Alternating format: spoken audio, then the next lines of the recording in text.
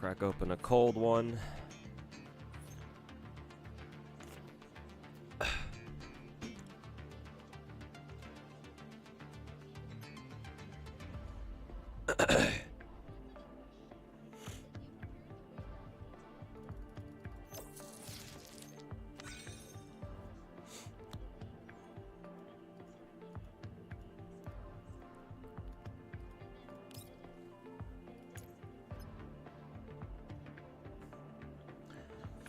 Hey, what's going on, everybody?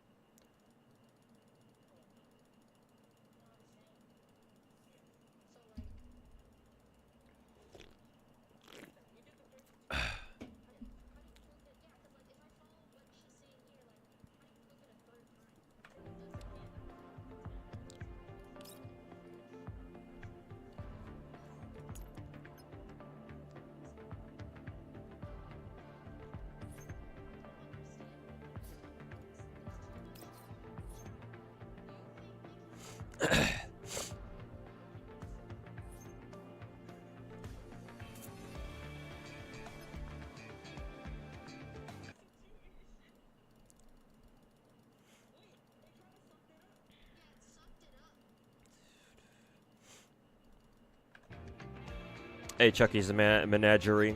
9AI, welcome back. Kyonichi, it's party.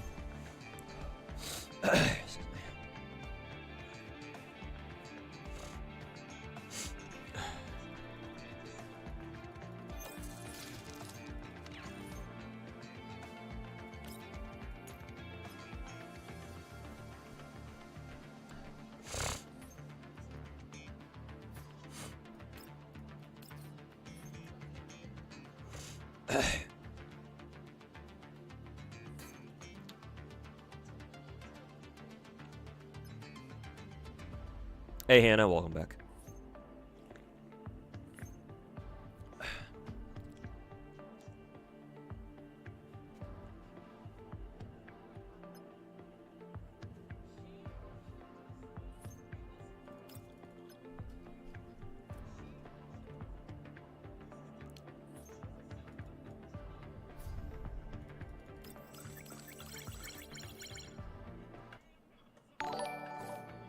Hey, Masamune, welcome back for 50 months.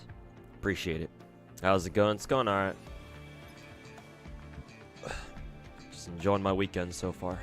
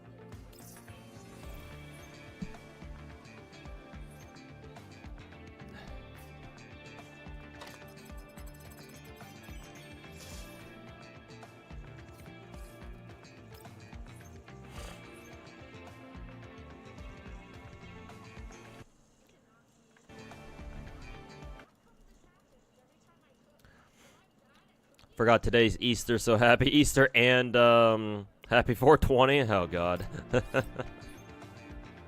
I didn't realize they both fell on the same day today.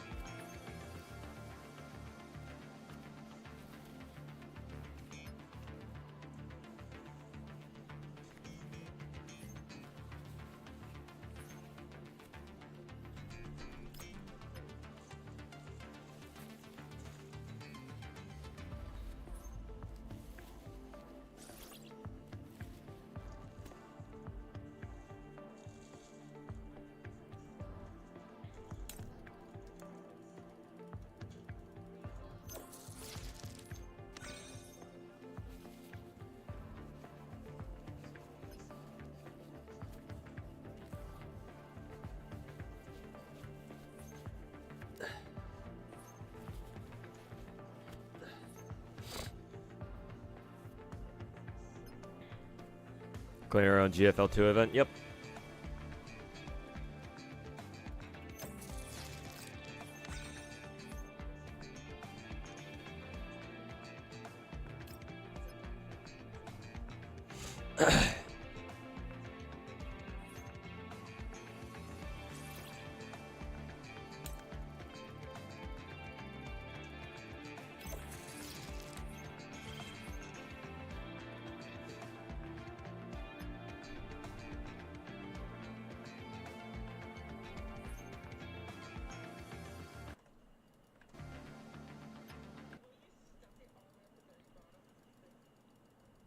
Last day of Arc Knight's EX stages, rushing through right now, yep. Which is why I got them done yesterday.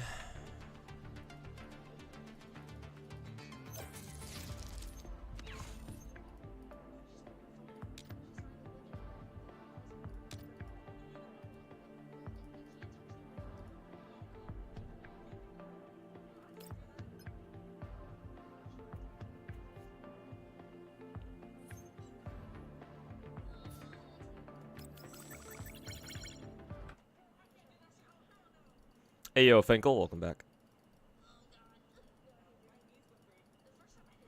And hey, Pillow Kitty, welcome back.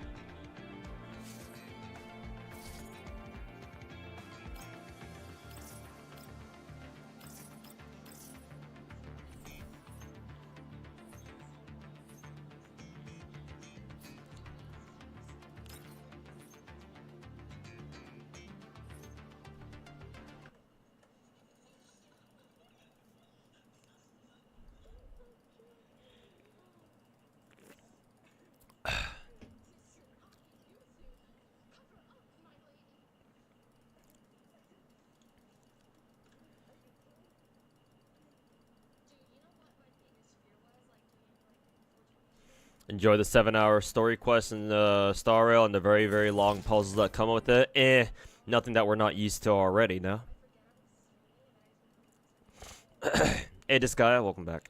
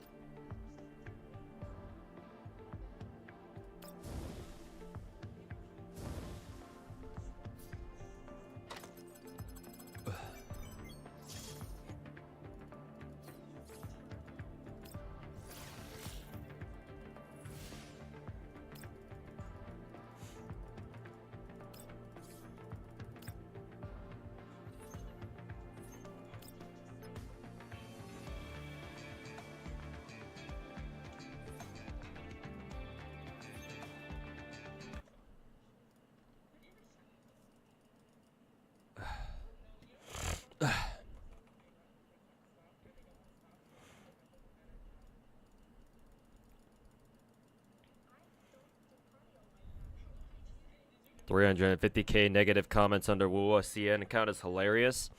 I mean, given how much us Westerners were bitching about, or given how much us Westerners always like to compare Genshin to Wuwa, I figured that would be like, can't be Western numbers because we don't even have that many people playing Wuwa.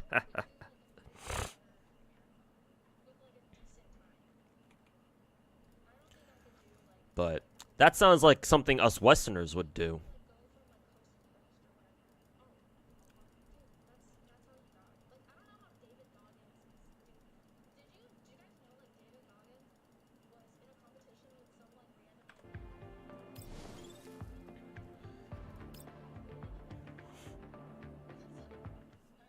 Lapland Altar looks cool, yeah. Looking forward to both her and Vulpes Folklia. Personally, I'm looking at Vulpes Folklia more, though, but that's just me. Hey, Cornithius, welcome back.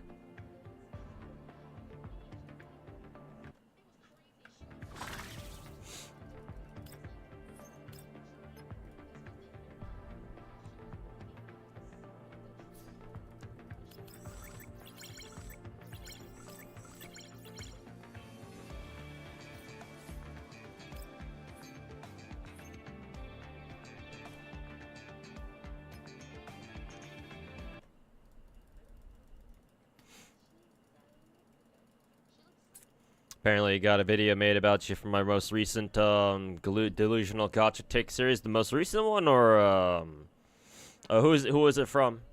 Because I've been told that Saint Tontus was going to upload a video responding to my my gacha the gears not a good motivator for endgame gacha thing.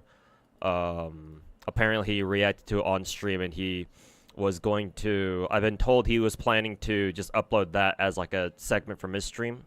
So I'm waiting for that. But if you mean my video against Ryuku, I would assume that Ryuku made his own video about that. Excuse me.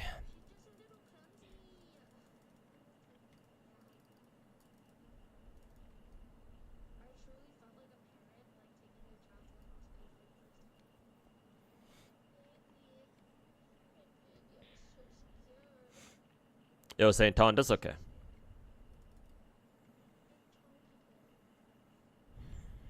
Oh, somebody else. Somebody else by the name of Itoma or Ithoma, I think his name was. I don't think I've ever. I don't think I've heard of him. Hey, BHS, welcome back. How was your Easter? If you celebrate, I mean, I used to celebrate it.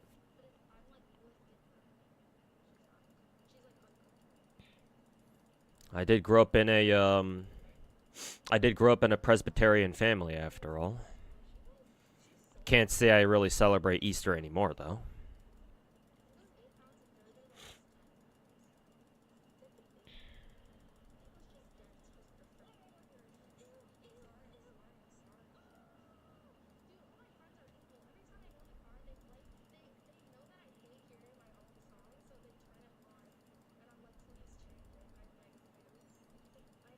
You also reacted to the Ryuku video I did. I'm aware that Ryuku and Saint Tontas don't exactly get along either.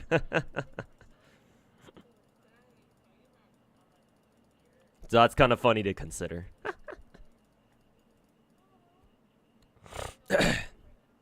Still kind of funny that Wuwa players shit on Hoy for being greedy and their game is just another gacha game.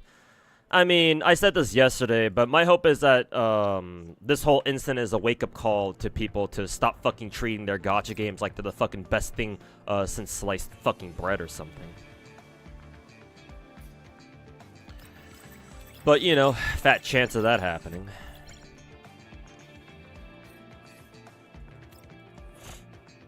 Might make a video out of it too. Yeah, we'll see.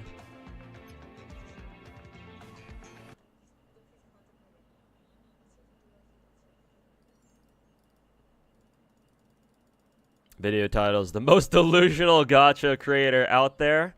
I'm assuming that's the title of the video that the Itoma guy made about me. What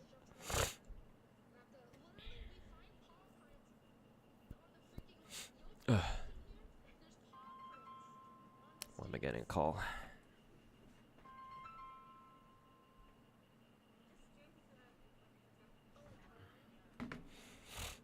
Scam calls on a Sunday.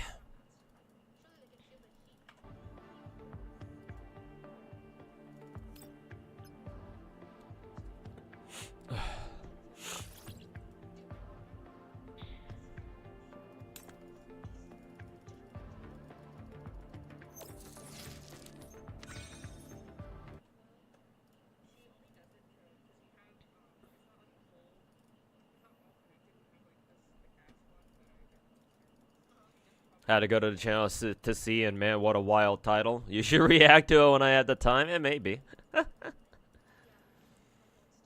Just for shits and giggles. Sure. Hey, maybe I could clip that out and regurgitate it onto my YouTube channel for free regurgitated YouTube content.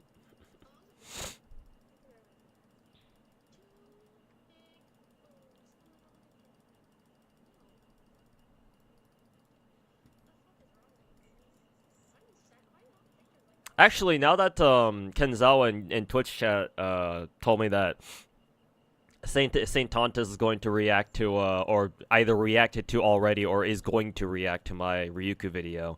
I kind of want to see his reaction when he gets to the part of the video where I say when I blast Saint Tontas too as collateral damage. Because I'm pretty sure in my Ryuku video I say something like, I don't know,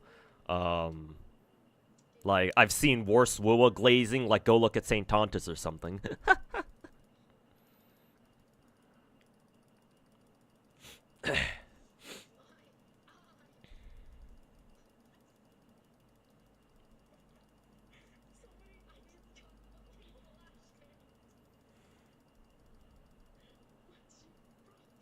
He was laughing. Hey, at least he got a good kick out of it. Unless he was laughing like unless he was laughing like a really salty way. Either way.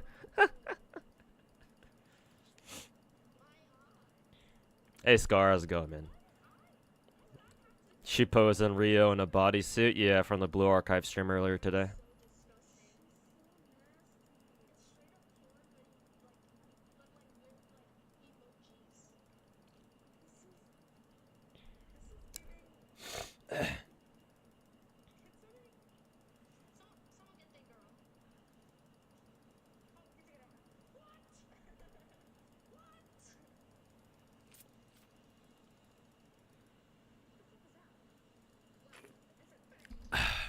Hey, Gameplay fan, welcome back. Oh, GFL2's up.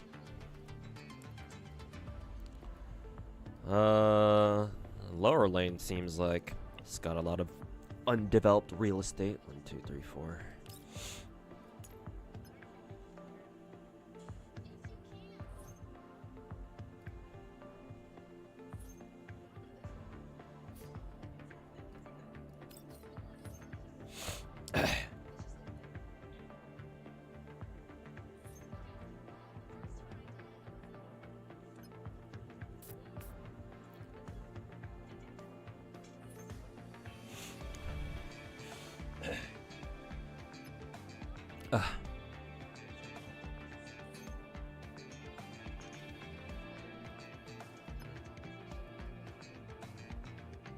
Reactception.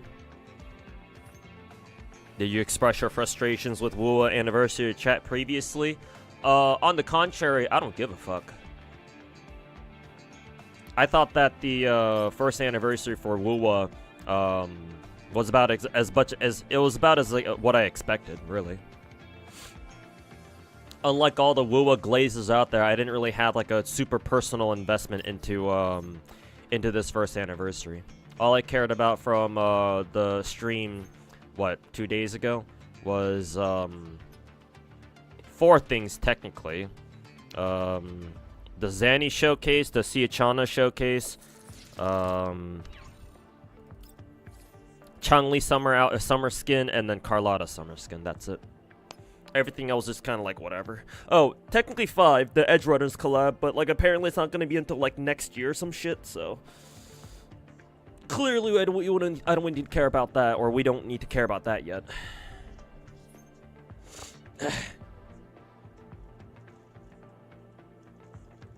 Don't want to spoil it, but he'll take shots at you a lot. I mean, it's St. Tontus, though, so you know. What did you fucking expect? Of course he's gonna take shots, or he's gonna try.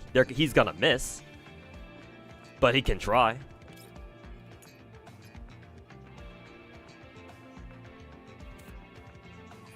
One of the comments said that I was the god of unemployment, but if you're unemployed, how was I able to wail? Well, I was able to wail before. But hey, if I'm the god of unemployment, whoever made that comment is the god of fucking retards. Get fucked, loser.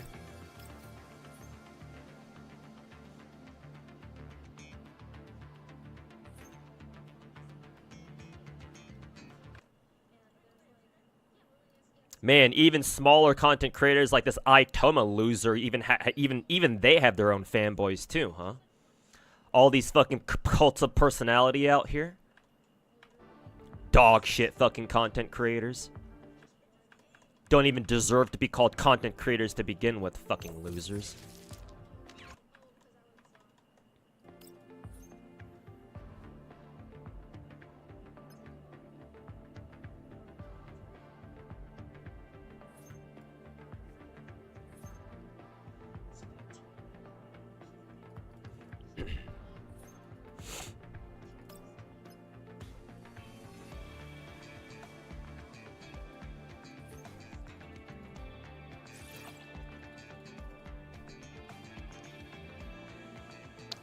Clash with the MP5 this time.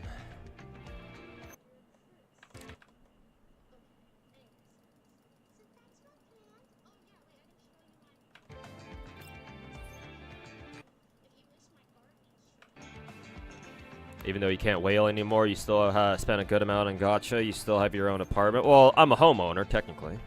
Well, not even technically. I am a homeowner.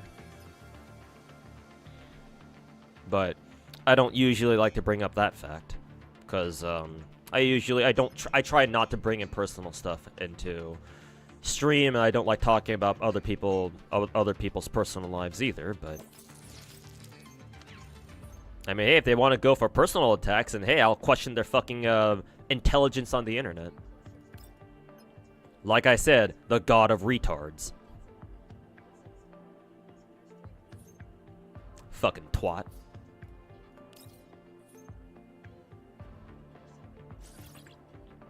See a couple of his videos, just pretty much clickbait slop. This Aitoma dude sounds like he's desperately trying to be the next fucking Saint Tontas.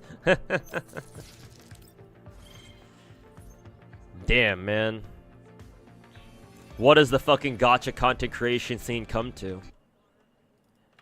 Everywhere we look, left and right, there's always another fucking dog shit content creator slop bullshitter coming out of the woodworks like fucking termites. Am I gonna have to be an exterminator too?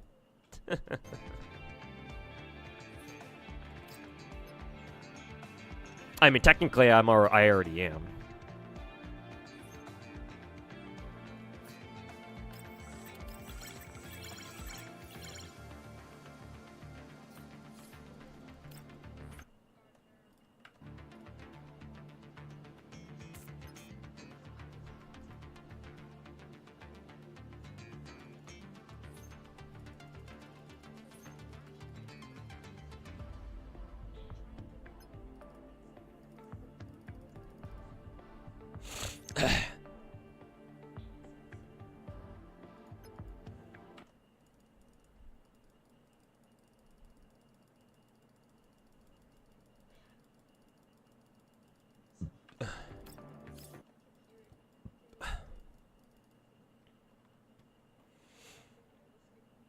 Nah, more like next Tectone. Comparing some dipshit loser like Aitoma to Techie isn't even a fair comparison. Like, I'm not very fond of Techie either, but at least Techie is entertaining. These fucking gacha slop creators are anything but.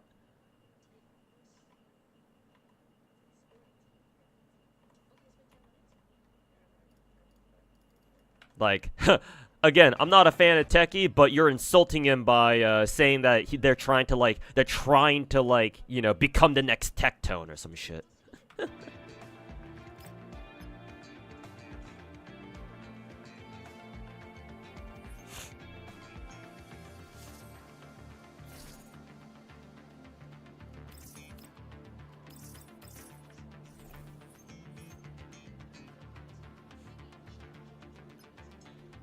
Genshin and its consequences have been a disaster for gacha content on YouTube. You sound like some of those Wuwa content creators who talk about Genshin and the trauma that they've inflicted on the gacha community.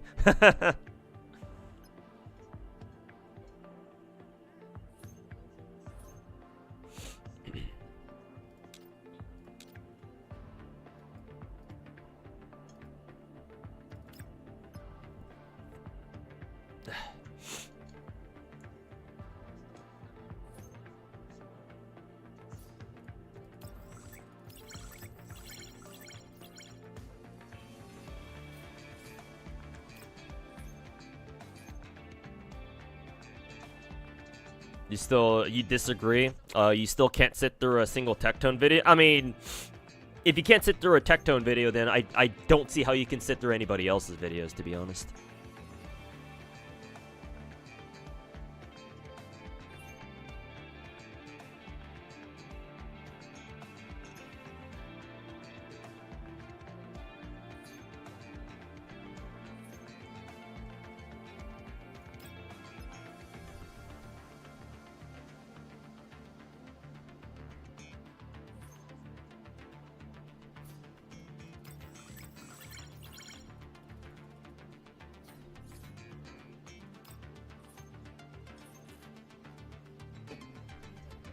He uses a bunch of sound effects on his videos and talks in this annoying voice trying to imitate me.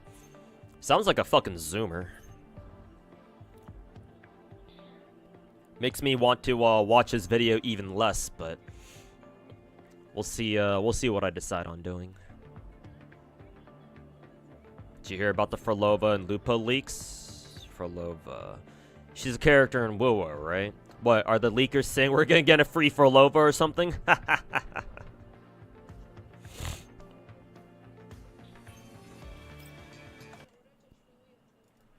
Are they gonna say that we're gonna get another free 5-star at some point as a copium for anniversary?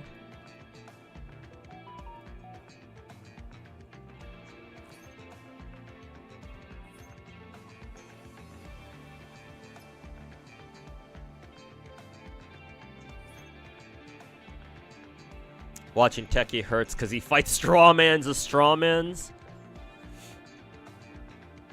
I haven't tuned into a Techie stream in a good while, so I don't know how he behaves on stream these days.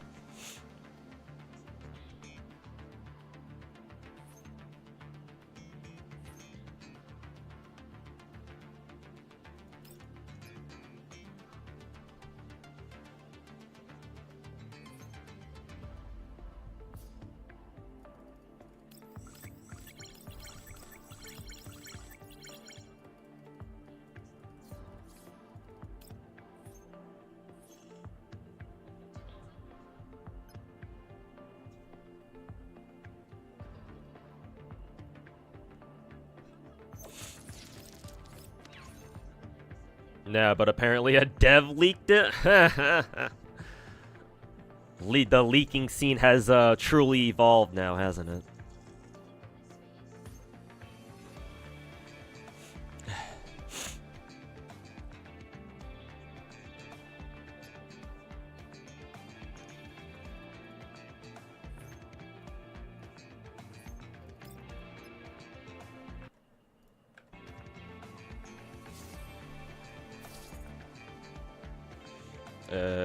Don't care about any of those.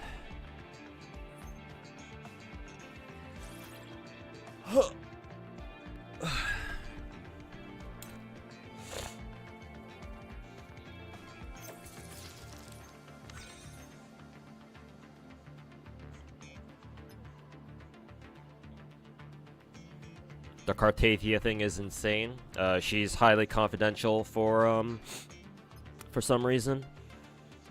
I mean, in my opinion, this might be a bad take, but in my opinion, that's how devs should be towards all their future content. All their future content they should treat as extremely highly confidential.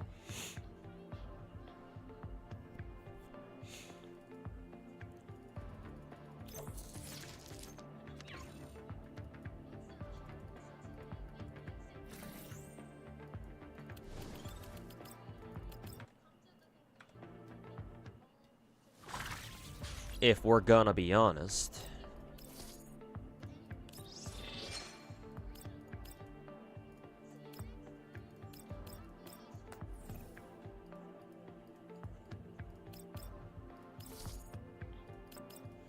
So 6, 7, and then the permamap.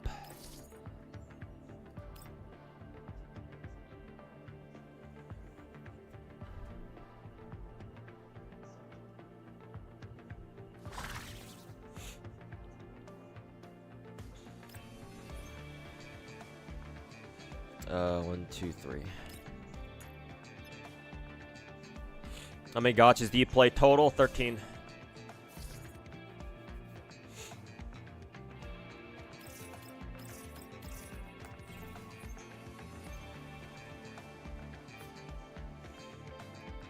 Currently, I am maining 13 gacha games.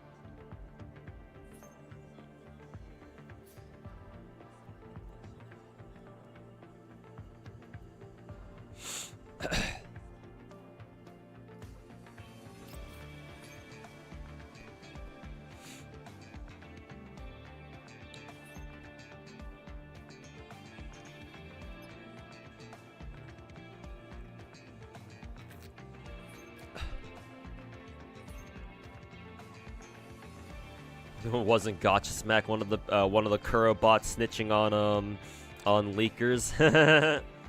Helps explain why Gacha Smack is such a fucking asshole.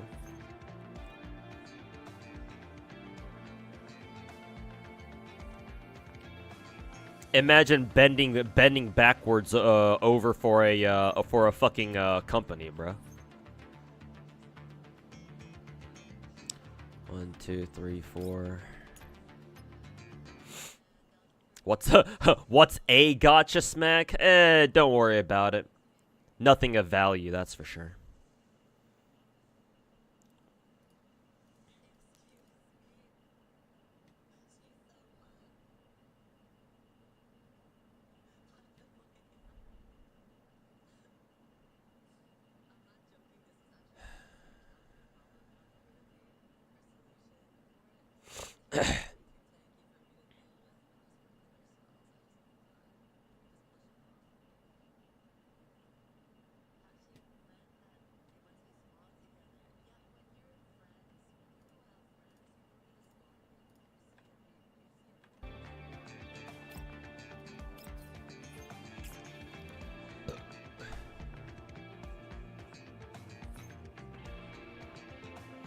You should see how he justifies the 12 banners in Wuwa but calls it bad in Star Rail. I mean, you can always let me know. How does he try to justify that shit?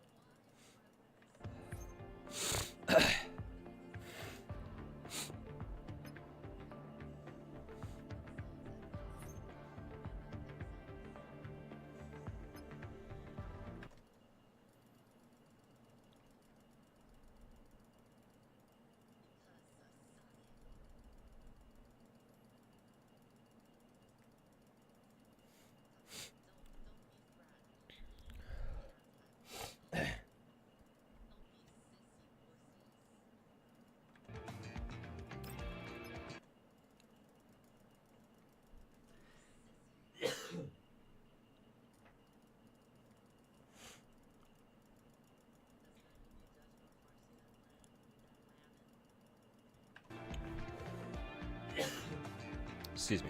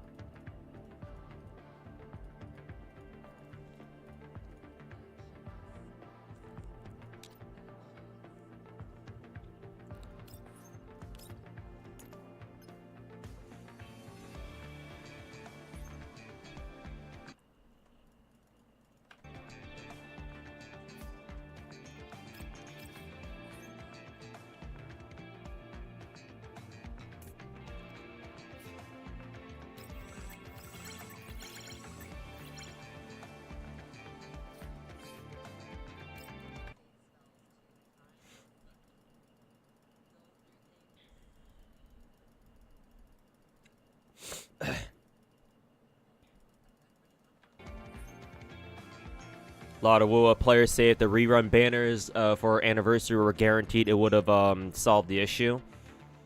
Maybe it wouldn't have solved the issue, but it would have helped. They're not wrong about that.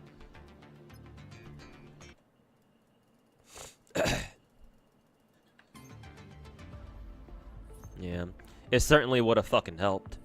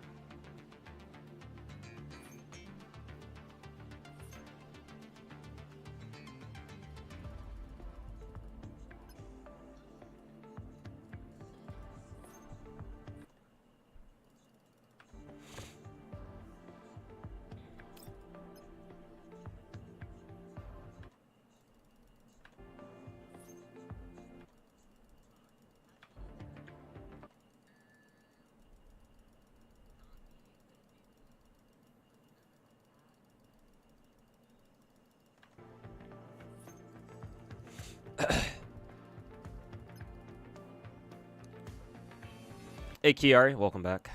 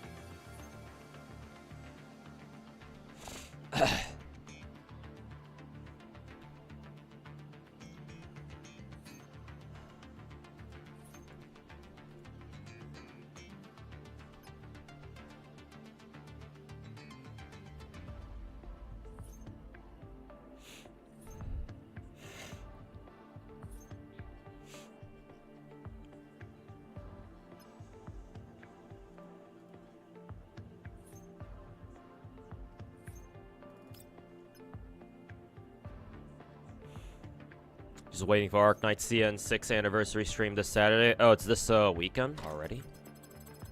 Man, it's already been 6 years. Arc Knight CN is already gonna be 6 years old now.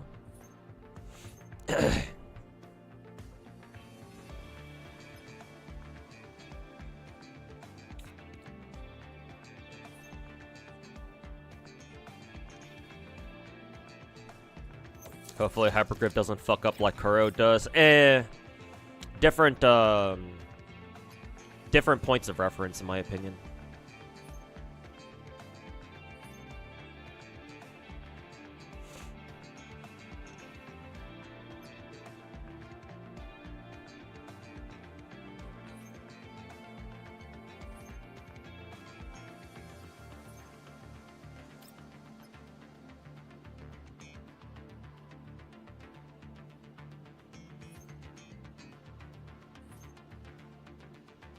But we'll see. We'll see what they announce this Saturday.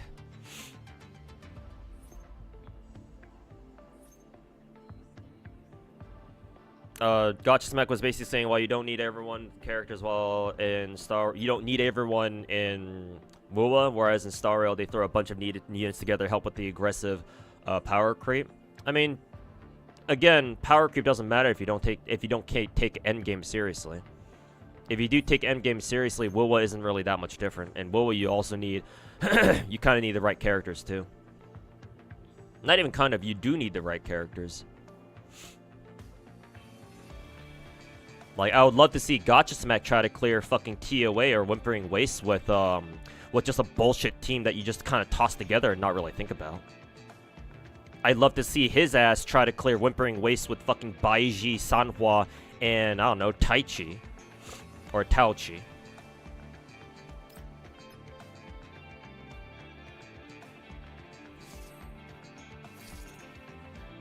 So I don't really know where he's getting that logic from. If we're talking about Endgame, then sure, Star Rail is undoubtedly much more aggressive on the quote-unquote power creep edge or the end of things.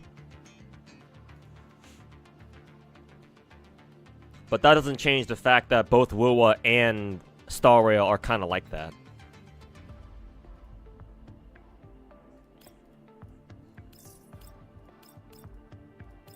I don't know if I really care about either of those.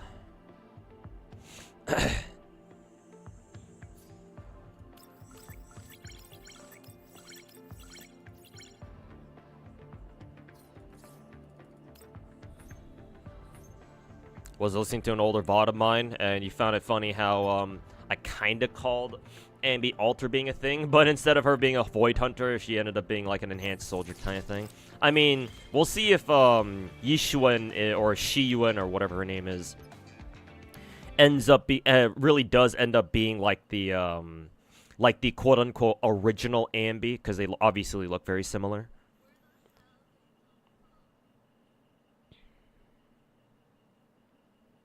That'd be pretty funny, too.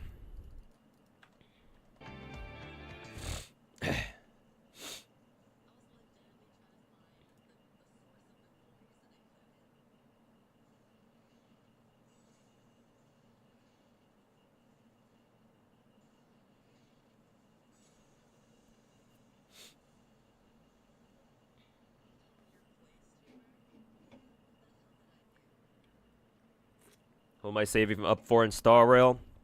Well, last night I just lost a coin flip trying to go for Gaucho because I don't have him yet, and I've had to skip his debut banner and then his first rerun. So it'd be nice to have him. It'd be nice to have his ass now. We'll see if I want to. Right now, my plan is to just save my guarantee for a Nexa, but I don't know. Maybe I'll crack and I'll revenge roll to try to pick up Gaucho anyway. I think I have another like 9 or 10 days left on his banner. We should be getting our second anniversary multi, the third one, the free one, in about like 5 days or so. 4 days, something like that.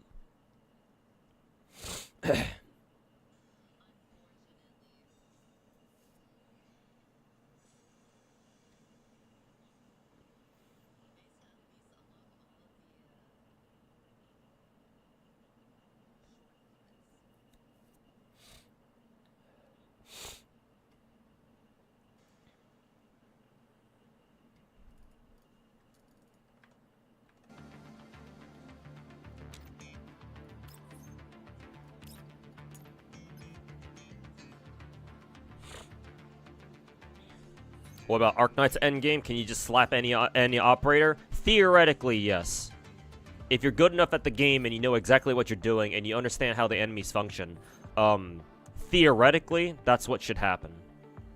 How Arknights operates is that it's moderately based off the idea that every single operator in the game fulfills a certain class, and they have a subclass within it.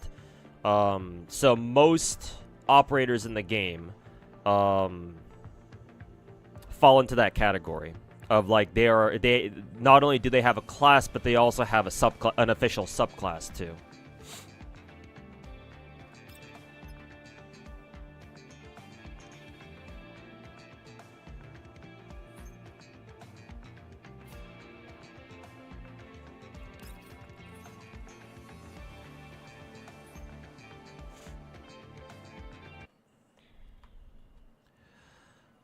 And then even if you have operators, because of the subclass system, even if you have operators who are of different rarities, as long as they're the same class and subclass, theoretically, their roles are the exact same. It's just that obviously the higher rarity you are, the better you do your job.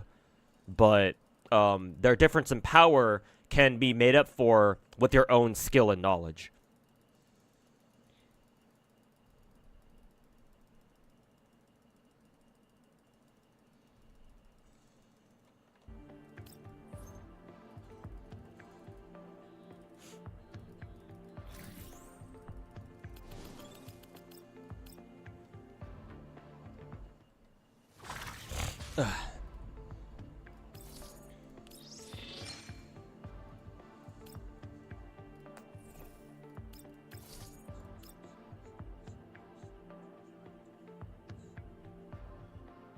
Which game's endgame power creep is worse between Star Rail and Wuwa? Of course, Star Rail.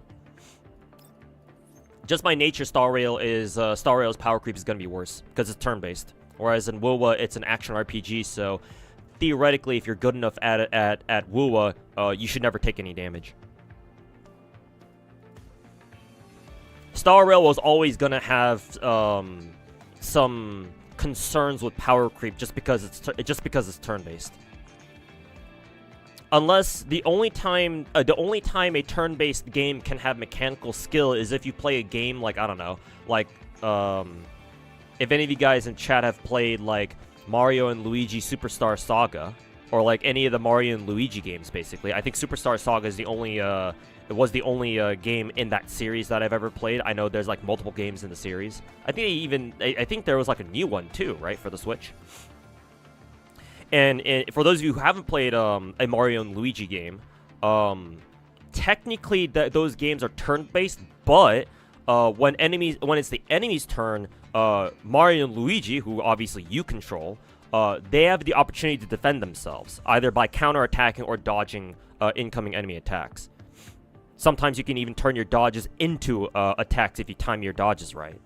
Like if you jump at the right time, you can even have Mario and Luigi like step on an incoming enemy and do damage back to them as like a counter attack.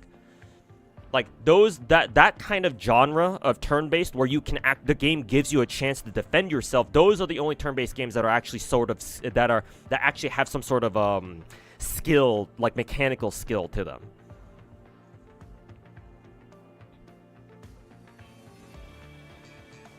Speaking of mechanical skill, there's also some mechanical skill in like button timings for the Mario Bros' their bro moves, I think, when they team up to do like their big bro attacks.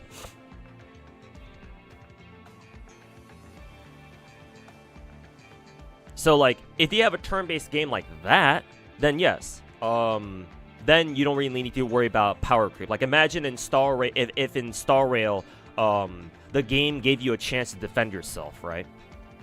Like, oh, it's the enemy's turn, time to dodge, or, you know, hit this button to counterattack at the right time, that type of thing, and your character takes no damage, but instead deals some damage back. Like, that'd be pretty fucking cool. And if that were the case, then yeah, power creep wouldn't be as much of an issue, but that's not how the game works. In Star Rail, when it's the enemy's turn, they are going to fucking punch you in the face. Like, they are going to do damage to you no matter what. And there's not really jack shit you can do about it except for, like, I don't know, bring a shielder. Like, shielders are, like, your only, you know, form of damage mitigation. Technically, healers don't mitigate damage. They just only recover the damage that you've already taken. And obviously, the problem with that is that if enemies do so much damage to you that they just kill your characters outright, then, you know, what's a healer gonna do, right? Outside of, like, you know, global account passive!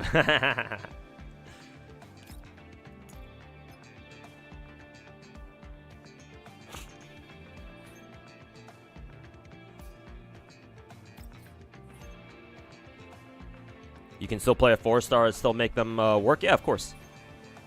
4 stars especially, because 4 stars, in Arknights, only 4-star operators and above, so 4, 5, and 6-star operators, have skills that you can master. Or in other words, you can like get their skills as strong as you possibly can. 3 stars and below, they do not have that, they don't have that privilege. Their skills only go up to like level 7, and that's it. Whereas all the other characters, or all the other operators, so 4, 5, 6 stars, all of their skills, not only can you get them to level 7, but you can also start mastering them too, which makes them even stronger.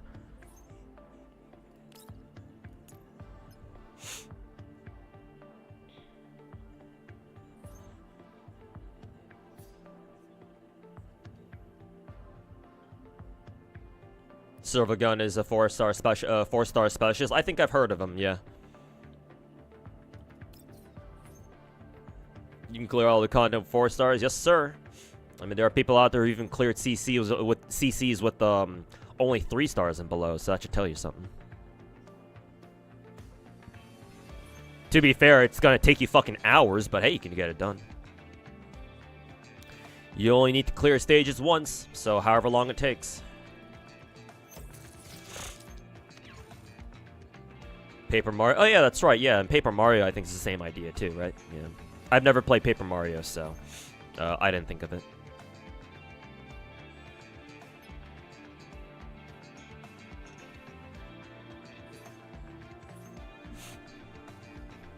There are some cases where it's going to be a lot harder. Yeah, of course. Some maps are going to be a lot tougher to clear without, like, you know, high rarity operators, but luckily those they aren't that much, or there's not a lot of instances like that usually.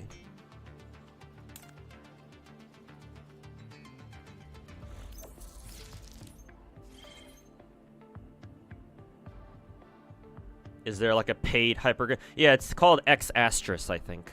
And yeah, it's like a paid mobile game. It's not live service. It's just a one-time. You just pay for it once, and then you just play it. But yeah, I believe it's called X Asterisk. Do I like Twitch better or YouTube better for live stream, or do I not care? I like Twitch better. I prefer Twitch. I've always been a Twitch guy. But I don't hate YouTube. Well, Some parts of it, maybe. But, I dual stream just so that, because I dual stream because I like the idea of giving my viewers a choice on which platform they want to watch me on. Because, like, Twitch's video encoder is really tough for, like, lower end PCs to run. Like, if you don't have a great PC or if you don't have, like, a great phone, then it's kind of rough for them to be able to run Twitch. Whereas YouTube has a much better video encoder. And so YouTube videos and YouTube streams load up a lot quicker. Or they're able, older devices can handle YouTube a lot better.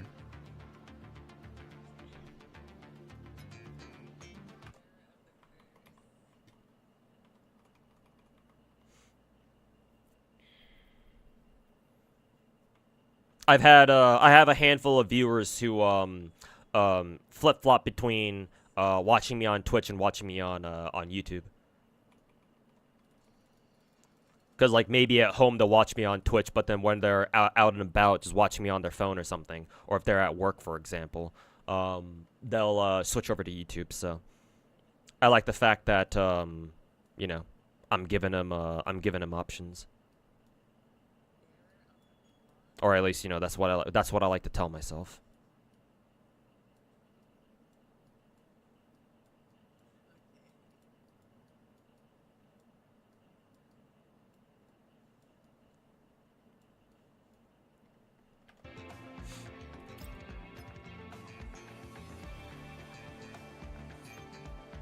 Let's see. Let's go up to top lane because there's a lot of industrial stuff up here.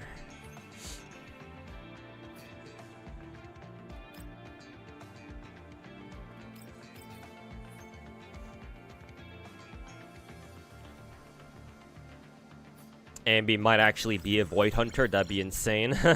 Maybe.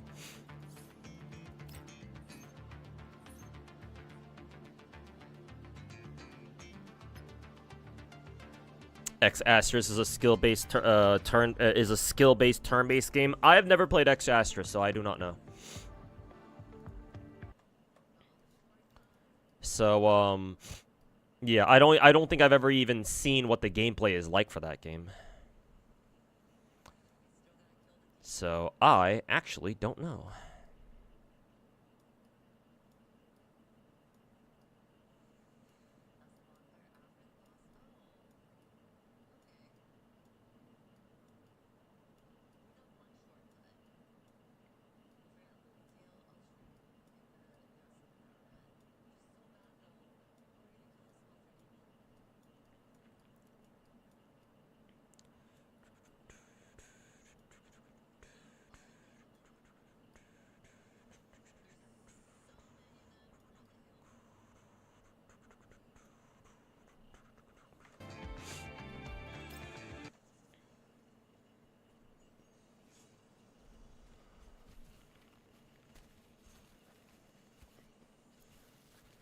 There's no way they make a Void Hunter after you skip her, right? Silver Ampy? Why would they go back and retroactively make her a Void Hunter, though?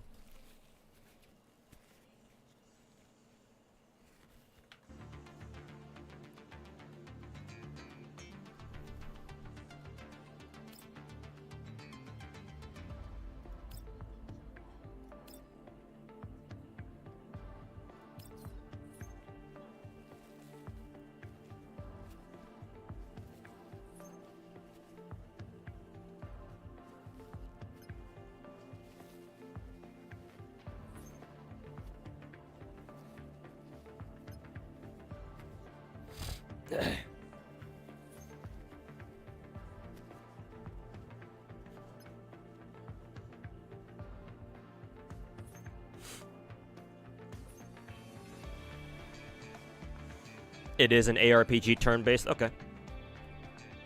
Is it too late for you to start playing Arknights? No, it's not. It's never too late to start playing any gacha game. The two best times to start playing gacha game is when it first comes out.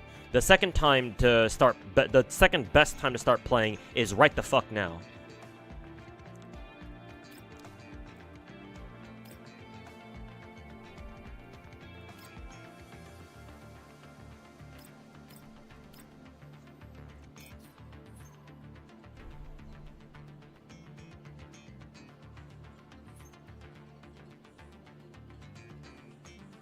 And especially Arknights, which I consider to be the best gacha game out there.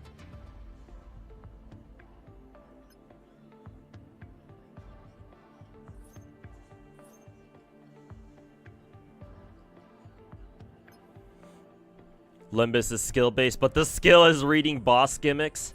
Yes. Every internet dweller's worst nightmare. Reading.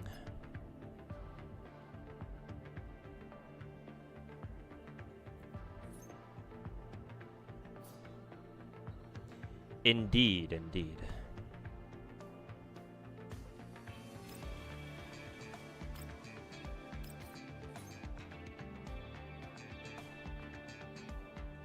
The worst time is when EOS is announced? Yeah, that's true, though. But hopefully most gachas aren't like that.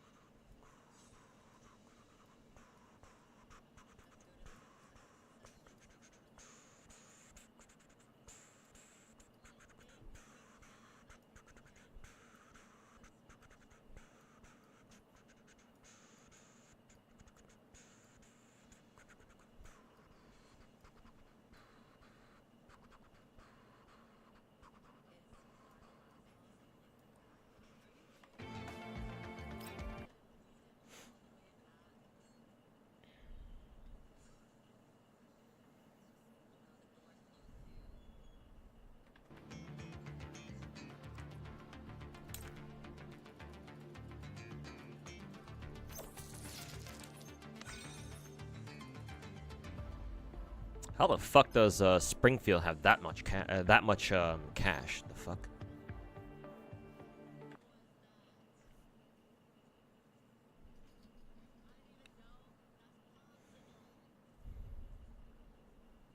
Don't think she's a Void Hunter, not yet. Yeah, we don't really know anything about the 2.0 characters. It's all speculation for the moment.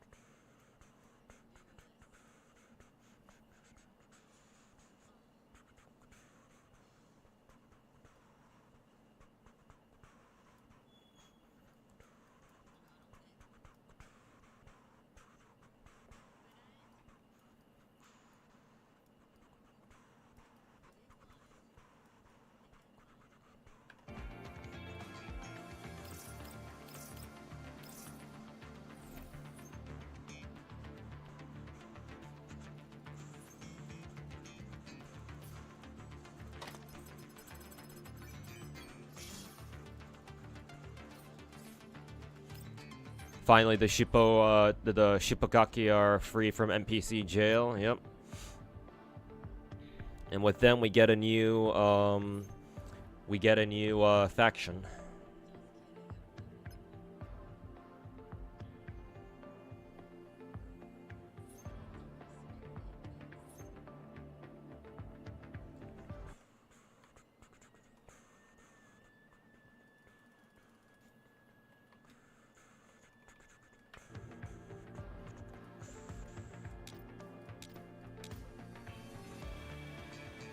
see, 1, 2, 3, 4, 5, 6. Yeah, that's perfect.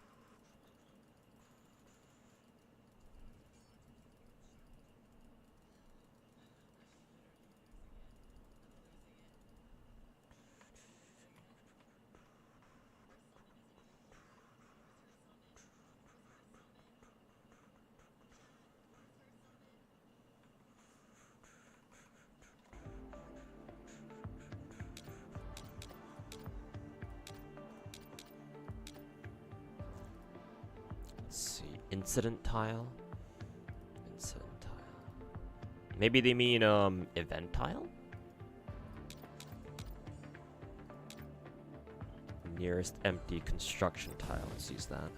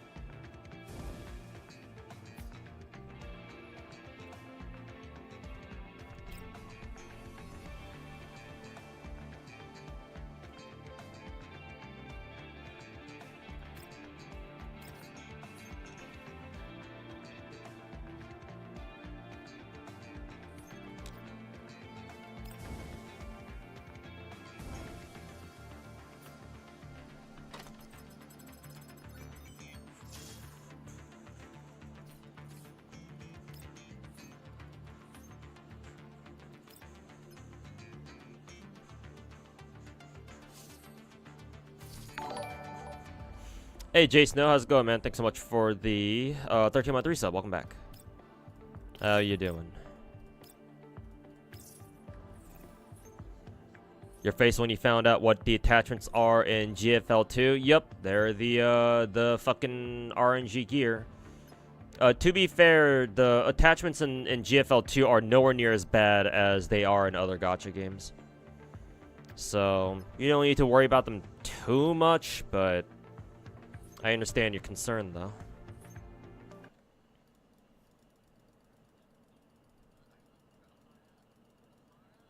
Thinking about starting Nikke for the first time, think it's worth it? Depends on what you're looking for. As Kuro underneath you just said, the story is good, from what I hear. I've heard that the main story is kind of whatever. It's alright, I guess, from what I've heard. I think the strongest story writing that you'll find in Nikke are the event stories.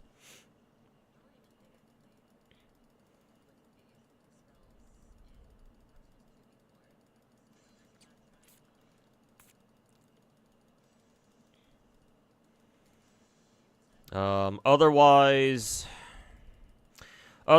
for the most part, Nikke is pretty casual friendly. There's no grinding in the game. However, you do need to grind quite a bit in the beginning, as in like just pushing story content and like trying to get all your dailies done. In the beginning, when you first start Nikke, your dailies are going to be kind of trash to go through. Because you have to go through, because some of the dailies, like doing like data sim and interceptions, those can be pretty tough at the beginning. So for like the first like month or so, you'll be spending the most amount of your times on dailies on those two things specifically. All your other dailies are pretty simple, but it's data sim and what is it? Interceptions that'll take up most of your time. See, incident tiles right there. This one's a resource tile. Resource tiles right there. Okay.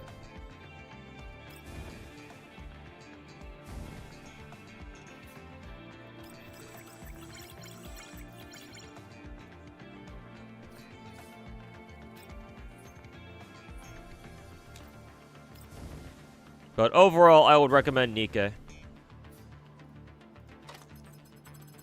It's you for the most part, it's a nice cozy gacha, and you absolutely do not have to take it seriously at all. As in, like, you know, pushing endgame content and all that shit.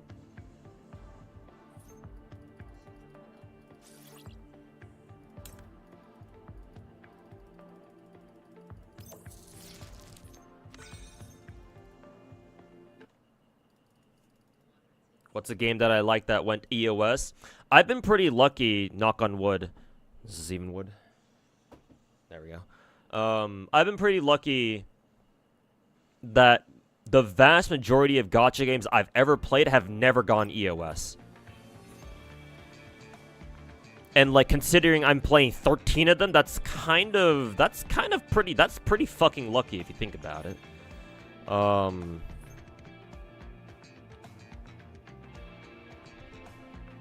The only gacha game that has gone EOS that I've ever played is one called Magia Record. Mahou Shoujo Madoka Magica Magia Record. And I played that game for like a month or two before dropping it, and then like a year later it went EOS. Like a year or two later it went EOS.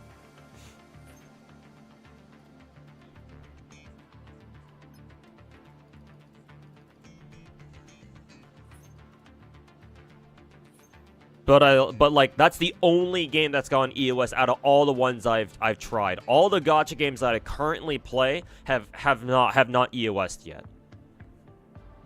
And I don't think they will anytime soon. Well, again, hopefully I don't jinx that.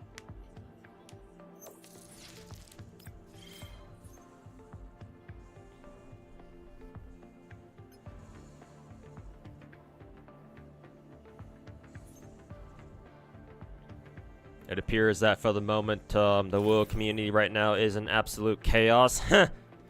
I don't want to say it's deserved, because obviously not every Wuwa player is a fucking glazer. But, I mean, all I can say to that is, what the fuck did you... Like, hey, you reap what you fucking sow, I guess. You know, the taller they are, the bigger they are. That sort of shit. You glaze a game for long enough, and what the fuck did you expect, right?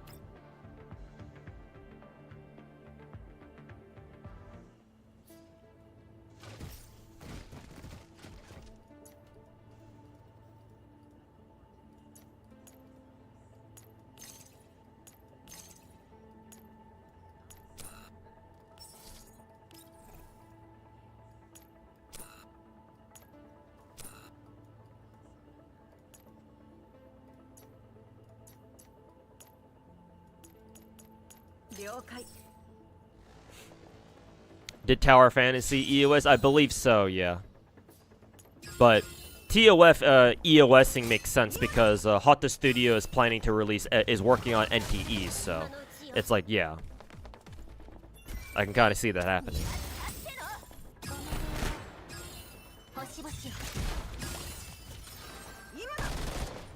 What happened to Wuwa? Players are not happy at all with first anniversary stuff.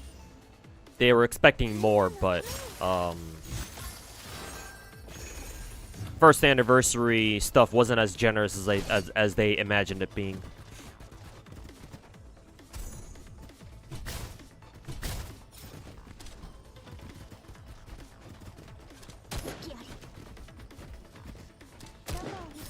It's more like half anniversary and anniversary events, and the latter half main story for Nikke is good. Normal event story can range from really good to like just hot fucking trash, like Hot Springs and Second Christmas. And I wouldn't really call them trash. Those events, those stories were obviously not intended to be as good. Those, I'm assuming those were more meant to be like, what, comedy events or something.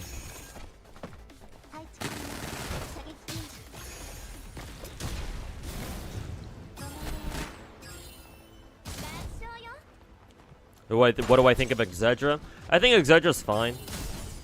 I'm currently working on a video, basically, you know, giving my first impressions and, what is it? Giving my first impressions and like a sort of like a tips and tricks. If you've watched any of my min-max videos in the past, it's gonna be kind of like that.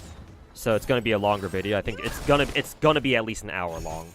So it's a bigger video for sure. But the TLDR is that I think Exedra's fine. There's nothing glaring, like, there's no, like, really big red flags about the game, so far, anyway. Other than maybe the fact that it drops banners like it's a fucking bad habit. You can tell it's a fucking Japanese gacha game, that's for sure. And not a Chinese one.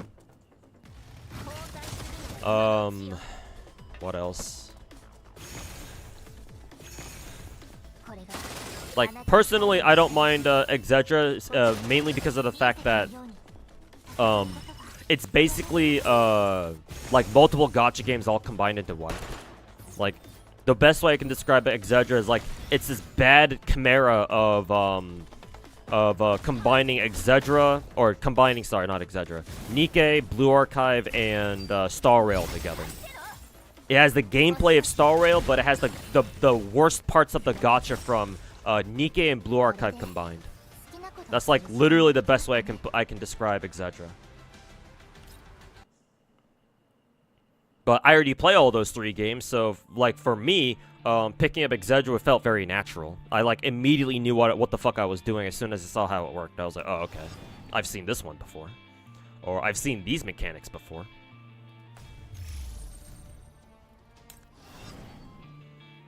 Let's see. I still need to do the permanent Path Forger map, I think. Yeah, still gotta do this. So, I think it's fine. However, for now, I'm pretty committed to not spending any money on the game. Because, like, my gacha luck other than my rerolls, outside of my reroll attempts, where I got, Mikuni, Oriko, and Homura together on the same multi, which is pretty fucking lucky. And I got Tsuruno from my tutorial roll. The only other time that I've gotten lucky on gacha in Exedra was picking up Yachio. And since then, I haven't gotten a new 5-star yet. I just got a Yachio dupe and a fucking Tsuruno dupe. So I'm just sitting here like, yeah, fuck this game. I ain't fucking spending shit on it. Fuck Japanese gacha developers.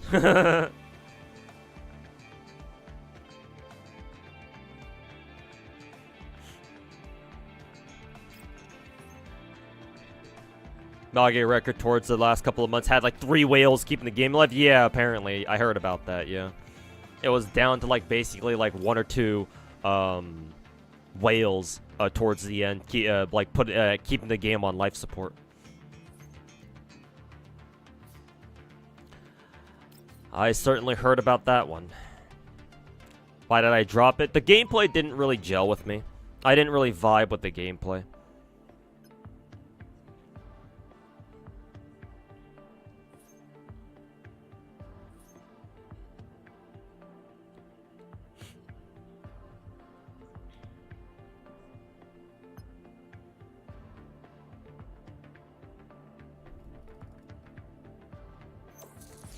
If I had ever had a debate with St. Tontus, would you lose? No, but I'm not going to give him that satisfaction either way.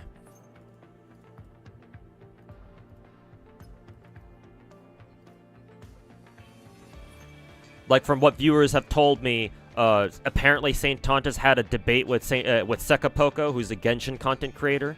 And Sekapoko debated him better. But then St. Tontus twisted that shit into one of his more recent videos, saying that I beat Genshin's biggest shill or some fucking retarded slop like that. So I know I'm confident that I can fucking wreck St. Tontus in a fucking debate, but there's no point in doing that. There's no point arguing with a fucking retard. The best way to treat people like that is to fucking roast them from afar and never actually interact with them directly. Ryuku is one thing. I can at least give Ryuku the benefit of the doubt that if we were to ever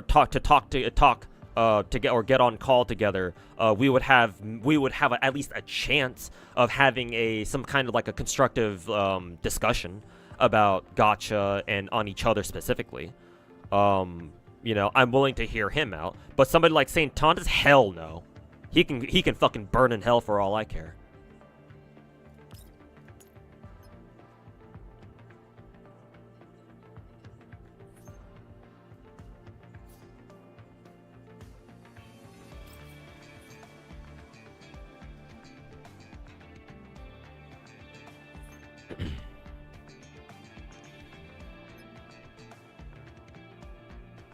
Then he'll think you're scared of him, maybe. I mean, I don't give a fuck what he thinks about me. If he thinks that I'm too scared to debate me, then let him, man. I don't give a fuck. He's not worth my time. Interacting with them will do more harm to me than good.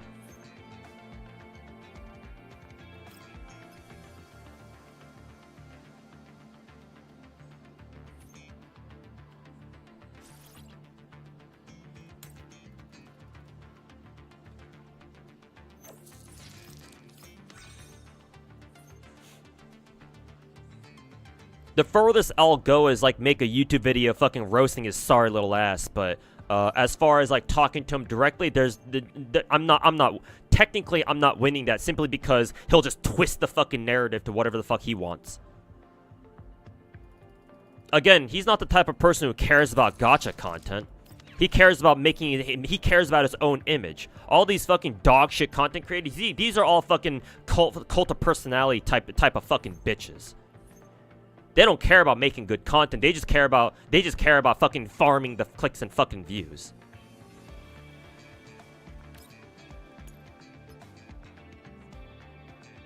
I'm only interested in talking to people who actually have a vested interest in gacha games as a whole.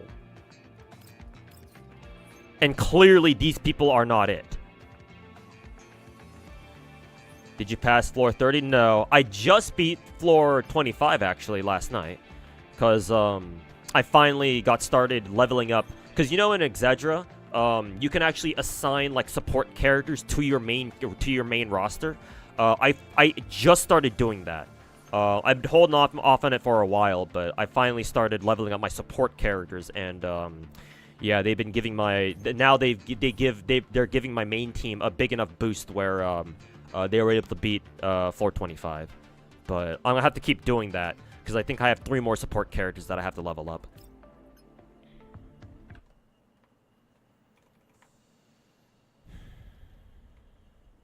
Finally caught up with FGO story. I'm gonna have to stream FGO at some point soon. Because, yeah, didn't they announce Ordeal Call for NA as well or something?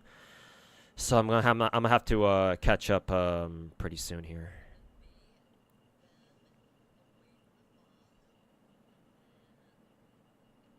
But yeah, I'll see if I can hit floor 30 within like 2 weeks, because I know Battle Tower refreshes in that time. But I don't know, man. I'm gonna have to grind quite a bit to be able to reach Tower 30 or floor 30 in Exedra. We'll see if I can get there though. What is Ordeal Call? Ordeal Call is the next story. Is like the interim chapter, or like the interim story segment in between Lost Belt and whatever our next major story arc is for FGO after. It's sort of like EOR, what EOR was between Singularities and then Lost Belts. Interact with who? Ryuku-sensei? No, Saint Tontas. I was talking about his fucking dumbass. That one event you talking about earlier, blue ball the whole community, was just hard teasing you just for the commander turn into 2000s teenage harem pro tech. I mean, is that really surprising though? Like, you say that as if it's a bad thing. I've watched my fair share of 2000s you know, harem animes from back in the day. So I'm kind of used to that already. That's kind of what I expect out of like anything harem related in like any anime and shit like that. So it's like, you say that if it's a bad thing, but you know, it's like, honestly, were you expecting any different?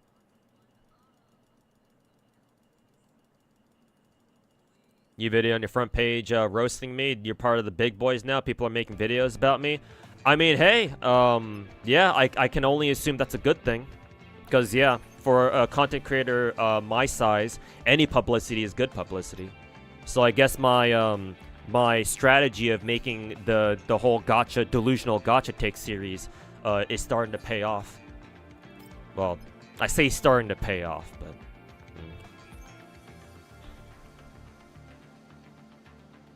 But hey, the most important thing is getting my name out there and, you know, making people aware of my existence. Who made videos about me? Saint Tontus, and then there's another gacha slop content creator named Aitoma, I guess. I don't know what his fucking retarded name is. I've never even heard of him before today, but I guess he's another one.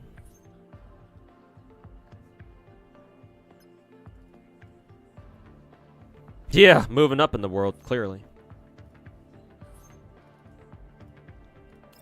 Stepping on one dog shit gacha content creator, or stepping on dog shit gacha content creators on my way up to the top one at a time.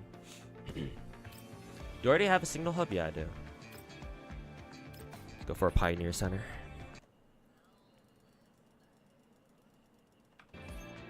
Similar to, yeah, exactly, similar to EOR. I believe the basis of, like the basic plotline of Ordeal Call is something like, after you clear Lost Belt 7, well, is this spoilers? And I won't say like the super spoiler stuff. Basically, one of the overarching plot lines of Ordeal Call, from what I understand, is that, the fucking Counterforce doesn't like, it's either the Counterforce or some other bullshit where it's like, oh, like, you've been making contracts with like these other extra classes. That's not what you were supposed to do.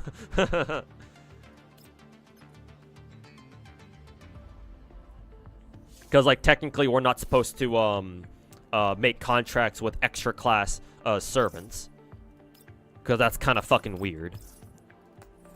And so the game's like, no. Very bad.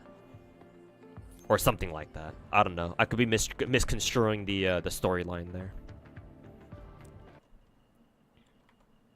Oh, accidentally used, who is it? Maide's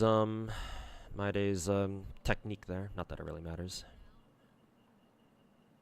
Aitoma's more of a drama news informer. I mean, I don't really have very high opinions of like those like the news informer type content creators. No thanks to fucking for those of you who've been playing FGO for a while, and you've been inside the and you've been part of the YouTube FGO space for a little bit. Y'all remember Shotgun Shogun? He was kind of like that.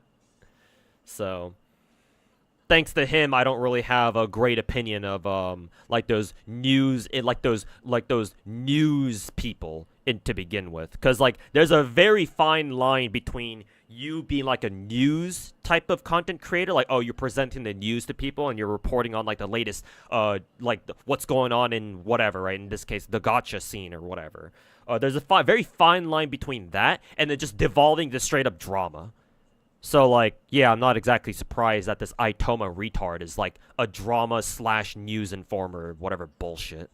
News reporter, I guess I'll just call them reporter type people. Reporters. Actually, I think this is even better. Paparazzi. Fucking paparazzi.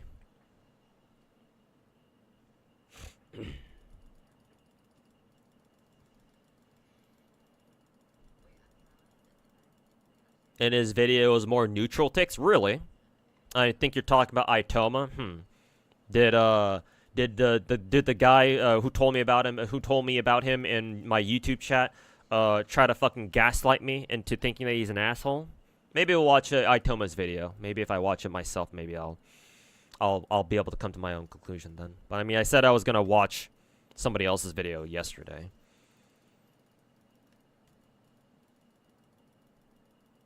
Bro got one guide. I mean, can you blame me? Well, actually, yes, you can. You can blame me, actually. I did get one guide.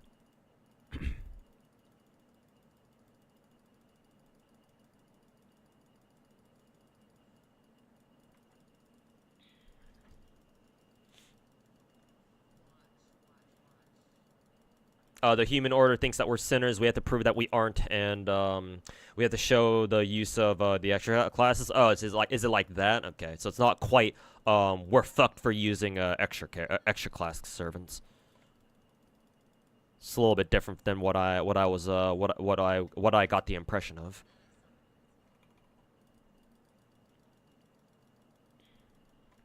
That's a name you haven't thought about in a long ass time. Yeah. And honestly, it wasn't even worth bringing him up anyway, but...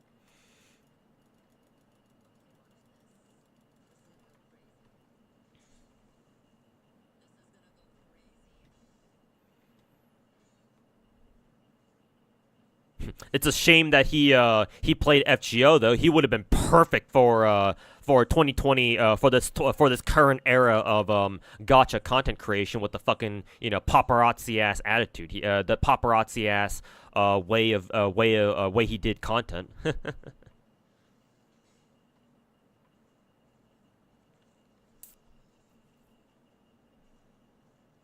He could have been the next Tectone.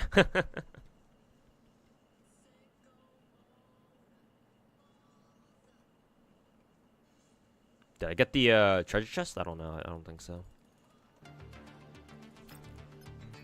You played FGO for about 2 or 3 years before finally quitting. Best decision of your life? Yes, I agree. Yeah. All these new age gacha players complaining about bitching about grind in their gacha games. Yeah, they have no fucking idea. Omega lol.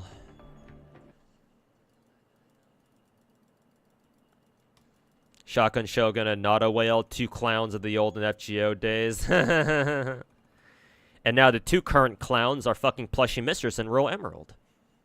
So, the more things change, the more they say that they stay the same, I suppose. Please, 1 techie is enough already. Hey, be careful what you wish for.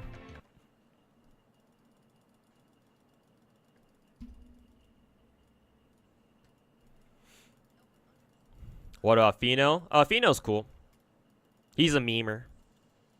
Though, I don't know how much FGO content even Fino does nowadays. I know he still does, like, roll streams, because I follow him on Twitch. And, what is it? He does, I think he did his Draco and Tiamat rolls recently, before the event ended. So, I know he still plays. I just don't know how much he plays anymore. But I think Fino's cool. He and I, well, we don't really, obviously we don't talk that much, but, and it's not like I know him personally or anything, but, we're cool. Fino still does FGO content, that's cool. Good to know. I ain't got a problem with him.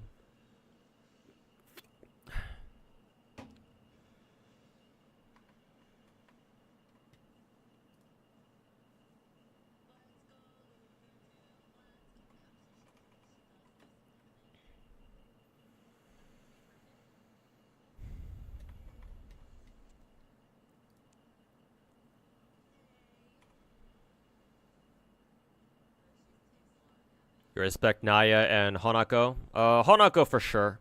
Naya, he's a JP content creator, so I don't really know.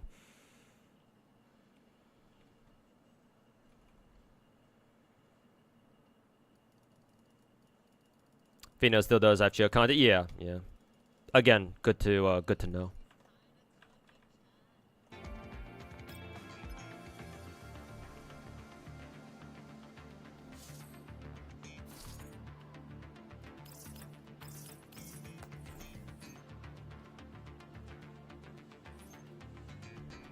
Do you think Anniversary, Banner, and Wuwa are predatory or alright?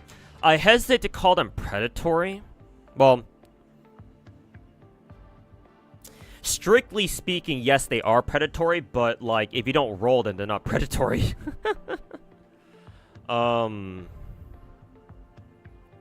Personally, I don't give a fuck. if I'm be fucking honest, like totally honest with you, like I don't care, because personally, not only do I already have all the characters, well, except Kalkaro for some reason, but like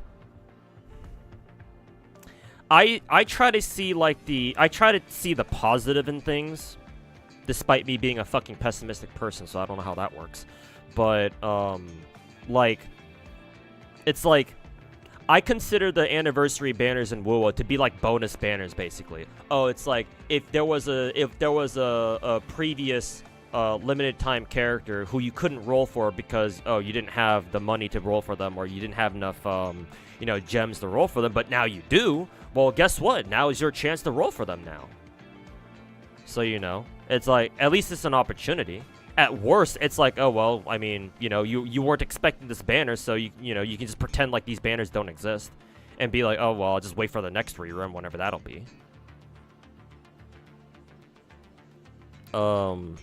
That being said, it's like, well, yeah, it's kind of obvious that, Wuwa wants a fucking payday, because, like, why else would they fucking put all these banners, right?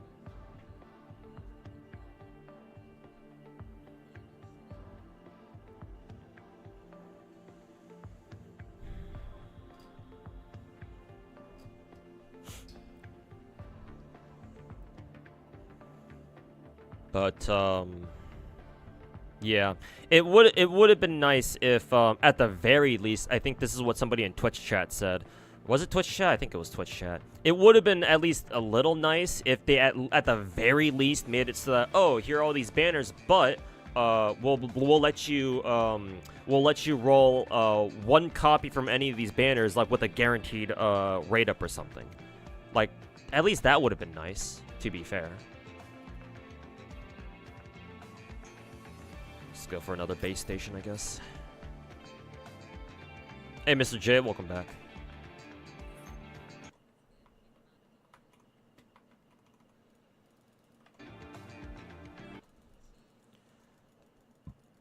Wish they would do something with calculator and what calculator and what are you talking about? A calculator? Excuse me.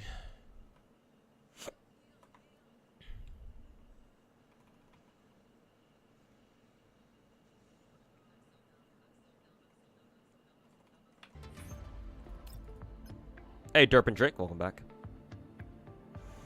Technically, Star Rail did give players more, right? Technically, yes. I mean, Star Rail gave out a fucking free 5-star character, a free 5-star selector, any of the permanent characters plus Ruin Mei or Luocha. But like, again, not exactly a fair comparison. Not a totally fair comparison, because this is Star Rail's 2nd anniversary, whereas Wuwa is only barely celebrating its 1st one. But I mean, hey, that's not going to stop people from comparing, Wuwa's 1st anniversary to Star Rail's 2nd anniversary just because of their proximity.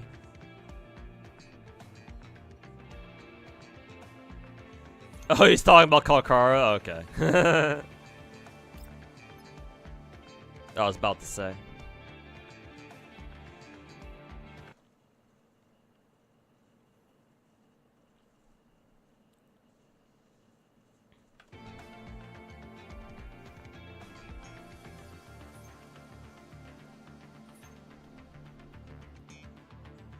FGO Gacha made playing newer gachas feel like they're generous by comparison. You laugh at all these new gacha players bitching about things like losing 50-50 or hitting mileage. Yep. All these new age gacha players don't know what the grind, what true gacha hell was like. Look at what they need to mimic even a fraction of our power. Or however that meme goes.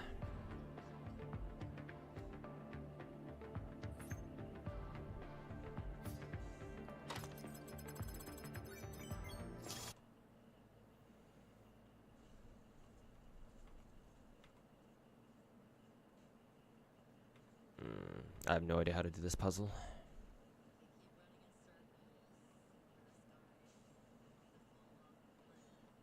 Whee. Let's see. We're supposed to get 1, 2, 3, 4, 5, 6, 8. There we go. Okay.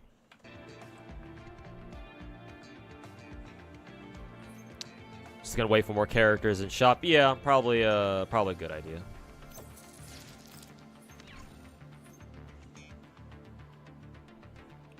People still baby raging about Wuwa anniversary? Yeah, of course. What, you think they were gonna stop?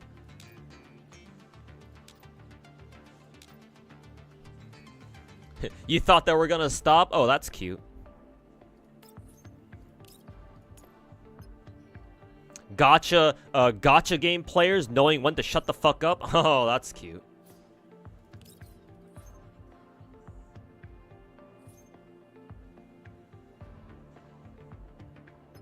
You can pray? I guess so, yeah. Maybe all we can do is just fucking pray and hope for the best, I suppose.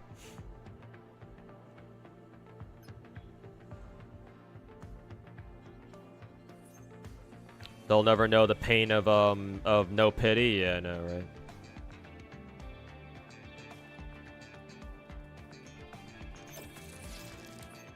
Am I gonna pull in Wuwa? Not now. I'm waiting until anniversary. I already have Shorekeeper.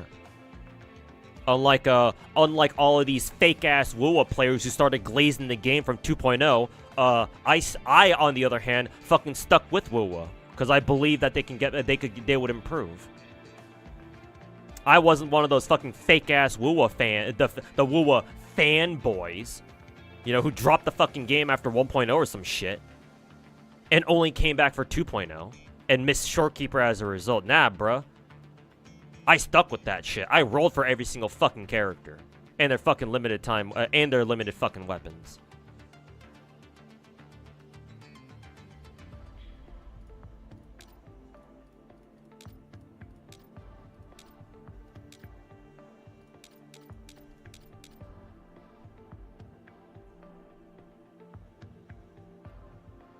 Teleport to nearest clash tile. What's the clash? Oh, this one right here. Okay. This one's an incident tile, chariot, construction tile, and then incident tile. I guess I could go incident and then clash and then chariot.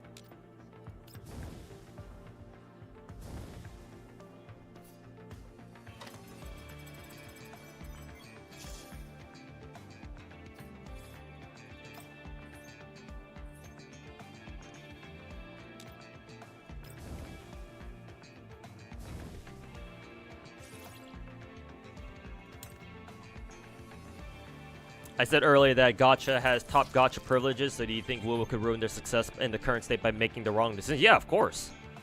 Yeah, definitely. This certainly does. This certainly, you know, doesn't help. Even if I think that all of this hate, most of this hate is unwarranted. You know, that doesn't change the fact that there's still a lot of people out there who are clearly not very happy. I'm only one person. Even if I think I'm smarter than everyone else, that doesn't change. That doesn't somehow invalidate everyone else's sentiments. Right? Even if I think your opinion is retarded, your opinion is still an opinion, no matter how bad it is.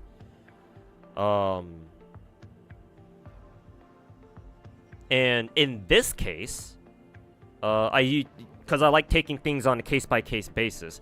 In this case, I would have to say that, you know, I'm not exactly against people, you know, complaining about how Wuwa's first anniversary is kind of ass. Because in some ways, it sure is. In some ways, they could have made first anniversary a bit better, yeah. Right? Like the banners that I mentioned earlier, where it's like, it would have been nice if they at least let us, you know, have at least one guarantee, right? You roll on any of those special rerun banners, and it's like, oh yeah, okay, we'll give you one guarantee, so you don't have to worry about losing a coin flip, right? Obviously, a free 5-star would have been nice, as the fucking leaks tried to gaslight us into believing, or gaslight the rest of the player base into believing. Clearly, that didn't turn out to be true. But, you know.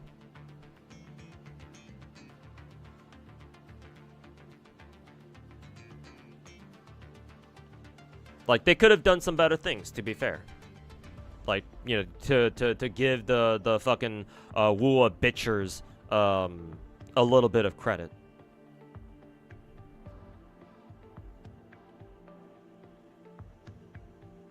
And then Kuro certainly doesn't need this heat right now. Like, they were doing so good too, right? All of the, well, not all of them, but a lot of their players fucking glazing the shit out of them, saying like, "Oh my god, this is gonna be the true competitor to Genshin," right? You know, Wuwa is what Genshin isn't, that type of fucking propaganda, right? They were on a roll too, you know, with all these new, with all the future Renacita content coming up. And all of our other Renacita characters too. Fucking Zanny, Siachana, Frolova, whoever the fuck else. Right? Like, they had the ball rolling for, as far as like PR was concerned, for a good bit, and then this happens? Like, they don't need this, man. Like, I'm not saying this is the one that's going to put Wuwa 6 feet under. That's not going to happen. But even still, at the same time, it's like, well, they certainly didn't fucking need this.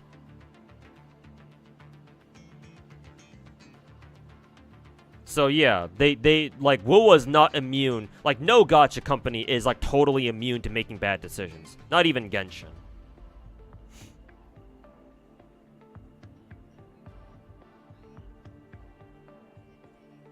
But Genshin, the difference between Genshin and other gacha devs is that Genshin has a lot of elbow room to work with when it comes to like making bad decisions or like putting in content that players aren't really a fan of, right? Whereas Wuwa, they don't have as much elbow room, man.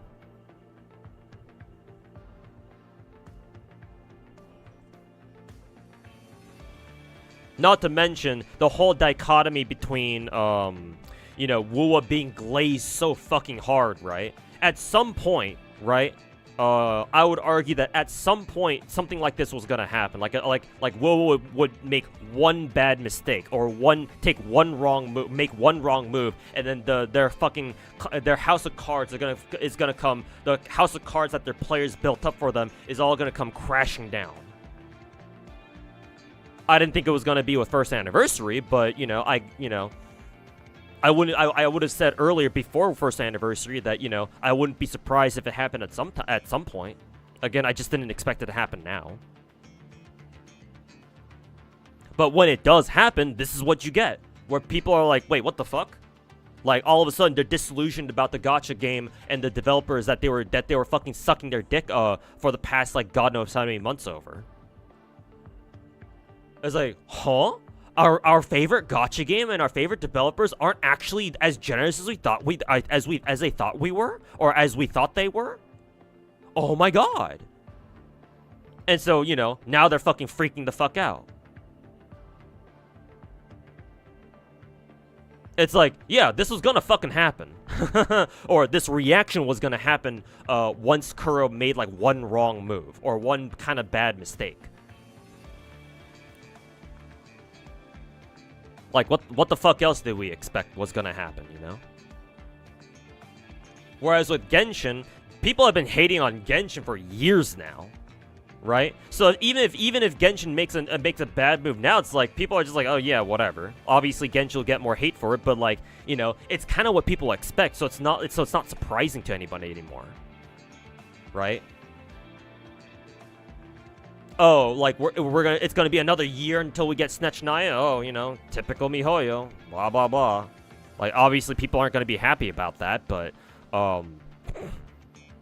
it's not like they were really happy with MiHoYo to begin with. So like the amount of which the discrepancy between, like, how the fuck do I put this? Like since people's opinions of MiHoYo are already pretty low to begin with, at least among the fucking naysayers anyway. The people who fucking hate Genshin, it's not like they need to fucking fall that much more to hate them even more, you know? Right? It's all like, at this point, it's all you know, water under the bridge. People fucking make slop content, fucking roasting Genshin. Oh yeah, whatever. Just another day here out on the streets of the Genshin, of the gacha community, you know?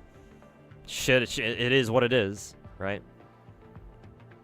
Yeah, you walk through the fucking slums of a fucking city somewhere, and you see somebody get fucking, you know, like you like it's fucking, you know, downtown London or something. You see somebody get fucking shanked in the fucking head or something. Oh yeah, you know, typical fucking downtown London, I guess. But then you go to like, I don't know, Beverly Hills, or like, you know, North Hollywood or some like super bougie area, and you see the same thing. Of course you're gonna fucking freak the fuck out. How the fuck did somebody just get shanked in the middle of, in broad daylight in a fucking affluent part of a city or some shit, or like a really rich area? Aren't these areas supposed to be better than that? It's kind of the same, kind of a similar idea, kind of an extreme analogy too. But hey, at least it's better than St. Thomas's fucking analogy about Jewish people.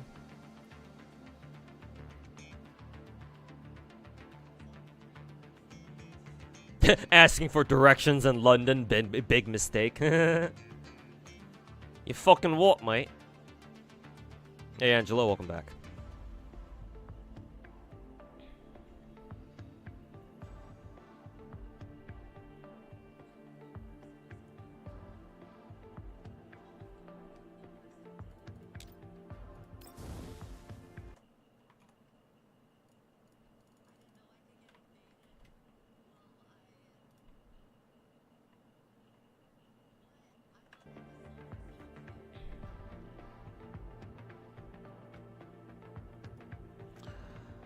You're fucking what, mate?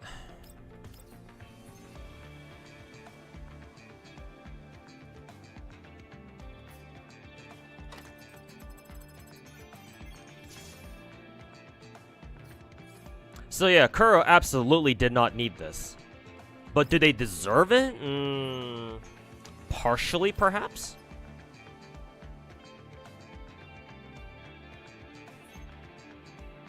I'm not going to be out here saying that, oh, they deserve all this fucking criticism or anything like that, but there's no doubt that they could have made their first anniversary shit a little bit better, at least.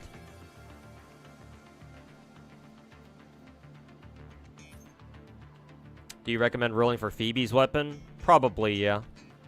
The way Wuwa is designed, in case you don't know this already, is that the game heavily encourages you to roll for characters' signature weapons. Like, the fact that Wuwa has a 100% guaranteed weapon rate up is not entirely a good thing. It's one of those like wolf in sheep's clothing type situations, because the price that Wuthering Waves players have to pay for guaranteed weapon rate up in their weapon banners is that most other options that aren't 5 stars are fucking trash, or they don't feel good to use. Like, there's very few like battle pass 4-star weapons in Wuthering Waves, and crit stats are really fucking important in Wuwa, as far as I can tell. Like, yeah, crit stats are really fucking important in Wuwa, right? They're even more important than they are in Genshin, because in Genshin, right? Genshin crit stats are important, yeah, but even if you don't have the best crit stats, you can make up for that with elemental reactions, right? Because Genshin is all about elemental reactions for the most part, right? You use reactions to help boost your damage, or put special status effects on enemies and shit like that, right? To make your life easier, or, depending on how you play, I suppose, or depending on what kind of teams you run. But the end goal is that you want to do more damage, and the way you do that is by triggering reactions, basically, right? But Wuthering Waves doesn't have reactions, right? All your damage is coming from the characters themselves. And so, as a result, crit stats are much more important.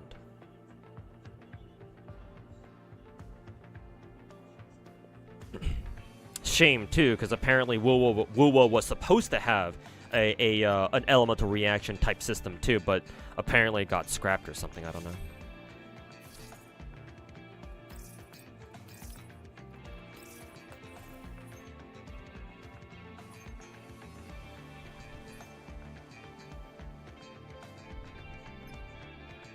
So yeah, student, If you're serious about rolling any 5-star character, then yeah, I would highly recommend rolling for their weapon too, because that's just kind of how the game works. The one exception I can see is Shang Li Yao, because he was free. But even still, it would take a mountain of mistakes. Yeah, same here. Obviously, I'm not really too bothered by their first anniversary, but yeah, obviously I'm with Wuwa until the end. But you know, obviously not a lot of other players share that same feeling. These bitches ain't loyal.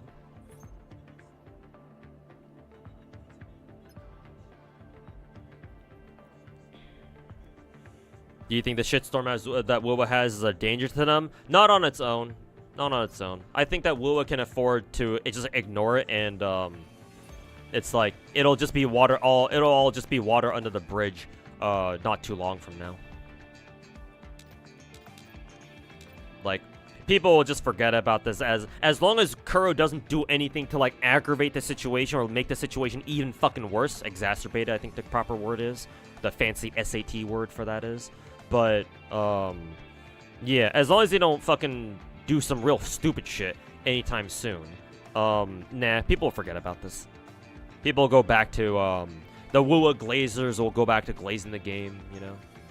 They'll go, the other fanboys will go back to fucking, you know, preaching about how generous Wuwa is. Yeah.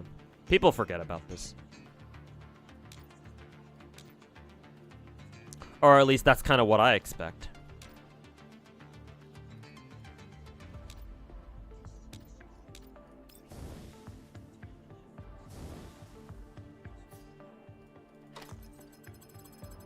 So no, on its own, this shouldn't do anything.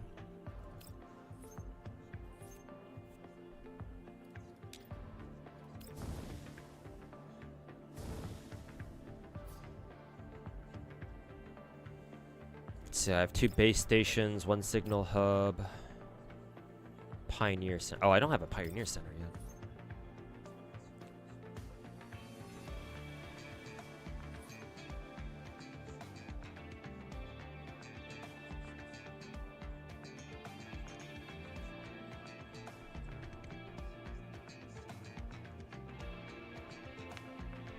You forget about all the Hoyo trauma that Wuwa players have. I don't know if you're saying, I don't know if you're using the term trauma ironically or not, or maybe you're just being sarcastic, just in general. But hey, Hoyo trauma is technically different now, isn't it? Because hey, this thing with Wuwa, it's different technically, even if they're the same exact fucking thing.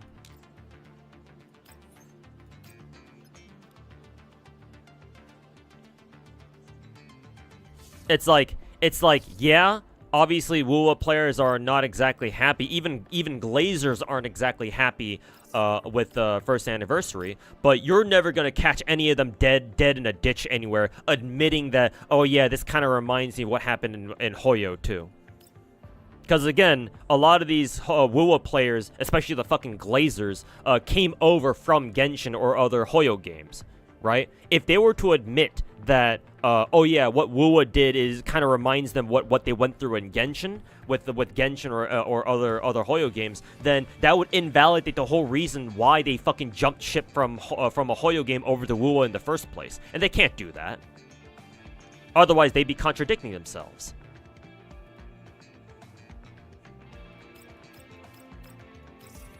Then again, it's not like these fucking Glazers really care about, you know, logic and reasoning anyway.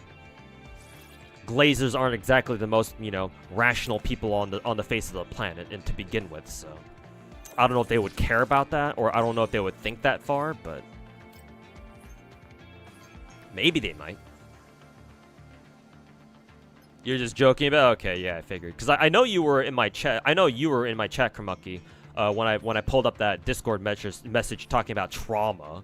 I think on stream yesterday, I think it was. So yeah, I was just trying to make sure.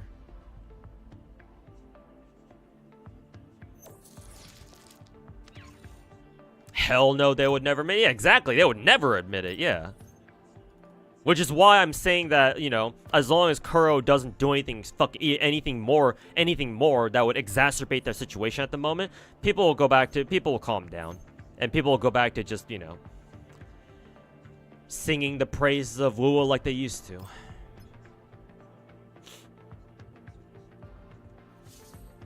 Saint Tonda said I was cooking in my new video. Oh, if you watch my Ryuku Sensei video, yeah, then I'm not exactly surprised, because, yeah, he's had a run-in with Ryuku before, yeah. I've been told that Ryuku and Saint Tontas had a disagreement not too long ago. Specifically over, what was it that they argued about? They argued about something. I'm forgetting exactly what it was that they were arguing about.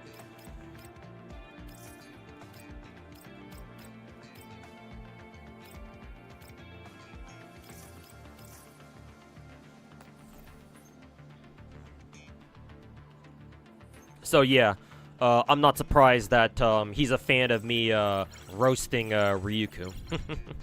The enemy of my enemy or something like that. Ooh, nice. A 6 times multiplier.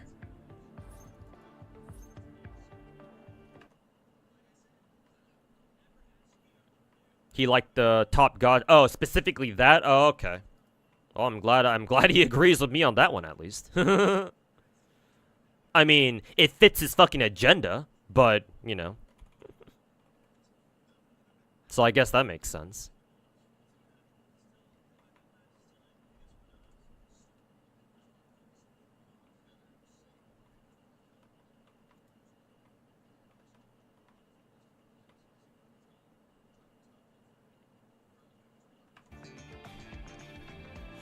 Of course, he'd like seeing somebody else making a video roasting Ryuku. I'm sure, yeah. He's just that kind of guy, I guess.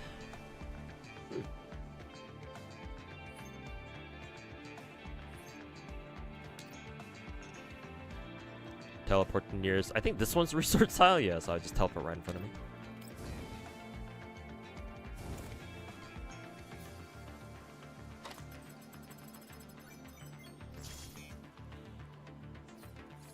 Apparently, the amount of posts on the Chinese forums on Wuwa have reached almost 300k. I think somebody in my YouTube chat said that. Oh, nice, another 6 times multiplier.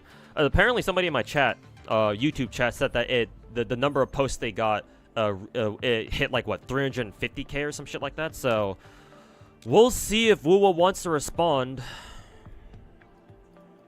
Because again, Chinese developers will only really respond to their Chinese players, obviously.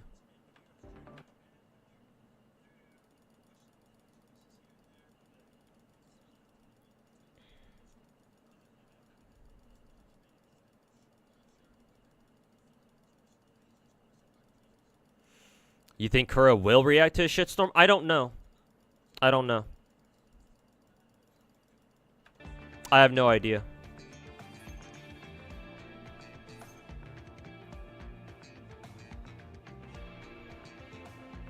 You expect them to just ignore everything? I don't know.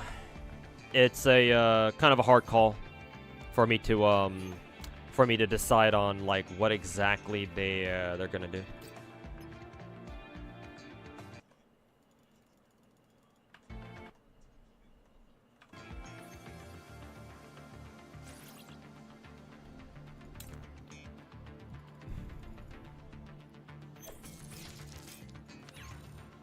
What would I do in their shoes? Well, obviously respond to it. And, you know, make changes to the anniversary stuff to make, to give out more free shit. And to what is it? Mitigate the PR damage. If it were just like a Western thing, if this were like, for example, the Star Rail global passive thing where it was only the fucking retarded Westerners, you know, bitching about something, then you can afford to ignore that as an Eastern developer, especially if your Eastern players don't really give a shit, right? Because I believe the Star Rail Global Passive drama was like exclusively a Western thing, right? I don't think any of the Koreans or the Japanese or the Chinese players for sure. I don't think any of them give a fuck. So Star Rail, MiHoYo could afford to ignore that. But Wuwa is a different story because it's not just Westerners, but also their fucking core player base in China, who's also kind of fucking upset about this. So it's like, well, you can't exactly ignore that now, can you? Or at least I wouldn't think so. Knowing what I know about, you know, the Chinese gacha scene. But, we'll see. Highly doubt they ignore it, especially after they made channels on Discord and Reddit for people to voice concerns. Yeah, but that alone, it doesn't do shit. Yeah. Like, just because a fucking company or a studio or whatever, right? So just because some official media outlet establishes like a channel to for people to communicate their concerns and criticisms or whatever, doesn't mean they're gonna fucking listen to it. So, like, you know, Wuwa creating, you know, Discord channels and, like, subreddits or whatever, or, like, establishing, Reddit threads for people to be able to tell them, like, hey, like, we're, like, we don't like what you did. Like, that on its own doesn't mean shit. I gotta see them actually take action. You know, that's exactly like, you know, fucking Hoyo giving us fucking player surveys at the end of each patch asking us, oh, hey, so what did you like about our patches? And fucking completely ignoring them anyway. Like, maybe some things they'll listen to, but like, you know, whenever Hoyo does like those fucking, what is it? Those fucking player survey things at the end of each patch, right? It's like, well, like, do they even fucking read those? Or are they just putting them there just to give people the illusion that their voices are being heard?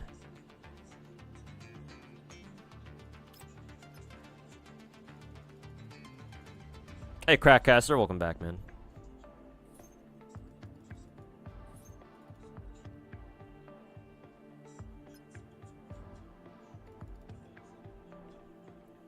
Wuwa should not drop the ball right now. Yeah, I certainly hope they don't, but we'll see.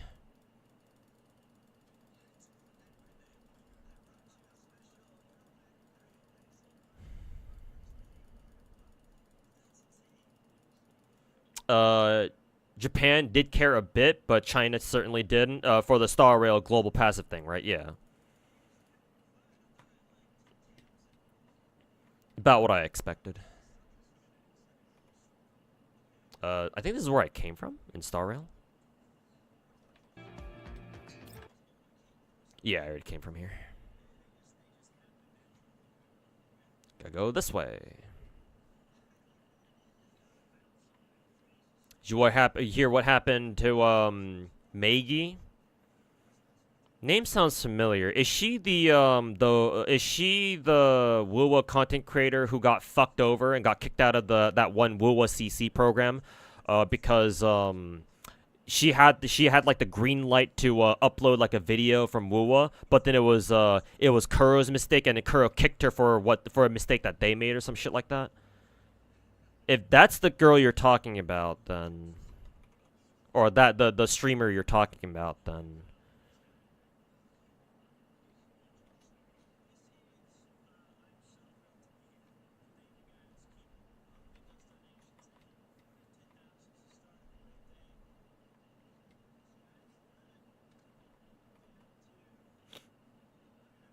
That's the one. Oh, it was Maggie.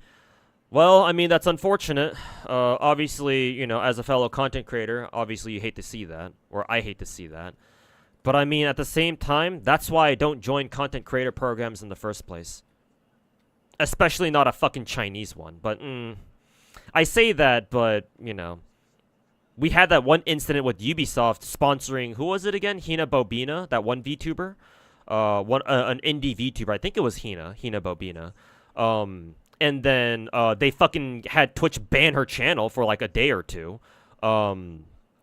because they gave her the wrong fucking sponsor stream time, and it was their fault, but they banned her anyway. So I say that, but you know, clearly it's not just Chinese companies that are fucked up or that are fucking assholes. So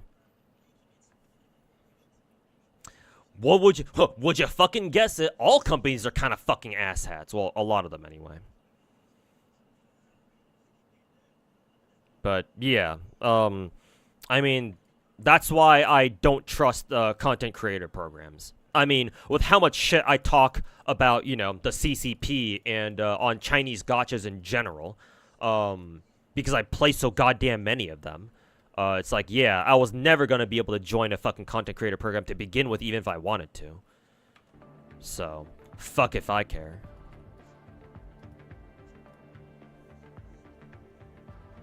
But, yeah, I mean, again, it's unfortunate what happened to her. Like, I hope she doesn't, like, give up playing Wuwa entirely because of this, but I mean, you know, can't exactly blame her if she does. But, I mean, yeah, I mean, like, let that be a warning for all these other content creators out there, especially if you're a Western one, where, yeah, this can happen if you decide to sign up with a like an Eastern gacha content creation program or some shit. Doesn't matter if it's MiHoYo or Kura or whoever else. You know, there's always a chance you're gonna get fucked up your ass. So.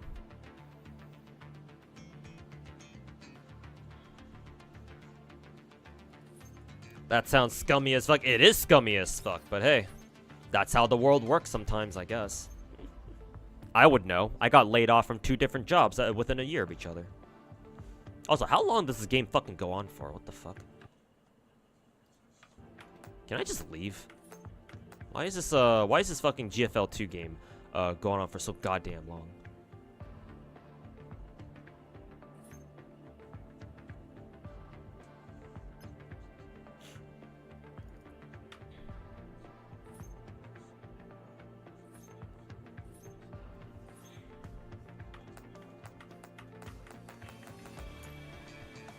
See.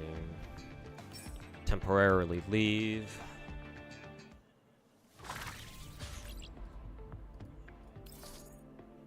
Complete Path Forger Tycoon once. How the fuck do you complete this then?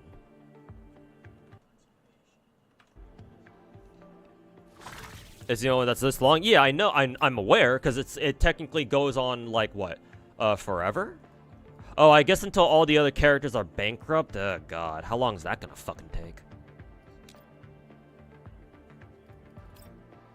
Well, I guess we'll be here for a while then.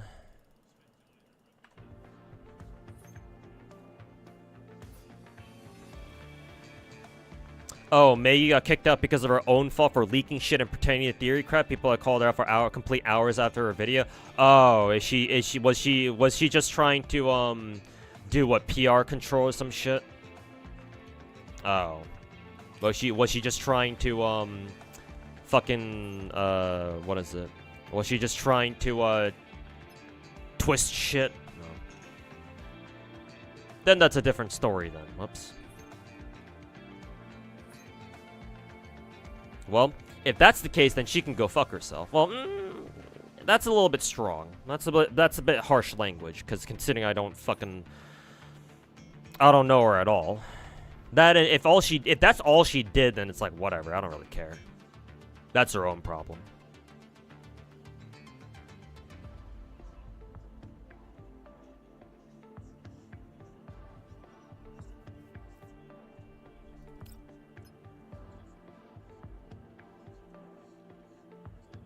But yeah, clearly there are 2 conflicting storylines here.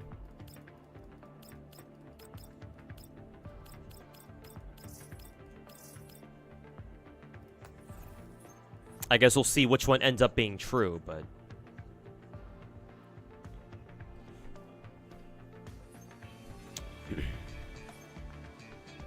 when new gachas, when new bigger gachas like Enfield and Enter Azure come out, will you think Wuwa will have to work even harder? Yeah, of course. Yeah. Matter of fact, All these upcoming gacha games coming out, even though I said in my Ryuku video that these new gachas have to like they should aim for Genshin's popularity in order to try to beat Genshin. Realistically, they're all competing among themselves. Genshin is nigh on fucking untouchable, at least in my opinion. I don't say that as a glazer. I'm just saying that as a hard fact. It's gonna be so realistically, it's gonna be so hard to kill Genshin. Right? Just because of how good of a launch they had, 5 years ago, back in 2020, right? They had so many things going for them. The pandemic, obviously, and the fact that they were able to appeal to the normies, and the fact that they were the first ones to the table, right? They had like a literal like fucking 2-3 year head start over everyone else. They've had so much time to consolidate the position, and like it's almost impossible to uproot Genshin from its position that it has now, that it enjoys now in the current day.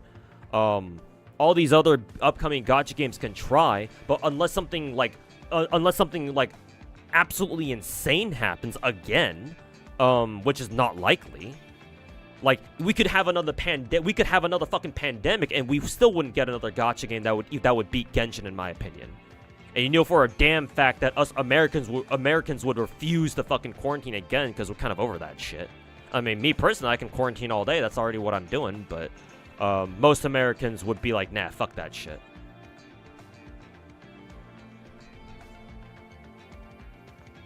So even if we were to have another pandemic, we wouldn't give a fuck. Like, it basically wouldn't matter. It basically wouldn't fucking matter.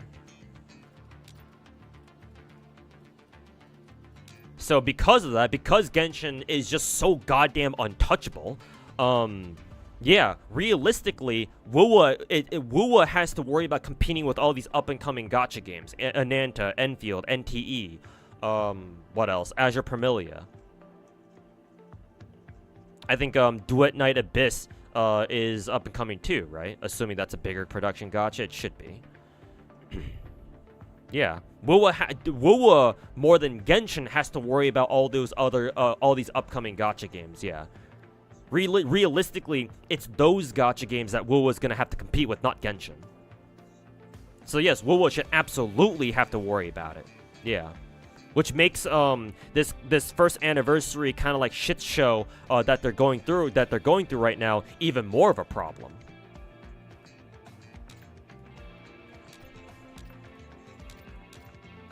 Resource tile, incident tile. We can use an incident tile, I think.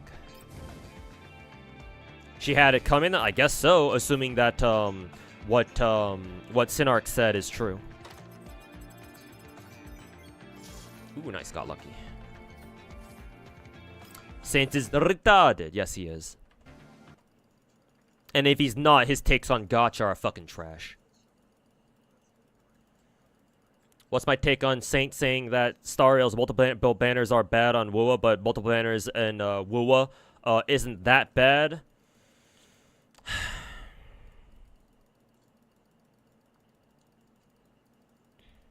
Technically speaking, I wouldn't disagree. But my reason for my reason for thinking that Star Rail's multiple banners is bad is for a different reason. Most likely from what Saint Tontus thinks, because Saint Tontus probably most likely thinks that because, oh, Star Rail bad. Whereas for me, my reason for saying that the multiple banners in Star Rail is quote unquote bad is because Star Rail just naturally has more power creep, because it's a turn-based game. A turn-based game where you cannot defend yourself and enemies will do damage to you no matter what. Unless you have a shielder, of course.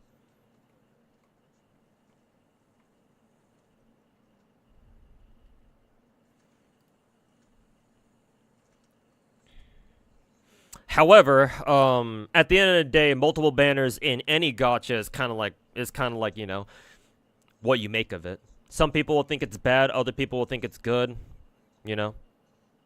Personally, I don't give a fuck.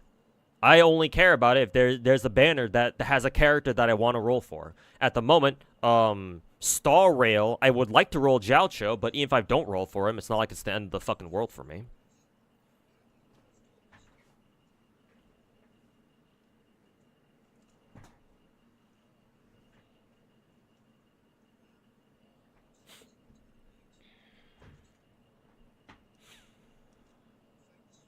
I mean, St. Tauntus being who he is, and being the fucking certified Wuwa shill that he is, him saying that Star Rail's banners are worse doesn't really carry any weight. I mean, nothing that he says about Gacha really holds much weight to begin with.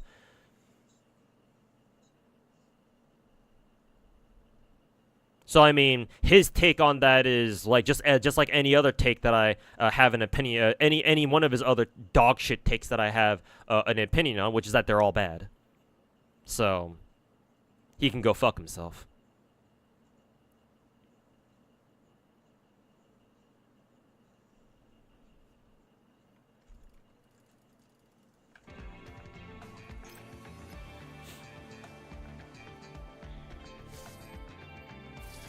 Am I gonna have a delusional gacha video about St. Tauntus' entire existence, about his entire channel? Maybe, sure, why not? Maybe so. Maybe I should. It's only appropriate.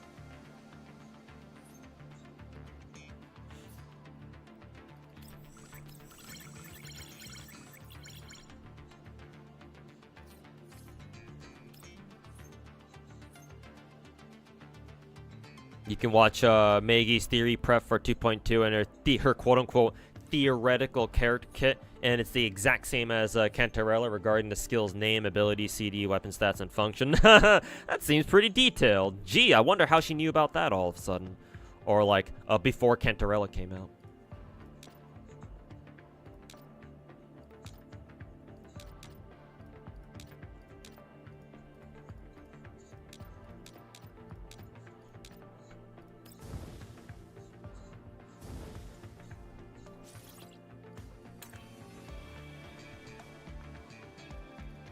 Honestly, started playing Star Rail after Wuwa's anniversary announcement. You're actually upset about Wuwa.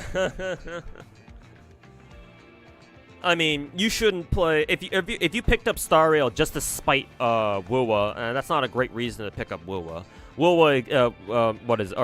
That's not a great reason to pick up Star Rail. Star Rail isn't exactly a great game in and of itself either.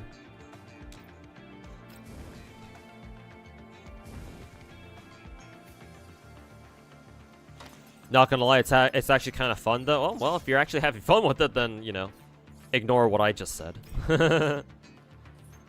If you're having fun with it, then hey, I can't really, you know. As long as you're having fun with it for now, then yeah.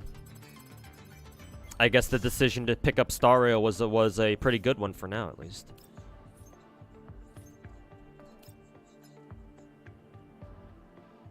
He's the perfect content creator to watch if you yourself are a glazer and you love to hear someone constantly glazing your favorite game. I mean, that's most gacha viewers, though. Well, most people who watch, like, the bigger content creators like Techie and Pokey and other people like that.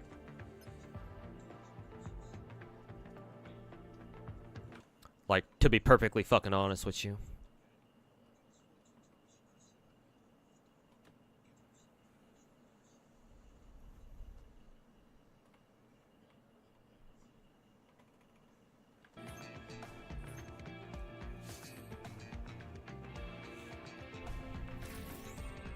Oh, finally. I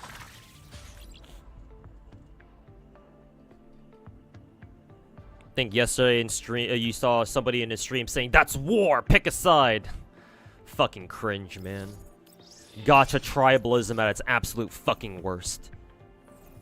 No, you have to pick a side. You can't be a fan of two gacha games at once. Holy fucking retard, smooth brain idiocy, Batman. Every day that goes by, I'm reminded of that one movie called Idiocracy, and how the further we go into the future, the deeper, the more we prove Idiocracy to be true. God, that movie was ahead of its time.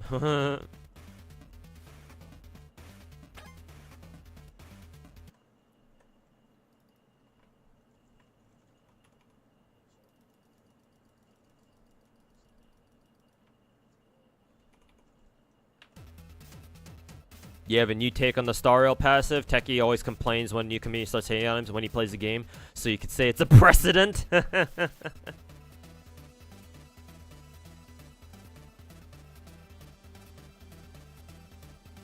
DNA is kind of rough at the moment. It's literally Warframe clone, which is just with anime characters from the CBT. I mean, that on its own isn't bad. I mean, just because it's quite literally Warframe, anime Warframe. You know, it's not exactly a bad thing.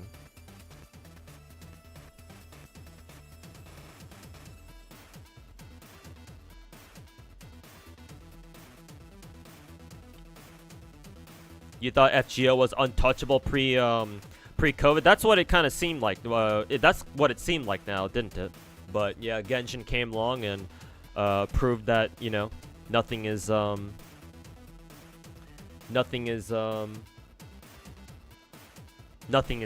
Nothing is sacred.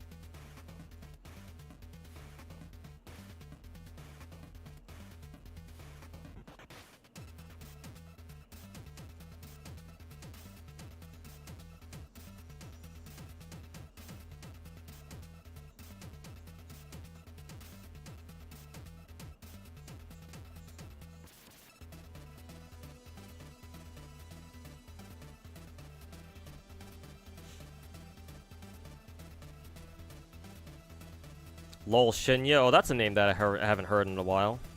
He was in chat. He was in St. Tondas' chat when he was reacting to my video today. And he said that my take is delusional. Well, Lol Shinya, I don't really have a high opinion of him either, because I've seen some of his I think I've heard of some of his content before, and I didn't really like it, so I'm not exactly surprised. I haven't heard of his name in a while. I wonder where he's been. But yeah, I guess I'm just gonna have to chalk him up too as a fucking retard as well. Surprise, surprise.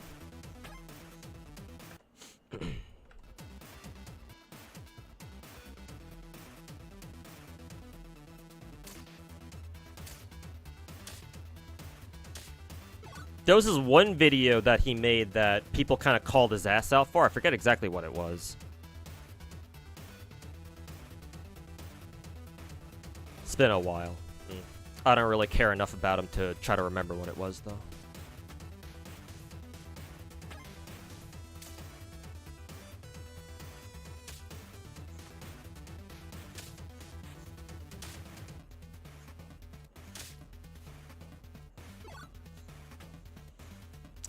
Loot radius.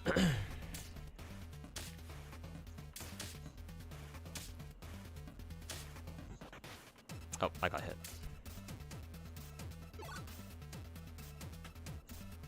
Fire rate. Toxin ammo.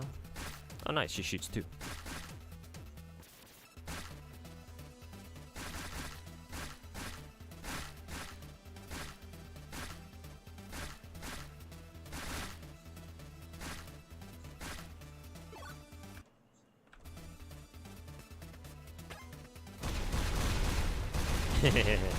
Explosive ammo. Very good.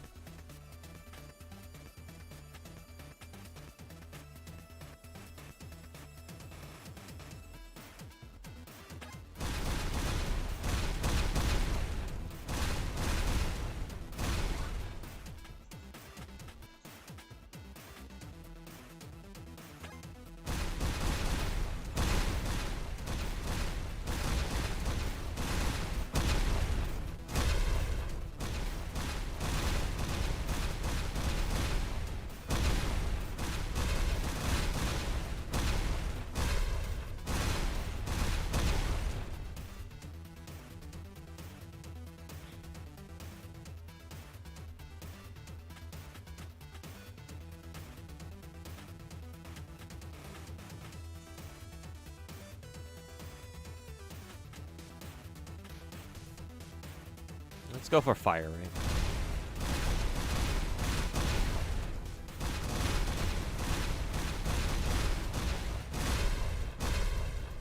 Though, some more health would be nice. Oh, there we go.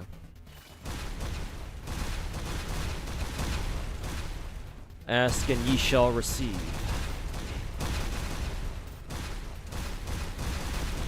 That one wasn't dead already?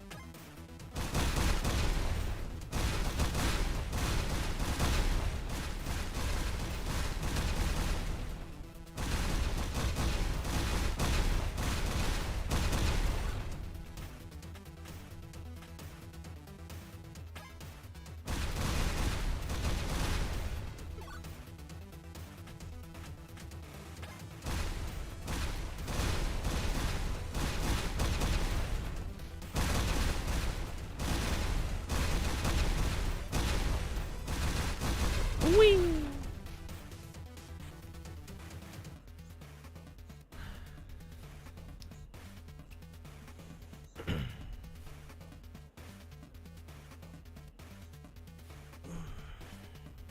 It's their personality. They make the game their thing. It's all they have. It's not even that they're trying to make the game their thing. They just want to establish a cult of personality. That's it. They want to make shit all about them. And while, obviously, with me calling myself the god of gacha, I'm not exactly, you know, truly faultless from that either. Because obviously, yeah, if you call yourself the god of anything, then obviously there's a bit of ego involved in there too. The difference is that I actually care about what the kinds of fucking games I play. These guys don't give a fuck.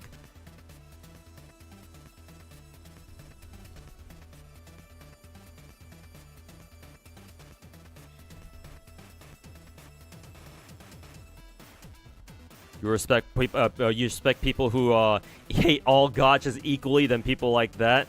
Equal opportunity hatred or equal opportunity discrimination. I fucking hate everything.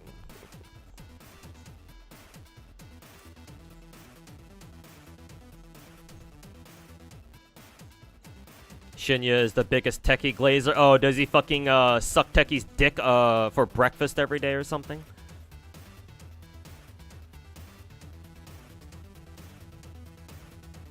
Dude wears his balls as a fucking hat. Eats his dick like a banana every morning too, I would bet as well.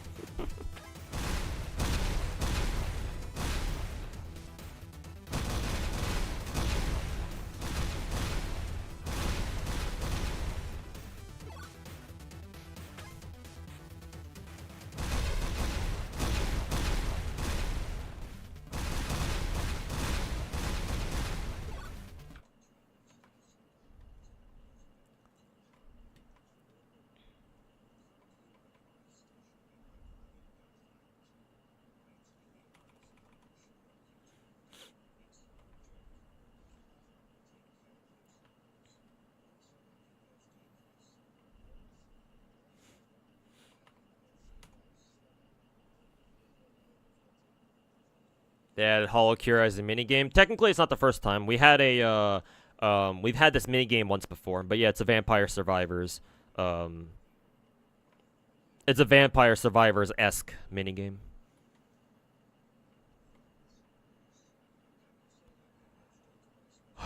We talking about the video, who made a video about me? No, we're talking about somebody else.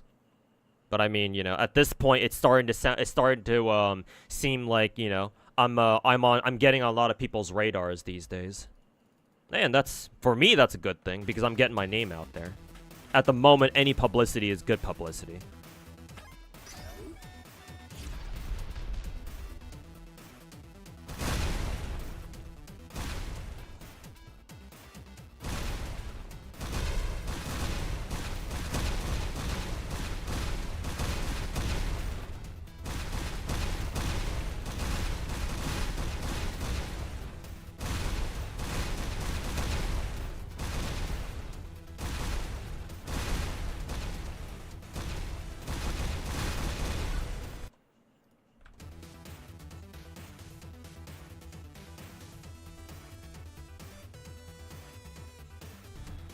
I'm a god and I have standards. I guess you could put it that way. Which gacha makes the most amount of money in terms of views and clout? I don't know, man. I mean, it depends on the content creator.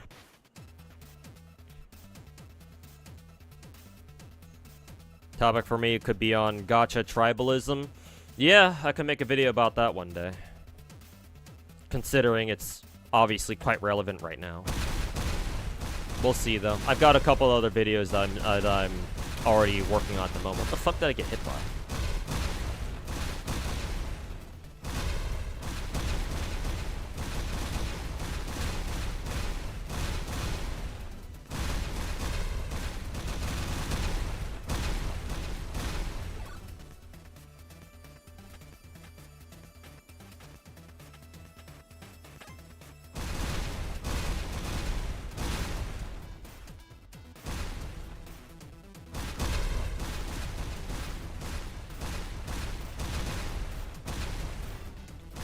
I wonder if I'm running so fast that I'm actually running into enemies who are barely even spawning.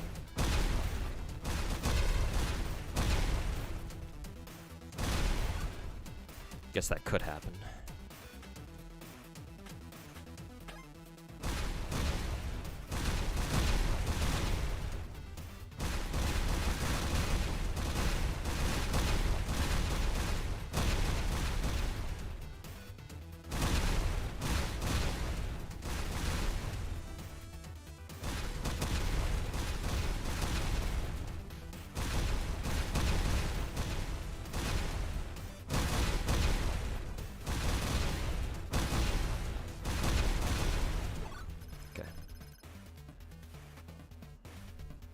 Did I die? Whatever. As long as I got all the rewards, and that doesn't really matter. Total score.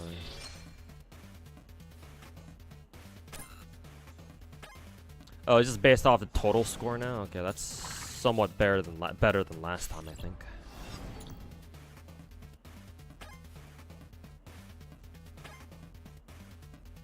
I still like Wuwa2K the best. Assuming she's still the same from the first game. Or from the first time we got this event.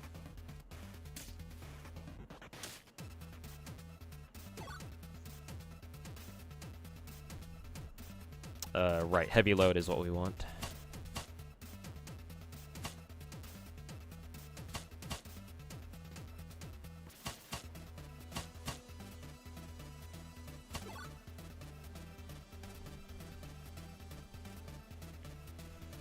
Shield is nice. Yeah, shield is nice.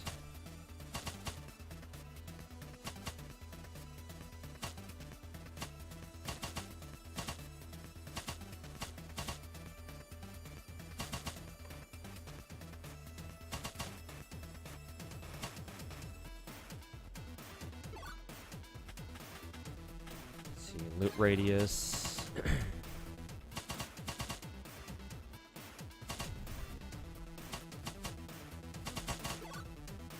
Like how they use the OG GFL sprites. Well, they're not the original ones. They're new ones, but obviously they're drawn in the old GFL2 style.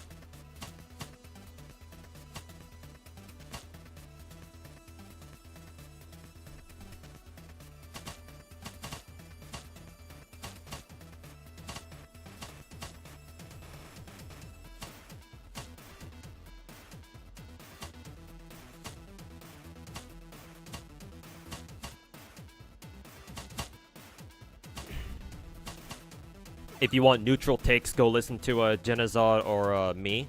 It's good to hear that. It's good to know that Genazod, you know, is more of a neutral content creator. I knew I liked him for a reason. I knew it.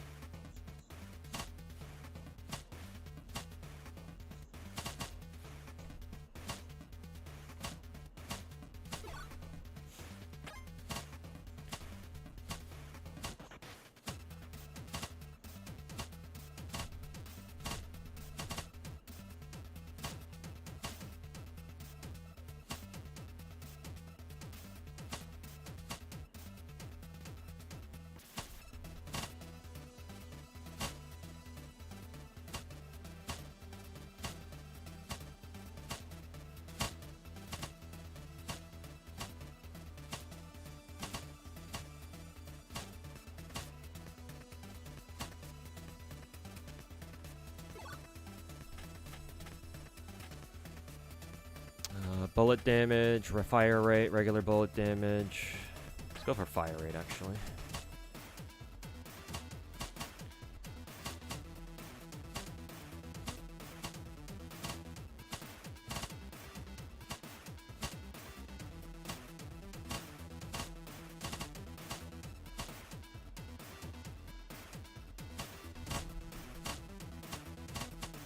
Does anybody know any content creators who actually legitimately quit Staria because of the whole, because of Casterus? You can only think of Gotcha Smack and Tectone. What about all the other fucking bozos who said shit like they were gonna quit the game too? Hey, at least Techie and Gotcha Smack stuck with their word.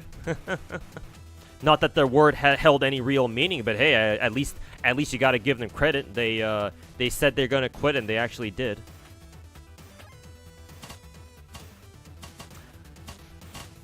Could it be that most content creators were just doing that to bait people? No way. No fucking way.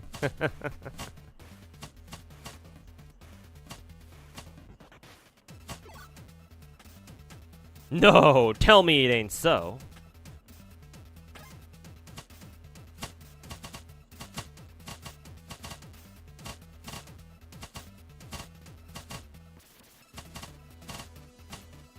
Big boy.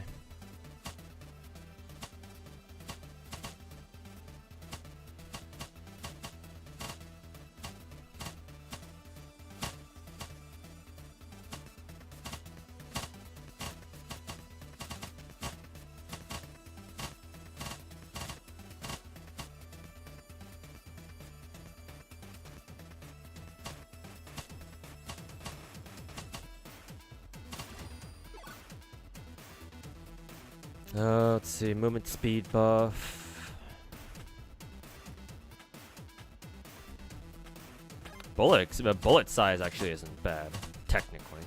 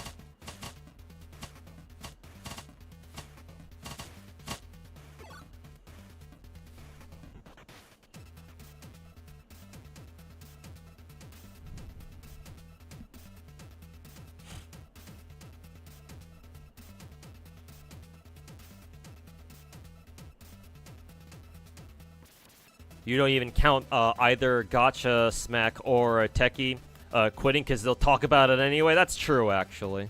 Yeah, even though they quit Star Rail, they're not gonna be able to help themselves. They're gonna keep sucking Star Rail's dick for content anyway. Yeah. If they quit cold turkey and stopped making any content on Star Rail, that'd be one thing. But yeah, we know for a damn fact that they'll still make content on Star Rail any opportunity they get, even if they don't play. Fucking retards.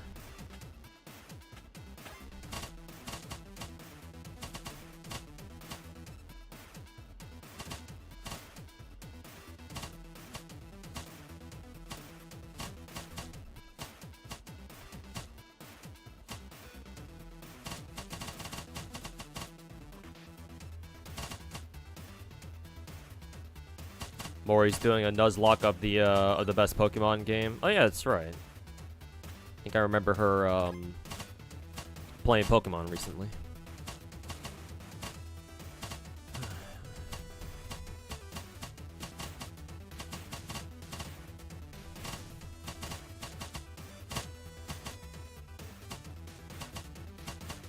Yesterday, you caught St. Tontus actively doing propaganda, saying people complaining about Wuwa's anniversary are Hoyo shills and mad Star Rail players who are trying to get revenge.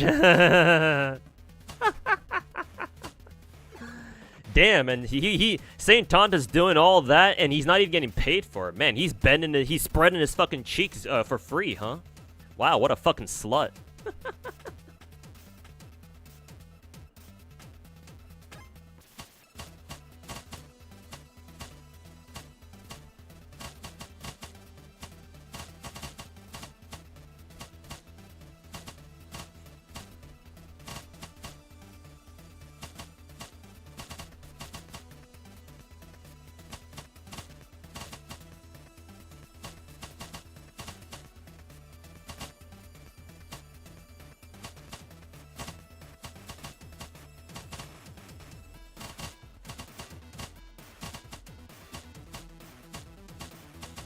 Yeah, Tarantula, don't worry.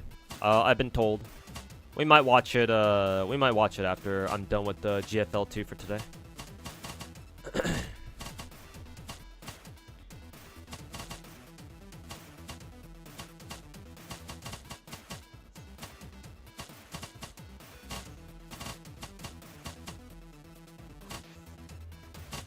It has come to my attention that there are more retarded gacha content creators coming out of the woodworks, like fucking termites.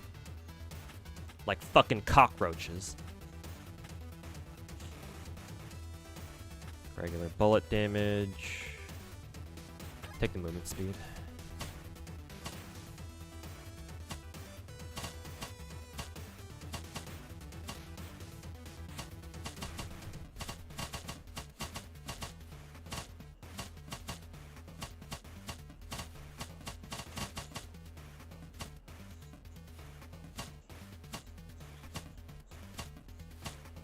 Oh, did I get hit?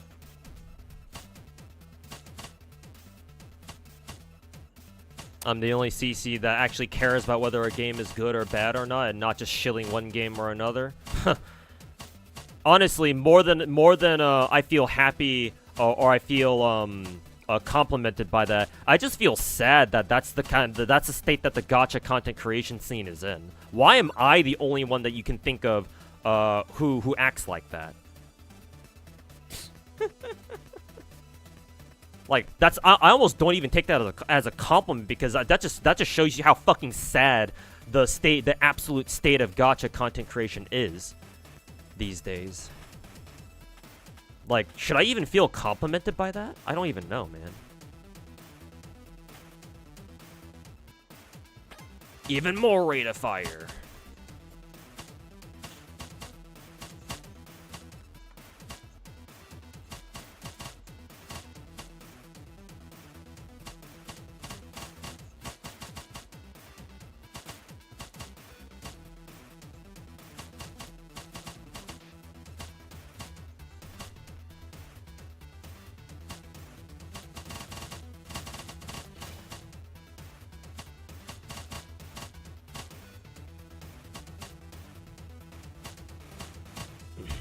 Hey, Naruto. There is the terrible child.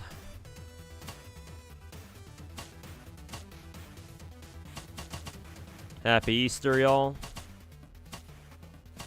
I wonder if you're religious. You seem like you come from a religious family.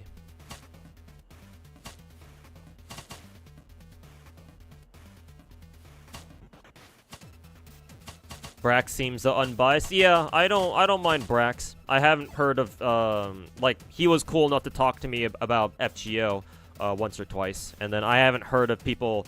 I haven't heard of him saying some dog shit, some retarded dog shit like all these like a lot of these other CCs do. So yeah, he's all right in my books, or he's all right in my book.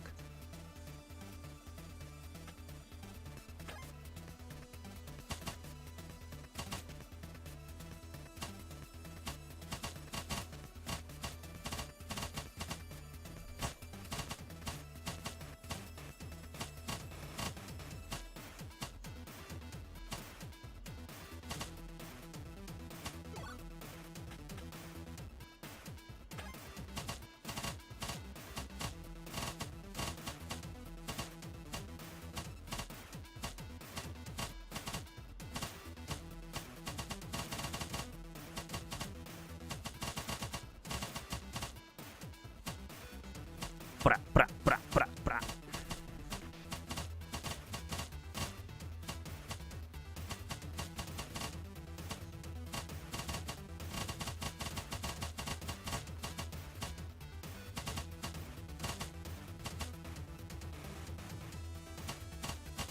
Isn't this only stage 2? Why am I getting like infinite stage enemies now?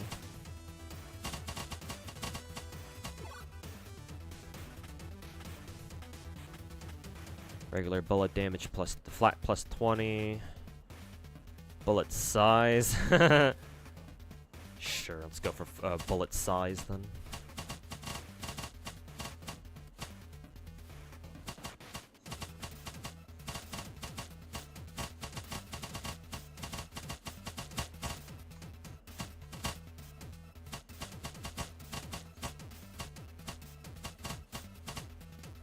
Man, I'm very surprised I didn't get hit by anything there. Fucking hitbox reduction buffs are pretty fucking busted, huh?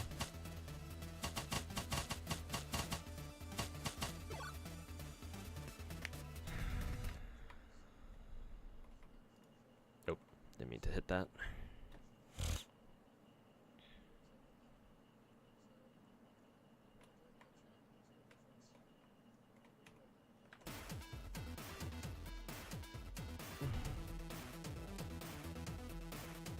They're all in that gacha cast regularly. Tectone's little plants. Fucking makes sense. Gacha cast is filled with people that don't even play gacha. Well, I know Techie has done a gacha cast episode with like voice actors and actresses, like last year or something. So like obviously like in that context, like that's understandable because he even specifically mentioned that episode was with VAs and not like content creators.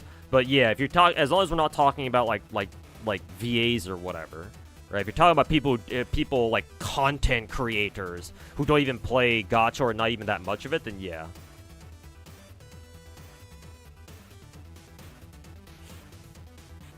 Too, you've always wondered.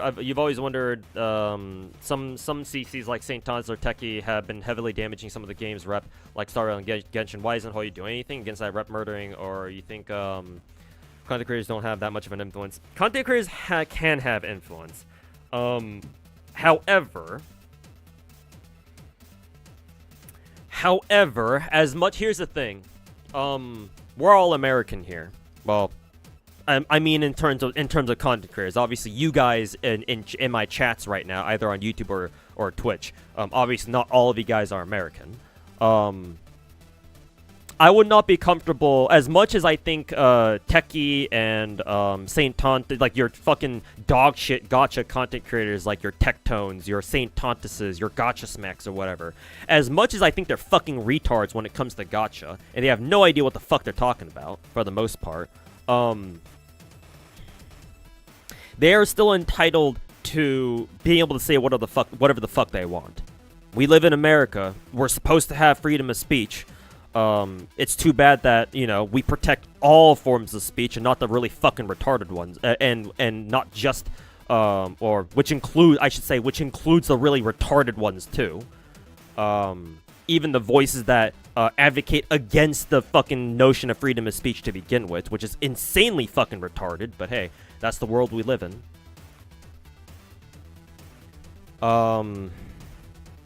So because of that principle, I would not feel very comfortable with Hoyo coming after, going after content creators. Like, that one Maggie girl, that Maggie streamer or whatever, her ass getting kicked from the Wuwa content creation program, assuming that, you know, she leaked stuff on purpose while still being part of their content creator program, that's like, okay, that's one thing. Because, like, clearly she breached the terms of her fucking content creator program, and I don't know why Wuwa or any other, you know, gacha game that has a content creator program would tolerate that, right? So that's kind of her own fucking problem. But, you know, for anybody else who's not part of a content creator program, and they're just saying shit, right? Like, I don't really want to see Hoyo come after them, right? Because that feels scummy. Because, like, you're directly interfering with people's ability to just say something.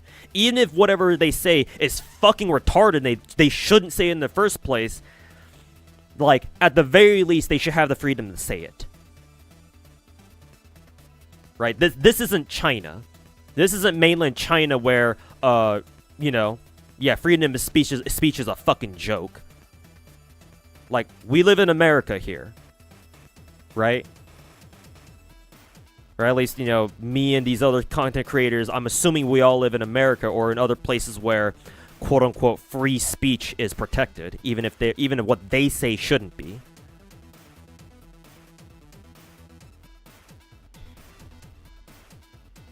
So, no. I still wouldn't want Hoyo to do that anyway. Hoyo is a developer, not a fucking, you know, police station. The CCP already has enough secret overseas police stations to begin with. We don't need Hoyo to become another one. And besides, the best way to shut up these fucking retarded content creators is to actually improve your game. That's the best way. To get people to talk about your game in a positive way, so that, you know, whatever these other dipshits try to say about them, most people, a lot more and more people are gonna be like, actually no, these people like Tectone and Saint Tontas, these guys are fucking retards, and they stop listening to them. That's the best way.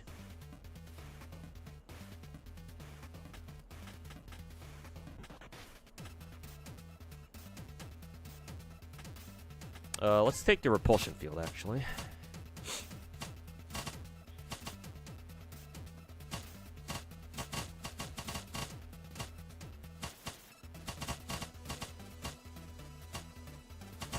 Something, I may not agree with what you say, but I'll defend your right to say it, something.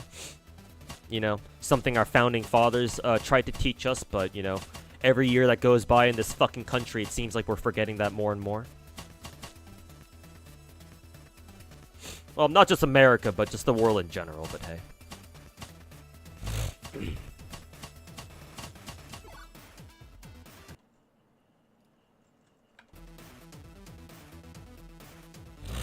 Excuse me.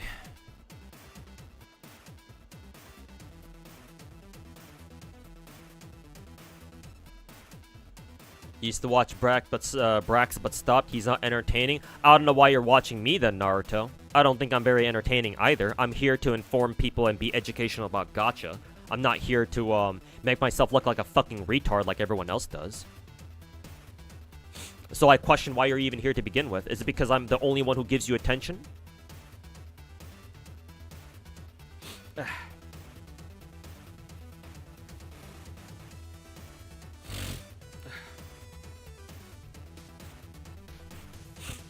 Itchy nose.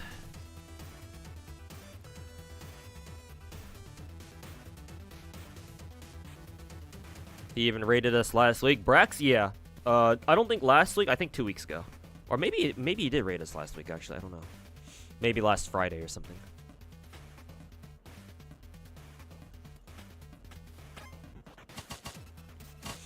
Ugh.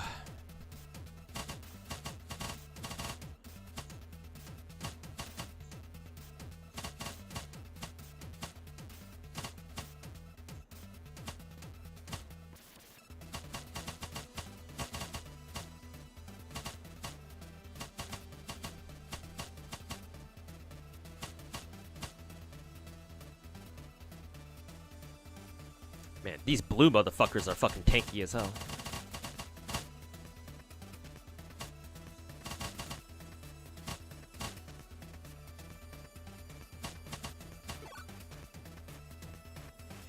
Some people forget that free speech doesn't mean free from consequences. Yeah, I know, right? All these fucking retarded-ass gacha content creators out here saying retarded shit, and when somebody calls them out for it, they immediately start getting all defensive. But you're a shill. Fucking pathetic.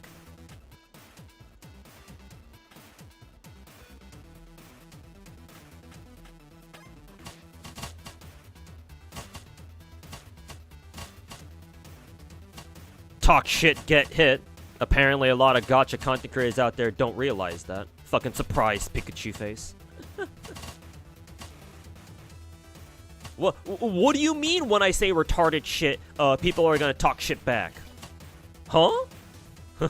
I thought my viewers were supposed to suck my dick too.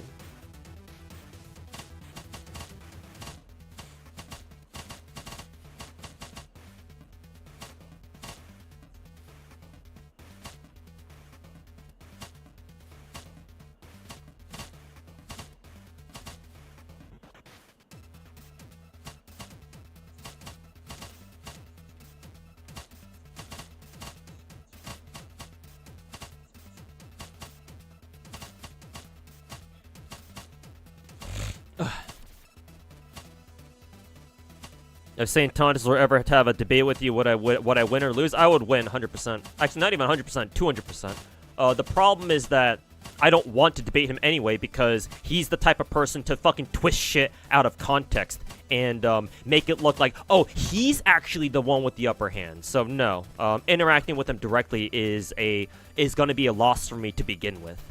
So no, I refuse to interact with him directly. All I'm going to do for somebody like him is just roast his ass from afar. And not even fucking touch him like he's a pile of fucking trash or something.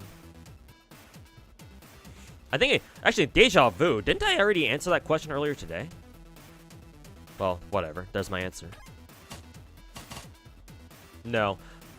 I don't feel like interacting directly with fucking retards like St. Tontus. Besides, I find it hilarious that you try to call it a debate to begin with, because I don't know about St. Tontus, but I've actually taken debate classes back when I was in high school. I didn't want to, but you know, the longer that I lived, the more I realized that actually, yeah, me having taken those debate classes was probably one of the best things that could have prepared me for later in life.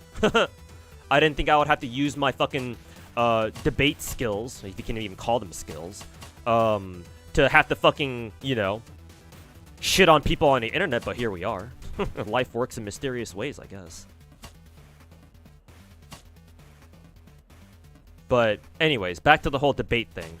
No, it's funny that you even call it a debate, because when you debate somebody, that implies that the two parties that are debating, right? The people who are involved in a debate, it implies that, you know, they're trying to discuss a topic or a situation for the expressed goal of coming to an agreement or something like that, right? You are trying to convince the other party. Like, one party in a debate is supposed to convince the other party to agree with them or make concessions at the very least, right? To get them to say, okay, maybe you have a good point, but, right? Something like that. That's the whole point of a debate. or something like that at least. Well, competitive debating in like high school or something, or even in college, you do have to at least put up a good enough argument to like at least impress the judges. So I guess in our case, in a content creation context, you're trying to convince the viewers, right? But even then, that doesn't really work because we're not. When content creators debate, people aren't invested into like whether or not people are making a good argument or not. They just want to see their favorite content creator fucking trash other people. That's it. People are watching because of entertainment, not because of anything educational. So why even bother having a debate with somebody like St. Thomas in the first place, where it's not going to go anywhere?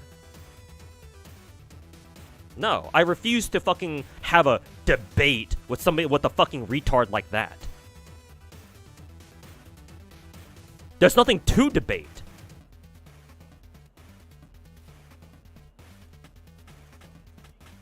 You can't reason with a fucking idiot.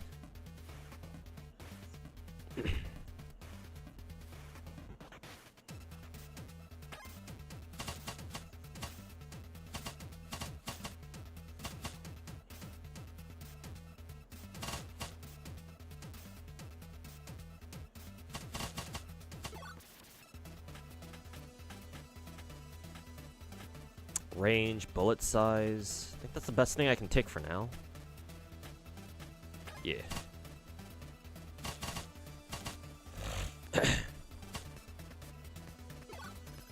Okay.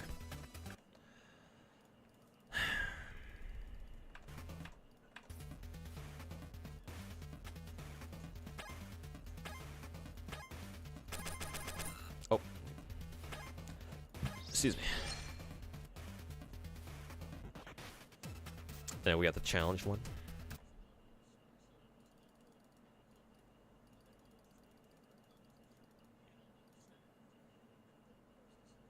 Kind of rubs you the wrong way that I'm assuming you're talking about St. Tontus, soloed every gacha content creator in the gacha community. I mean, he soloed Staria, but not every gacha.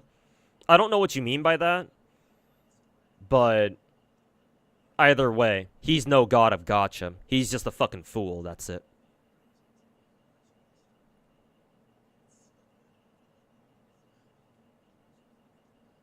What gets you is that despite Zenless doing most everything right, because of the sins of the father from Hoyo, people just dropped it before it did anything to warrant it. Well, that's not entirely true. No, Zenless wasn't as good as a game as Zenless is, or even was back when it first launched. Its launch wasn't totally perfect. My complaints from last year were that its early game took way too long. Like, you need to spend like 2 or 3 hours just to get anywhere in the game. Because like for the first like 2 or 3 hours, it was just tutorial after tutorial after tutorial after tutorial. And even though I'm overall a fan of Zenless's old TV gameplay, I do think that it needed to be like toned down a little bit. I don't think they should have gotten rid of it entirely from the game. I think them just axing it completely is a big fucking L, but they should have at least like cut down the amount of time that it took to go through all the TV shit. Make it go faster, that type of thing.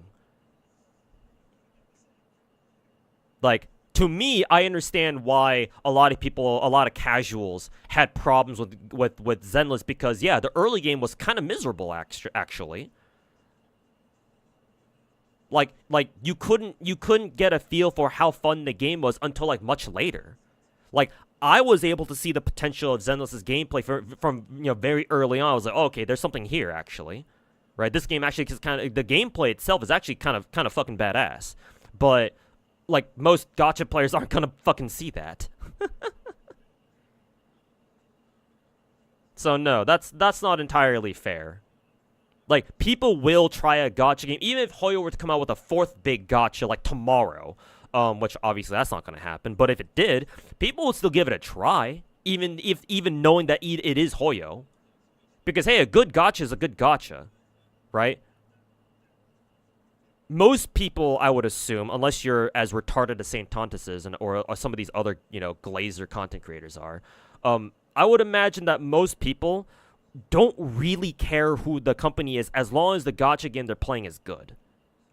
Well, I say that, but then, Wuthering Waves exists, so maybe there are a lot of people out there who actually are that retarded. I don't know. Maybe I'm overestimating your average gacha player. Yeah, I think I am. But in that case, Gamel, no. Zenless wasn't entirely blameless. There were a couple of speed bumps in Zenless's launch that they could have done better.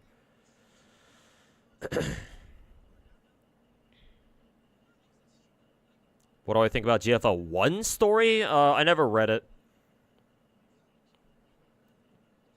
I heard that, well, I know that it's a very dark story, which is rather unusual for a Chinese gacha, because that's not really what Chinese players like. But then again, GFL1 wasn't exactly like, well, was it huge in China? I don't know. I always got the sense that it was like one of the more like niche gacha games in China, but apparently GFL1 story was pretty good. From what I heard, I heard that the story does get a lot better later, which kind of reminds me of Arknight's story actually, which is rather appropriate because I think the founder, the CEO of Hypergriff, Lowlight, from what I was told yesterday on stream, I think Lowlight, the current CEO of Hypergriff, who's in charge of Arknights, used to be the main story writer for Nikke team, who's in charge of Girls Frontline and GFL1 and GFL2. But then after he left to go found Hypergriff, apparently GFL1 story got a lot better after he left. So kind of funny how that happened, or kind of funny how that works. Ow, fuck. Yeah.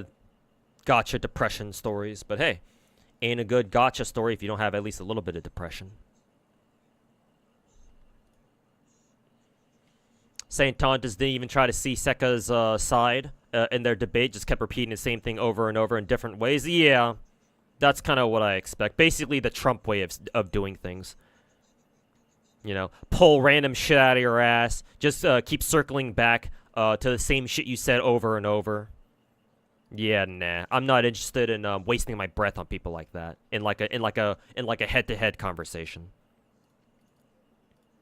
Nah, miss me with that shit. Not gonna fucking waste my fucking time with people like that. What I think about Cypher? She's cute. She's what? Quantum nihility, so that's gonna be interesting.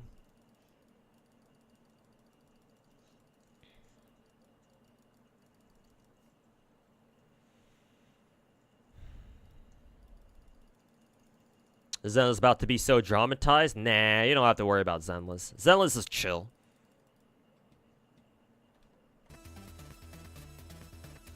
At the moment, there's nothing that I or anybody else can say about Zenless that can really like mess with their vibes. So I don't think you have to worry about it.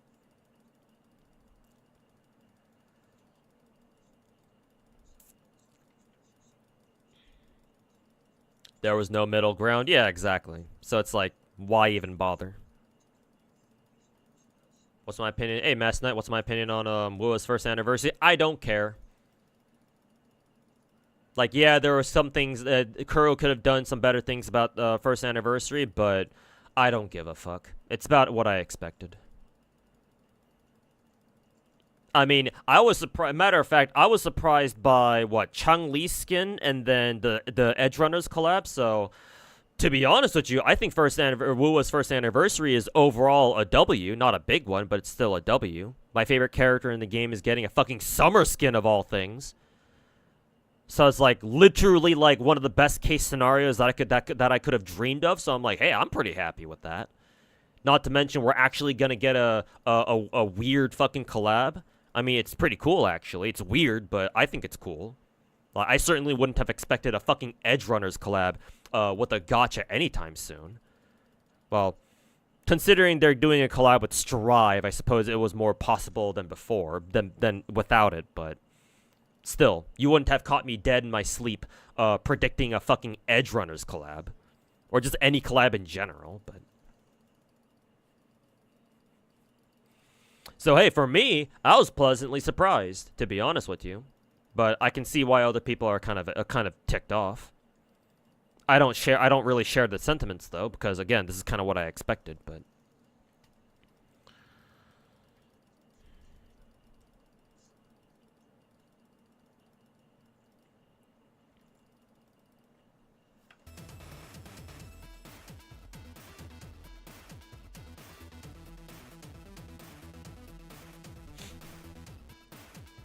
Doesn't really match up with Wuwa wanting to be rated 12+. Well, there are plenty of other gacha games that have much gooner skins than whatever the fuck Wuwa can come up with, and yet they're also rated 12+. So. Also, I believe what is it? I've been told this before. Not sure how true it is, but for like costumes, right? Like skins in a gacha game, I believe they're considered something akin to DLC. So even though gacha games are technically considered like 12+, skins are kind of exempt from that because they're considered DLC, and a game's rating is based on the base game itself. So whenever you have characters that join the roster, right? Those characters are considered base content, but if they get skins, those are not considered base content. So they're technically, from what I've heard, exempt from age ratings. So you can have super gooner skins even in a gacha that's that has a 12+ rating. Yeah, BD2 is 12+. Exactly. With the kind of fucking skins they have. I'm sure Azure Lane is the same exact way. Yeah, Nikke as well. So yeah. I would believe it. I don't know how true that theory is, that, skins are considered DLC content, so they're not judged by the same, the same age rating, but I would believe it.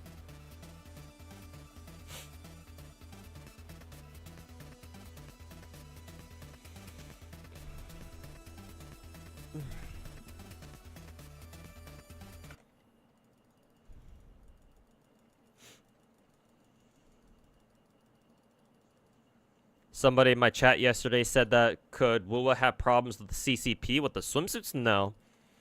At least I don't expect so.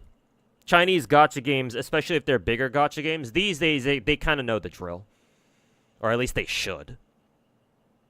They'll make sure that the skins aren't super gooner or anything. You certainly won't have Azure Lane style or Brown Dust 2 style skins coming out for a big Chinese gacha, that's for sure.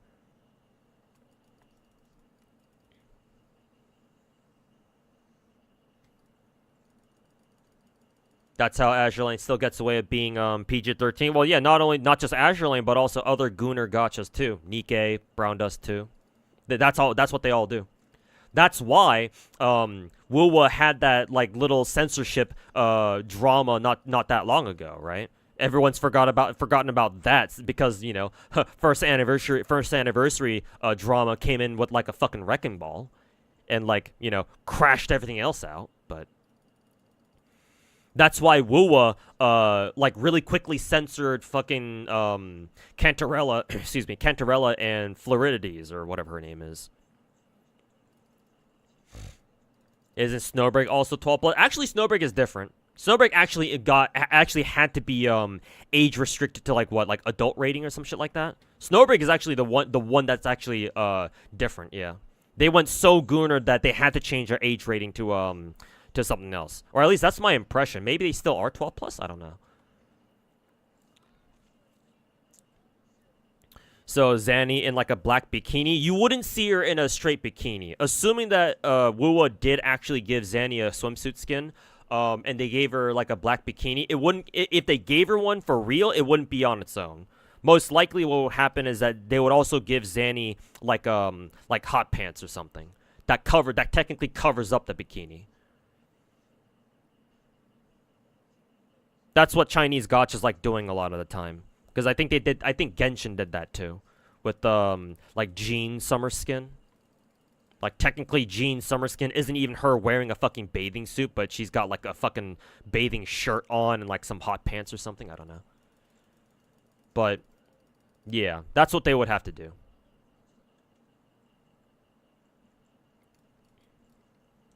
Snowbreak still PG-13. Oh, okay, I see.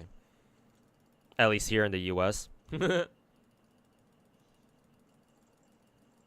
because I heard that they got age restricted in mainland China, which is why they censored some of their characters, I think.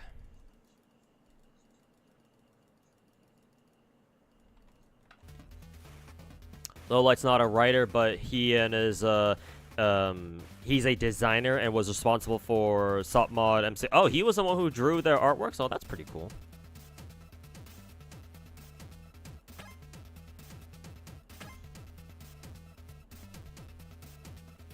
Who would have thought that Wuwa would be the one taking the lead? Well, I'm not exactly surprised, but like, I'm more like, wow, they actually did it.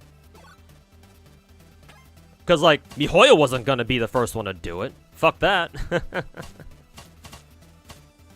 Like, if they ever were going to put out Gunnar skins, Zenless would be the one to do that. But, obviously, they haven't done that yet. We'll see if they still will later, but not yet, anyway.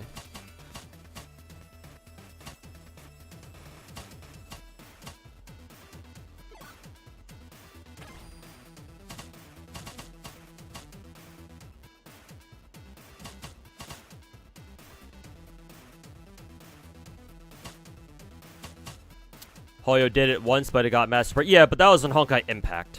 I'm talking about, like, the big gachas.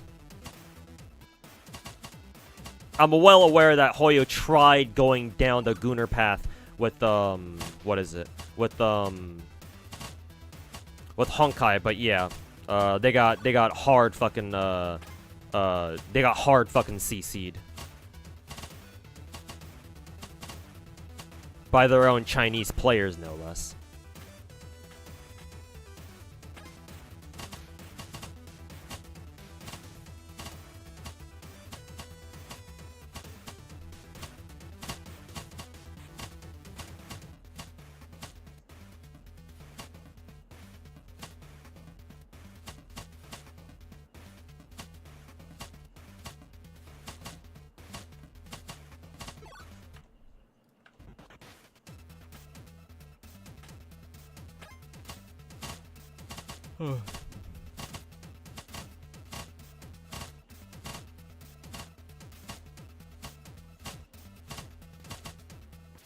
Doubt Carlotta's swimsuit will make it through. It's showing a lot of skin. They'll probably put like a skirt on it, or something like that. Maybe I'd have to look at Carlotta's skin again to see if it would pass CCP inspection or whatever.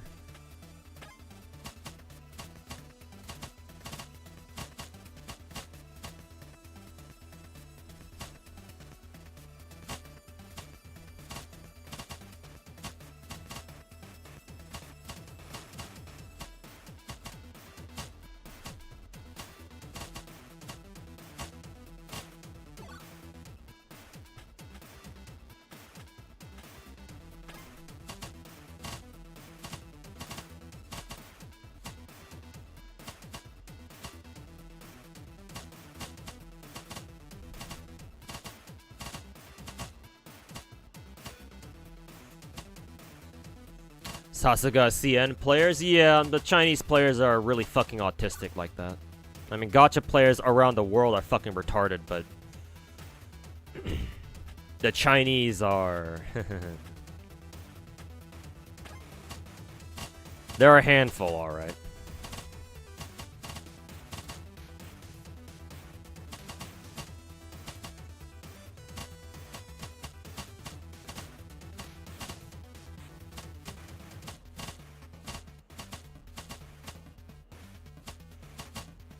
Pokey said last night on stream, in his stream yesterday, that if CN saw the screenshot about Wuwa Discord feedback, they'd be fuming because they have no Discord to connect directly with game community managers. That's actually, yeah, actually that's actually true. Pokey is not wrong about that. Yeah. I mean, I'm assuming Pokey is of Chinese descent, so yeah, I can. It makes sense that, you know, he was able to point that out. But yeah, he's absolutely right, yeah. Because, like, I also doubt that mainland China has, like, some sort of, like, you know, really popular like social media platform like Discord, for example, or like a chat app where they can like directly talk to people who are working on the game, even if they're just like their community managers or something like that. Yeah. I wonder if somebody should try doing that anyway. Hey, I dare Pokey to screenshot the Wuwa, the official Wuwa Discord and their official like feedback channels and post it on like what, Bilibili or something, or on Douyin. Post it on fucking Baidu. Oh, I think Baidu is like the Chinese equivalent, the Chinese knockoff of like Google, I think. So I don't know what he would. Well, I don't know what that would do. But like he should post it onto like, I don't know, WeChat, Douyin. Make a video about it on Bilibili maybe. Hey, let's just fucking you know, set off this fucking massive oil spill now, shall we? I don't know about you guys, but me personally, I love watching the world burn. Especially if it's not mine. My favorite element is pyro, after all.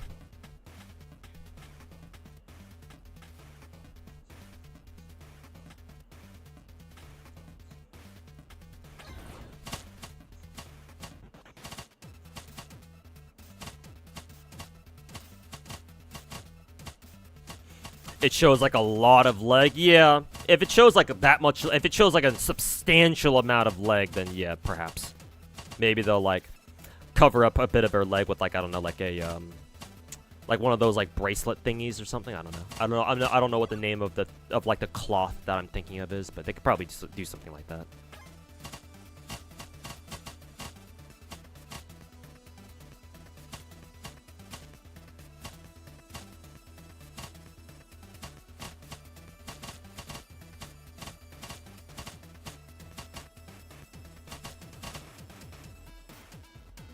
How big is Honkai? I'm sure it's fairly big in China, but it's nowhere near as big as Hoyo's other games.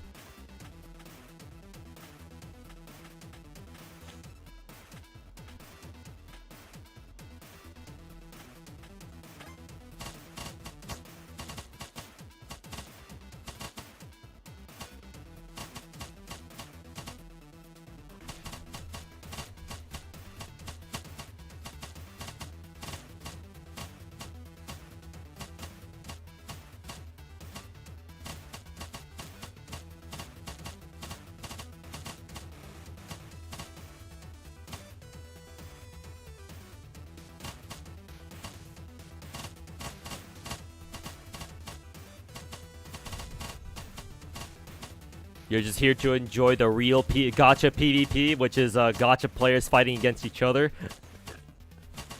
It all makes sense now. It all makes sense why gacha games don't bother having PvP most of the time. Is because why bother making your own in-game PvP when you can just kick back and watch the players fucking PvP against each other anyway?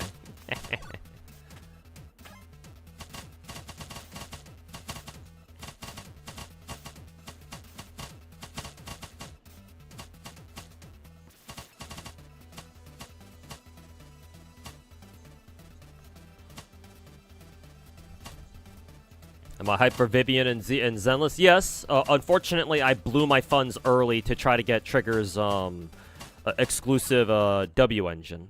So I will have to grind Zenless this week pretty hard to try to recover my lost funds.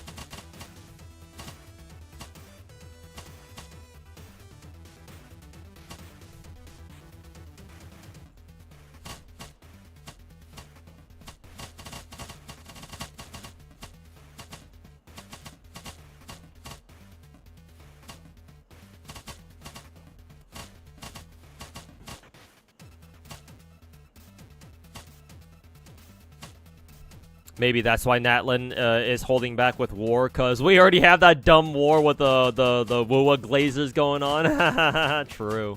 Maybe the real war in Natlin that we got with Natlin and Genshin was the war we're fighting against all the fucking retarded Wuwa Glazers. You're right. Maybe. Would make a lot of fucking sense at the very least.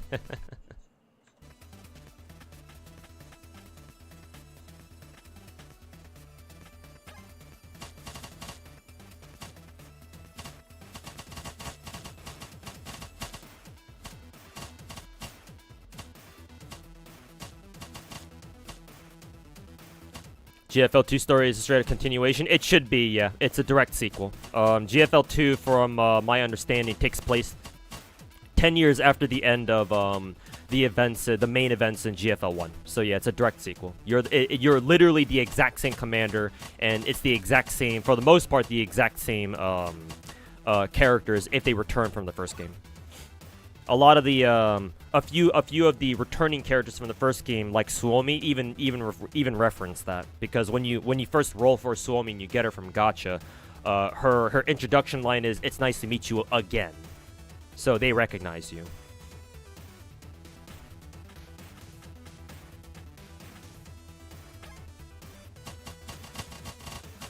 So yeah, GFL2 story is a direct continuation, which is pretty cool.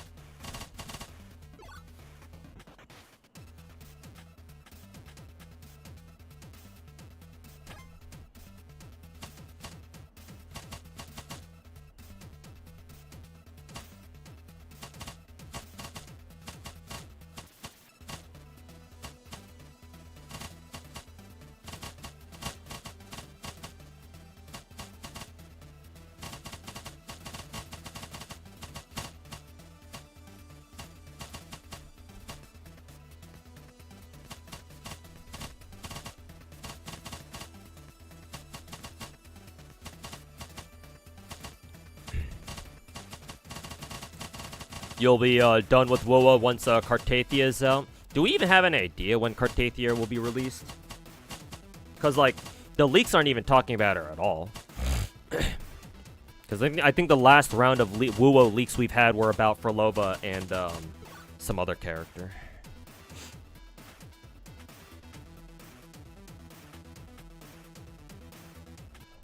Excuse me.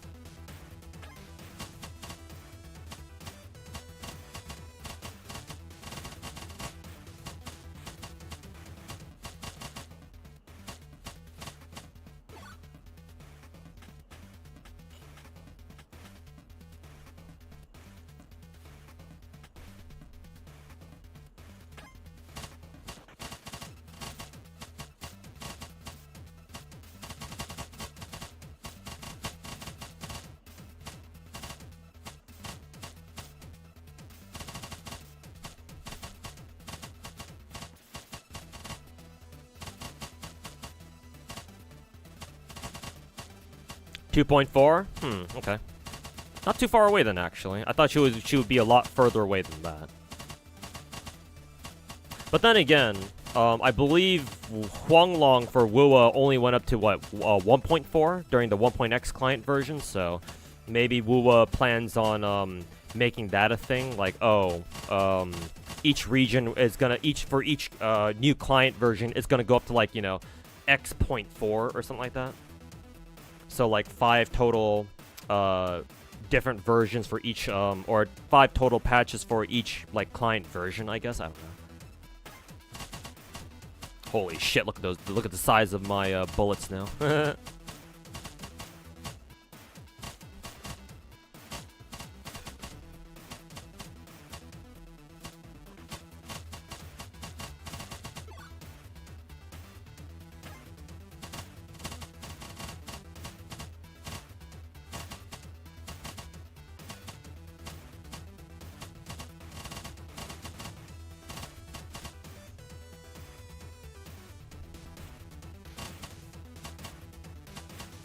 You'll never understand extreme thrill seekers who like climb really tall buildings and like hang off the edge.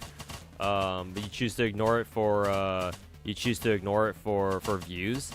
I mean, some people really do enjoy that.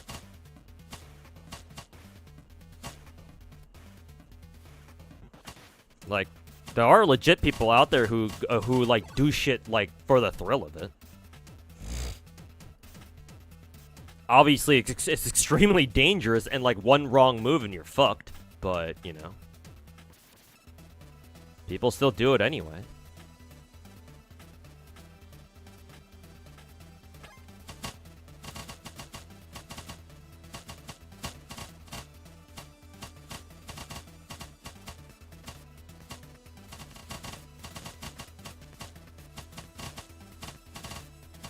Hey, flying vertically. Yeah, I've been told. Some of my viewers have already informed me that this Aitoma guy put out a video about me. I'm aware. I may watch it on stream after I'm done playing this game, but who knows? We'll see what kind of a mood I'm in by the time I'm done.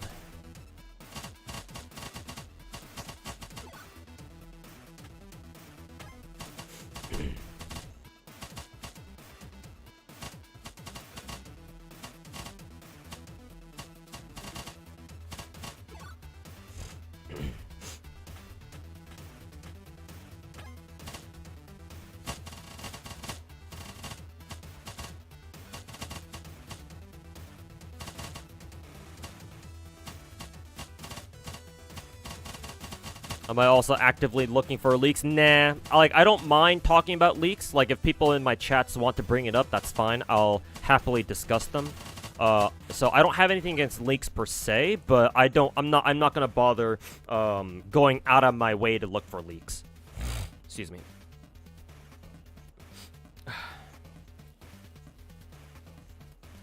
Like, I don't care enough. I don't care that much about them.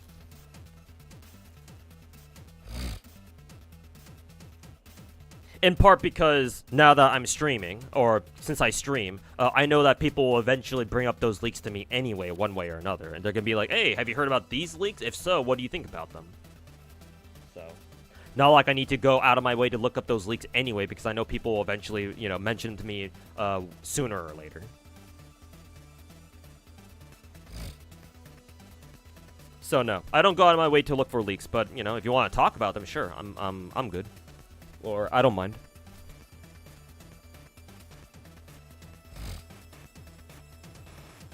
Ugh. Yeah, adrenaline junkies and shit.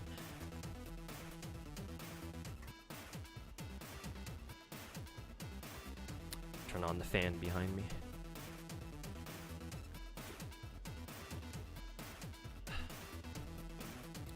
You will go after one Kurobot. You go after all of them? Well, yeah, duh. It's like kicking a beehive, or bees are cool. It's like kicking a wasp hive. You kick one and you piss off all of them,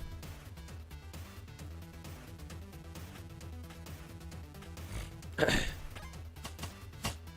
I mean, hey, calling these dog shit gacha content creators wasps is pretty appropriate, don't you think? They're assholes, they're fucking useless, and they do nothing but harass people. So hey, pretty good analogy if I do say so myself.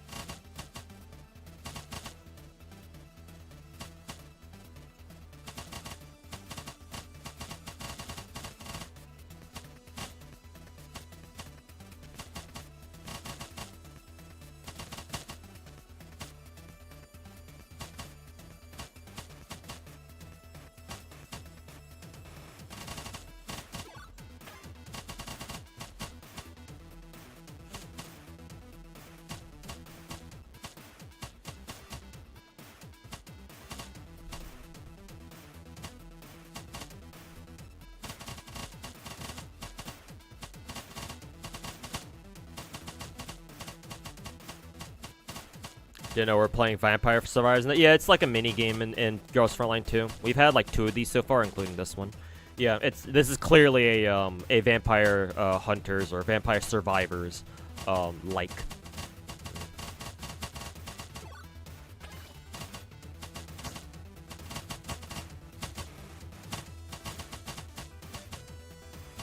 Couple of the gacha games that I play have had like Vampire Survivor like mini games. I think this game, and then I think Nikke had one too. I forget if I forget if we've had other gacha games that have also had their own like Vampire Survivors mini games or whatever. I'm sure other gacha games have made their own too. But yeah.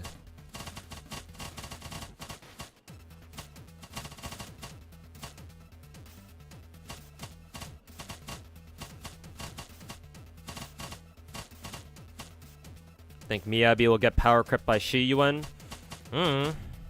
Maybe. But we'll cross that bridge when we get there.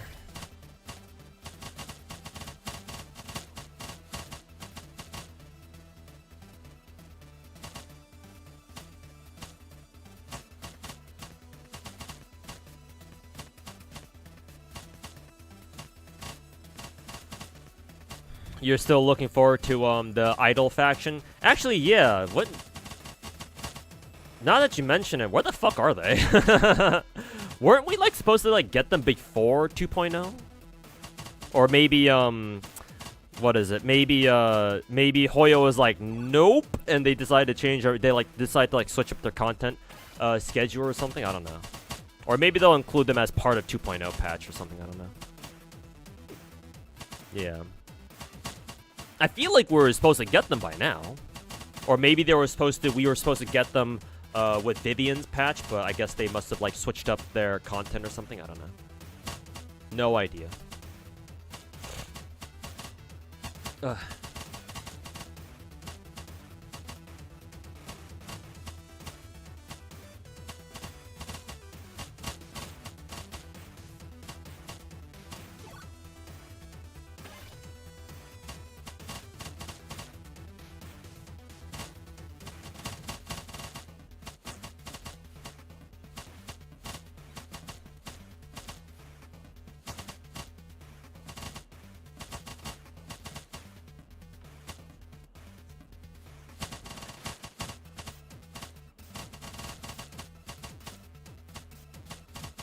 They're always supposed to be after 2.0? Oh, okay. Because the way I know people have been talking about those idol girls in Zenless for a while now. So I was always under the impression that, oh yeah, maybe we'll get them at the end, towards like the end of 1.0 or something. But I guess not.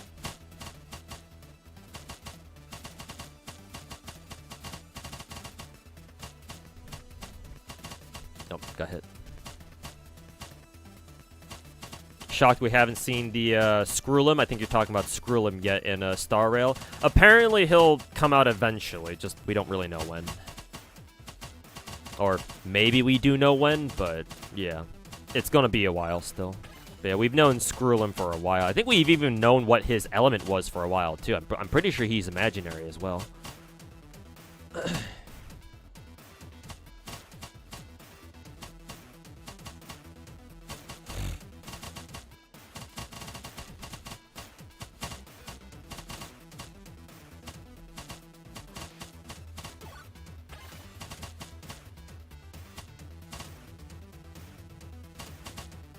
Did you hear about the leaks about Miyabi's anniversary skin in Zenless? Apparently, it has altered effects. What do you mean? It has like because like that could mean a lot of things. Like, do you mean Miyabi's skin, anniversary skin, has like customizable parts, or do you mean that it's got like special effects that trigger in game or something, or like what do you mean by that?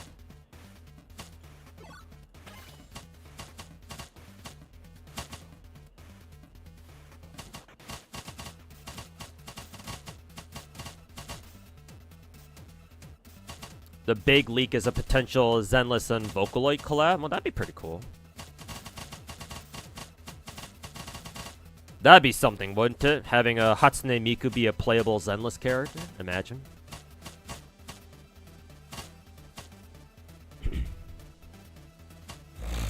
Excuse me.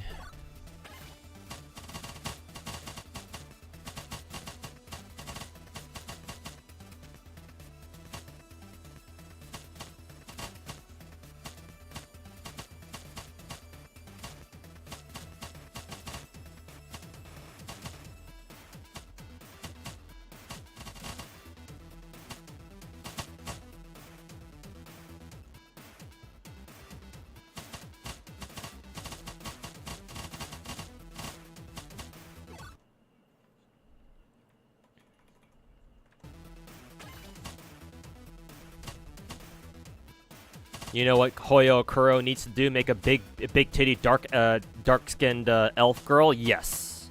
Too bad the Chinese are scared of dark skin.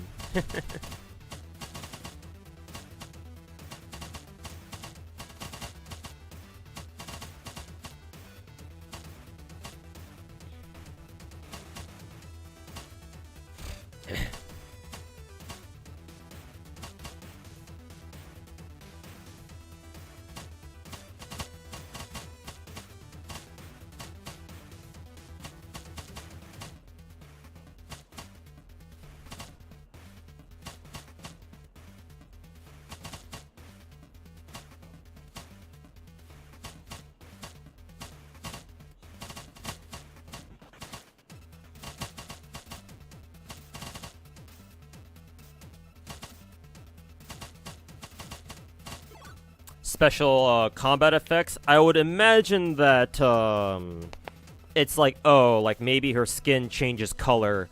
That sounds really bad, by the way. Maybe Miyabi's costume, anniversary costume, like changes color in combat. Like I could see that happening because, you know, she gets her fucking frostbite like stacks and shit like that, and yeah, I could see that happening, but yeah, as long as it doesn't affect like how strong she is, yeah. But MiHoYo's never done that yet, so I don't think we need to worry about that, but I guess we'll see. Dark skin Miyabi? Well, I'm sure if you look hard enough, there's a mod like that out there. Only dark-skinned elf girl they will allow is Eon-san.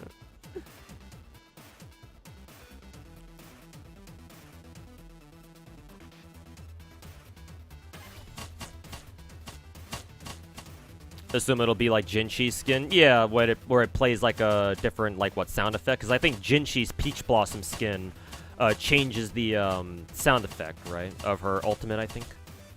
And obviously it changes the effects by adding like peach blossoms to her like, especially her charged skill attack or whatever. Yeah, as long as it's just something like that, then yeah, there's no problem. As long as it doesn't actually directly impact gameplay in a way.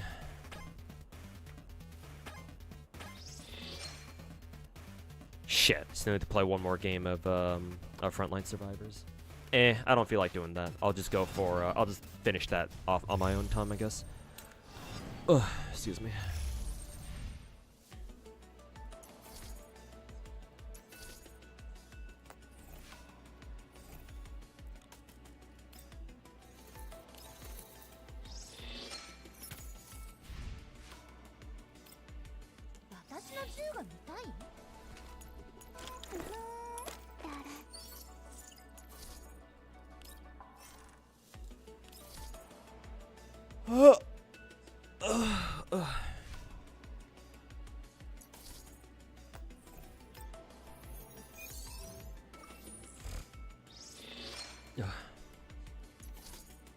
Let's see, 6 hours.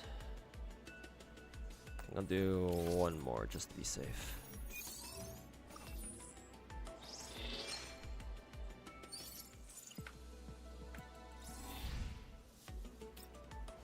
How much longer do we have on G11's banner? 9 days? Okay, or 10 days technically.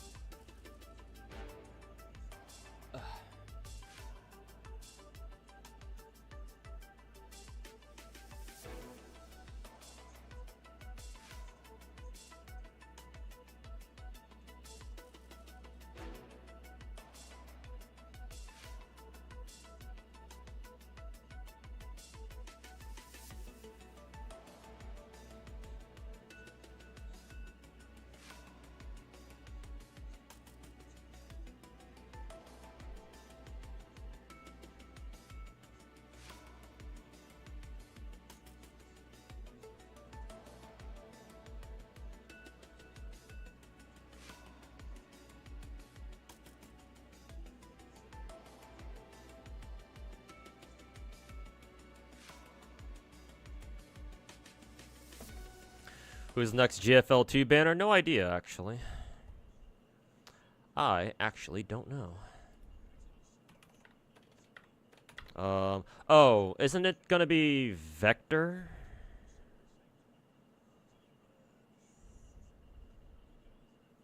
I think it's Vector, right?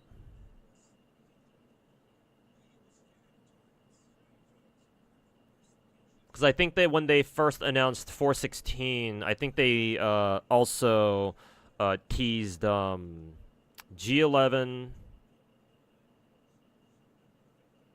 G11 and Vector, I think. So probably Vector, unless I'm misremembering, which is possible.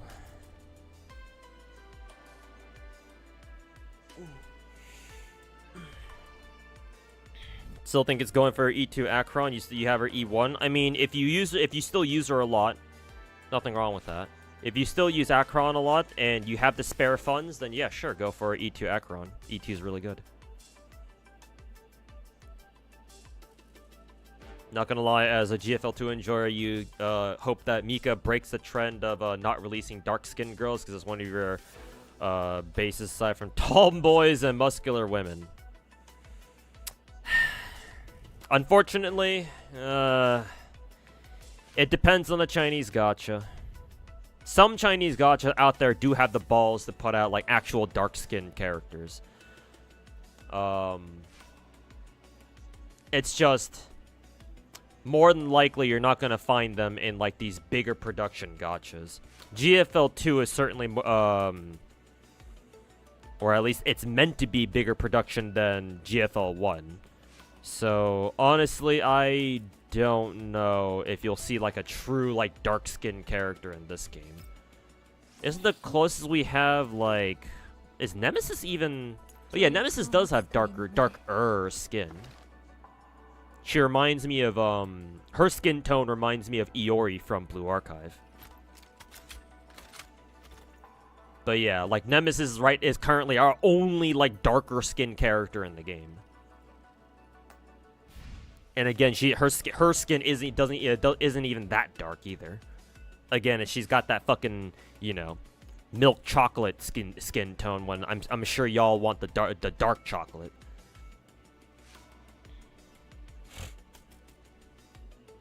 Do I play other games besides gacha? Yeah, I play a lot of first-person shooters. FPSs were my bread and butter before I got into gacha games. But I do dabble in other games too, here and there. Nikke has Noir, yeah, but they're not Chinese, they're Korean.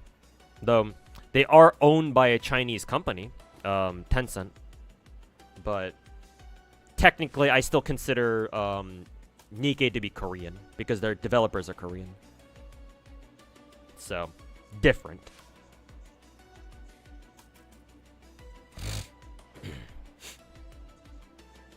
Yeah, only Chinese. We were only talking about specifically Chinese gachas. Fuck.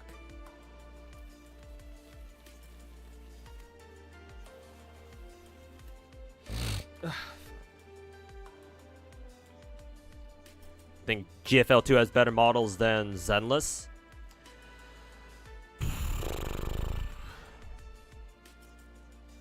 Strictly speaking, probably, yeah. I think that the models themselves probably are higher fidelity in this game than in Zenless. Simply because Zenless is... Well, Zenless is still a higher production quality gacha than GFL2 is. Zenless has always emphasized its animations much more than their models. Like, their models are good, don't get me wrong, but Zenless, for me anyway...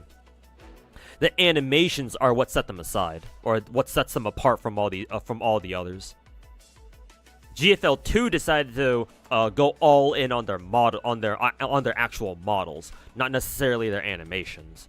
So, it's like, yes, their models are better, but like, I can see why.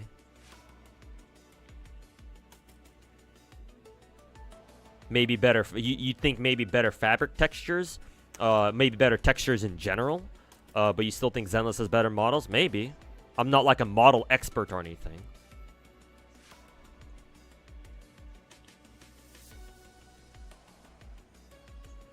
Shouldn't the 3D models in Zenless shouldn't they be better though, especially if they're the higher budget game? Well, no, not really. Just because they have more money doesn't mean that they can do everything better. No. Not to mention Zenless. We know for a fact that Zenless has the smallest dev team in Hoya out of their 3 big gachas. So again, manpower is also an issue too, or like staffing is also an issue too. How many people you got working on something?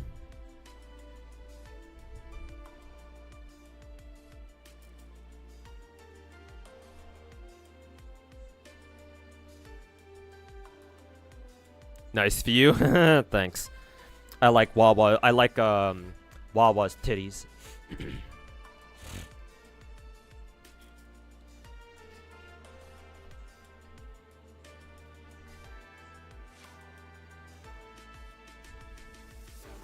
Which gacha has the best waifus though? Well, waifus are subjective.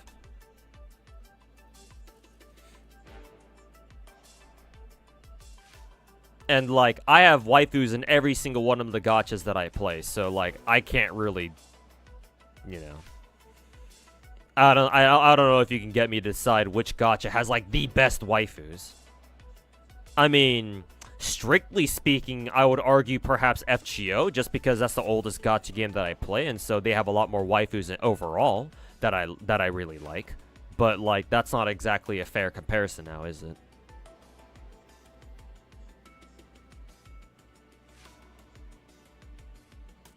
Most overrated and underrated gacha, in my opinion. Overrated is Wuthering Waves for sure, just because of how many fucking glazers that game has. Underrated,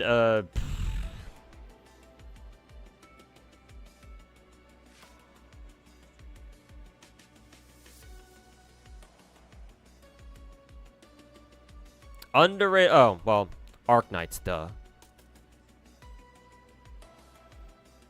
Personally, I think it's criminal the fact that Arknights is not way more fucking popular than it is, but you know, came out before Genshin, so what did we expect?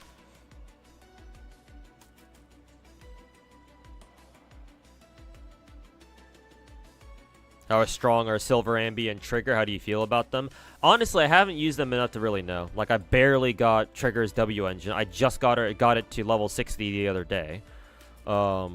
I still want to build. I still want to tune their disk drives a little bit more before I'm confident in like actually, you know, using them in a fight. So, still have a lot of work to do on those two, and we have Vivian coming up too. So,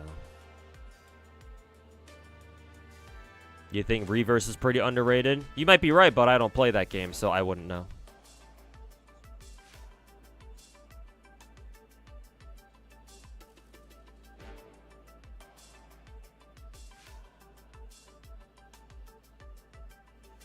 Top 5 waifus in Zenless.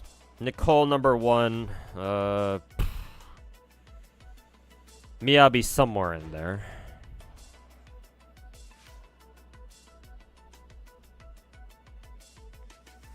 Yeah. Nicole definitely number 1. And then I think the rest of the 4 are like, I don't know where they would fall, which places they would fall into for right now. So for now, I'll just like throw their names out there and I'll decide on like a proper order later.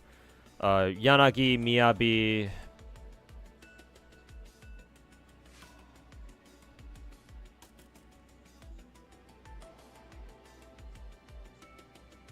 Rina and Grace. I'll go with those 4. And then Bernice as an honorable mention.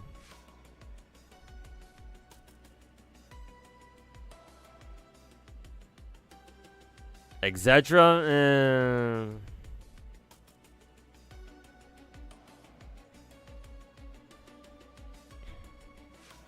like Exedra's okay, but like just because you steal all your ideas from like 3 other gacha games doesn't make you a great gacha game on its own.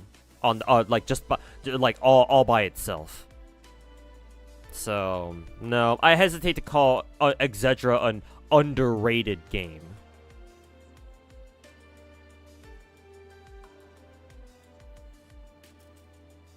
No, Zhu. I mean, Zhu's cool and all, but I mean, it's a I was asked for top 5, so there's my top 5.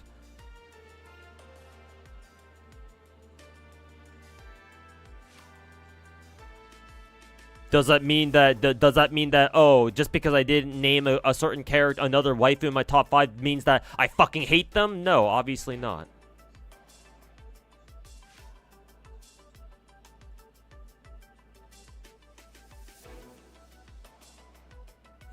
Maybe because tower defense games aren't as popular? Well, yeah, that has something to do with it for sure, yeah. I would imagine tower defense games are a lot more difficult of a genre than like action RPG games, because with a lot of action RPG games, especially if they're like those Musou games, like Dynasty Warriors or something, right? Usually usually you can get by with just button mashing everything to death, right? But with turn-based games, it's like, no, you can't just like spam shit and expect to win. No. You know, surprise, surprise, you actually have to think about what you're doing, and, most people can't think. Or it's either that or they don't want to.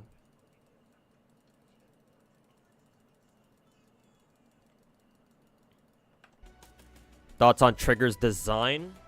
Her ass is fat. Her ass is fat. Her mask is pretty cool. And I don't understand how her fucking gun works.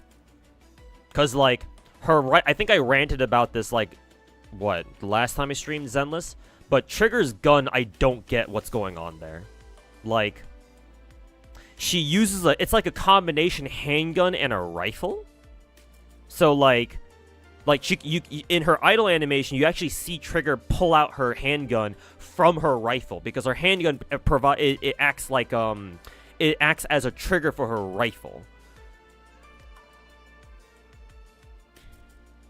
And it's like, how the fuck does that work?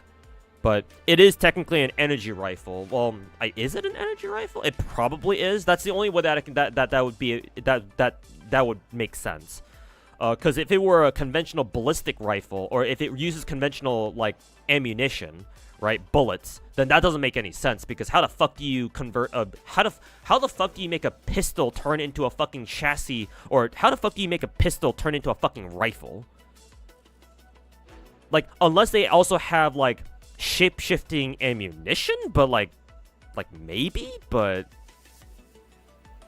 no, her Trigger's rifle ejects casing, so it can't be an energy rifle, right? It's not like a fucking it's not like a fucking carbine from Halo, though. I think even the carbines in Halo also technically like eject something, but I don't think they have casings. It's just like a canister of energy that they use, and once it's all out, you just pull it out and put in a new one. I think. I don't think it ejects individual casings. So the fact that Trigger's rifle ejects casings would mean that, okay, maybe it's a railgun, not an energy rifle. Maybe it's a railgun. But even still, it's like, okay, but that still means that you're shooting rifle cartridges out of a fucking pistol. Like, excuse me? Trigger's gun is the one that bothers me the most about her design. I'm not gonna lie. Because, like, how on earth does her fucking gun even work?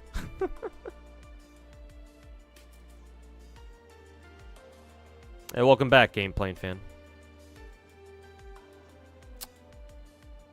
Her rifle also has a blade on it, too. Well, I mean, that's nothing strange. Bayonets exist.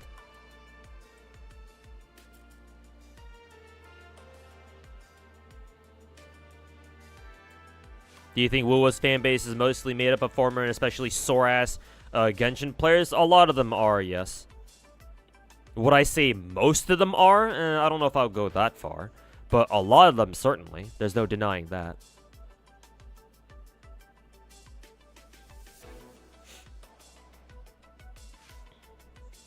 Top 5 favorite T-Dolls in GFL1. Number 1 and number 2 are WA2K and DSR50, respectively. There's no question about that. Next 3 are going to be very tricky for me to answer, because I like a lot of characters from GFL1, but nowhere near as much as I like WA2K and DSR50 from the first game. If I had to name them,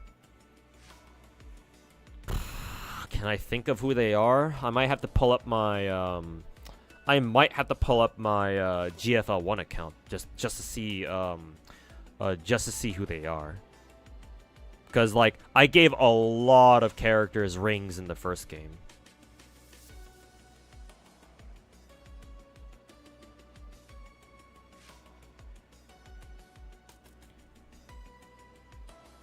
Honestly, I don't know. I can't answer that without pulling up my GFL1 account.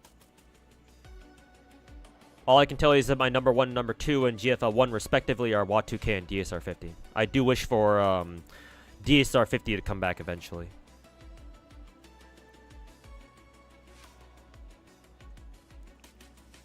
But we'll see.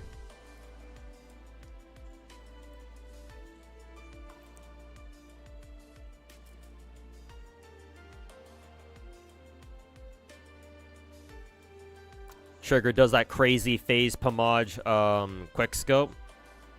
I mean, comparing actual military operators to, you know, dog shit Call of Duty sniper content creators is kind of cringe, to be honest.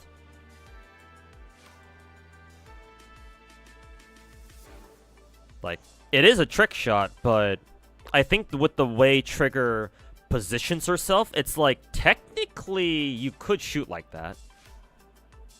Obviously not standard, not standard practice, but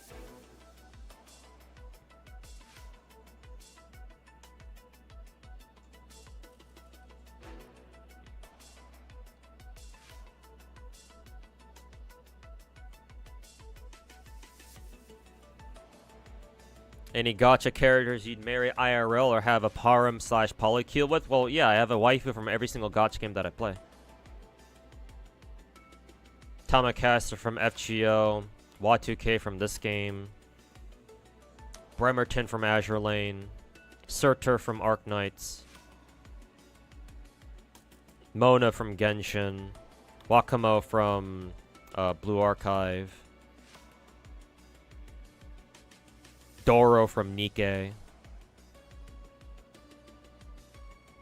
Bronya or Casterus, now that we have Casterus. From Star Rail, Tess from Snowbreak or Lifa, Lifa wouldn't be bad either. Hades from Ether Gazer,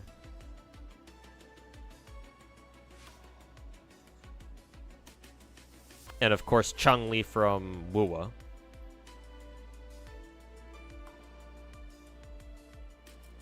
An Exedra? Well, considering that all the characters in Exedra are literally fucking middle or high school students, I'm not gonna go so far as to say that I'm gonna fucking marry them, but, my best girl is Homura, so.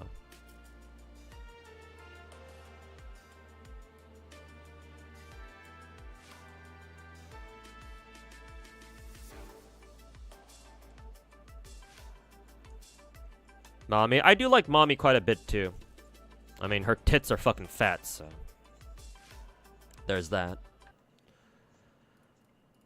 Okay, time to pull up, Wuwa now.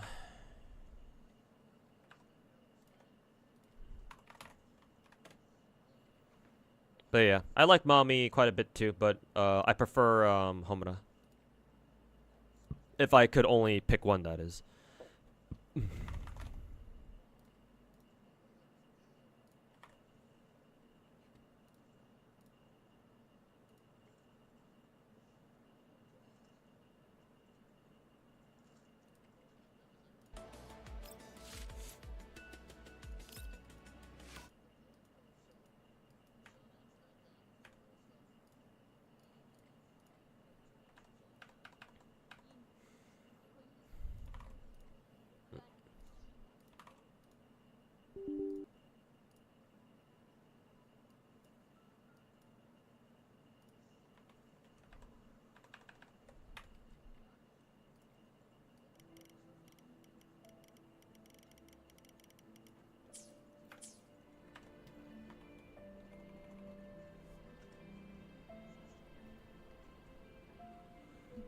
For people who only know Doro because of La Critura Doro.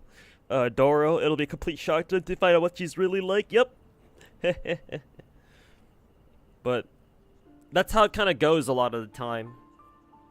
The characters that have the most trauma are usually memed beyond their trauma. It happens a lot. It's alright because 80% of the Excedrin cast is either bi or lesbo. Nice.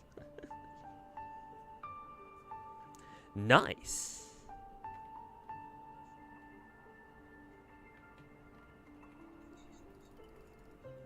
Let me go use the bathroom real quick and then we'll dive in some Wuwa.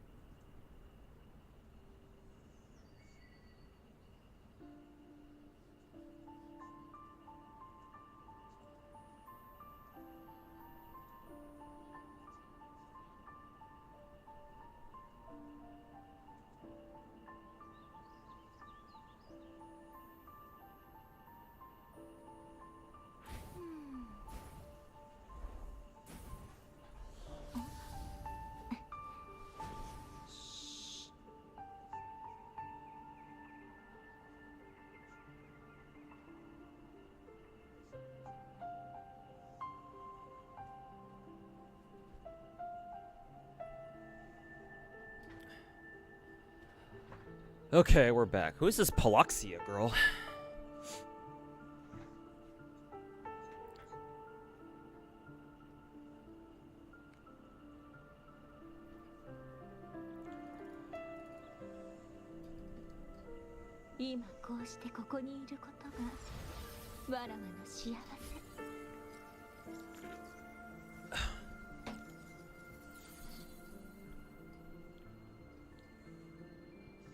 You watch anime?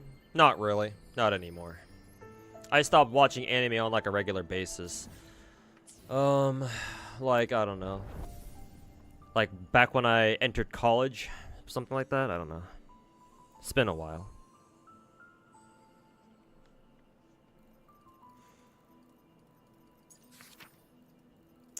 Let's see, I still need to do this week's gateway, so let's go do that real quick. AKS Lord, welcome back. Looks like Wuwa community is having a shit show. Yep. Yes, there is. Or yes, they are. I hope they enjoy it.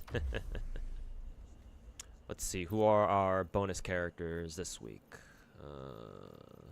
Oh, cool. Cantarella and all of our Havoc girlies, looks like.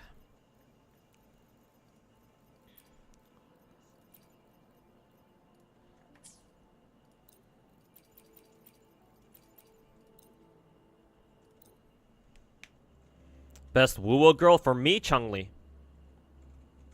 Easy answer.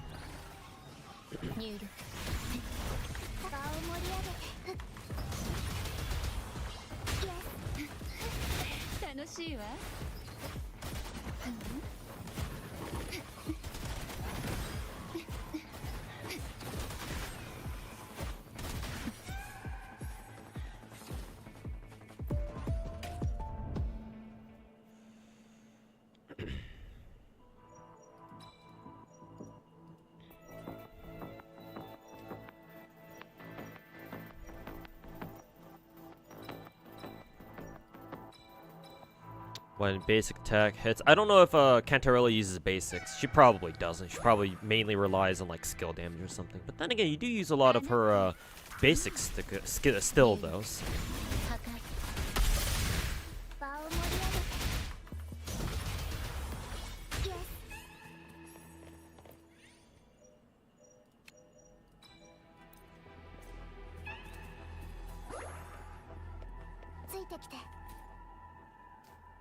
Does the Wuwa censorship piss me off?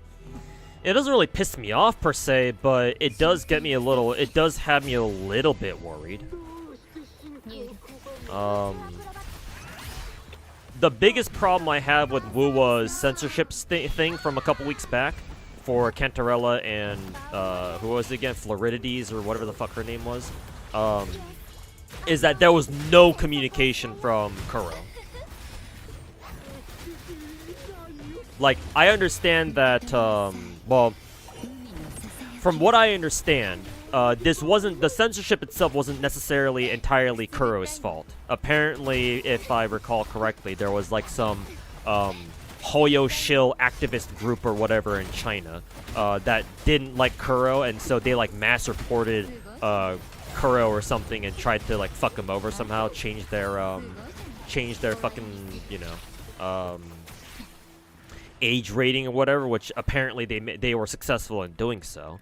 And so Kuro, like, I guess it was super unexpected for them. So they're like, what the fuck? And they, you know, weren't able to handle the situation correctly, at least not in my opinion.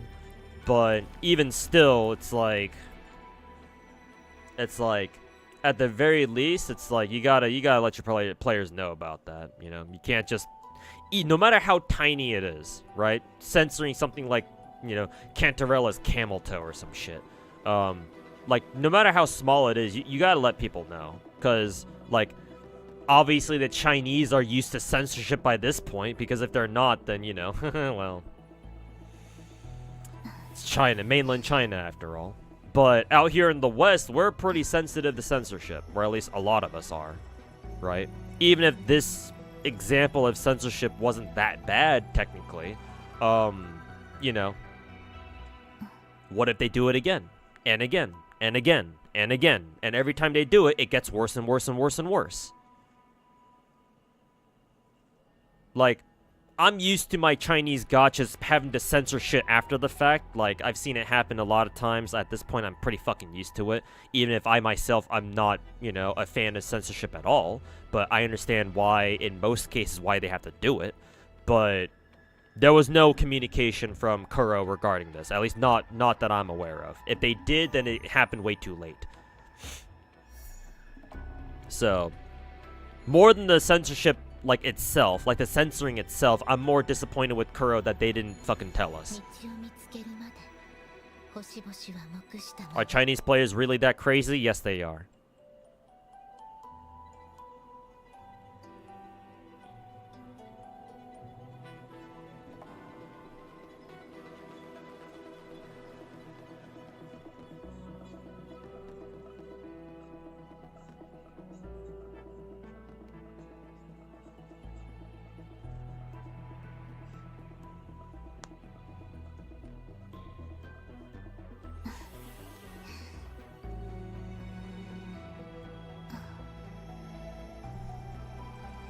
If Zenless is so good and one of my favorite gachas, why do I think it's the least covered and has less content creators and maybe players? Lots of factors. One, Hoyo fatigue is very real. Zenless is Hoyo's third big gacha, and at that point, people are like, okay, well, we kind of know what to expect now.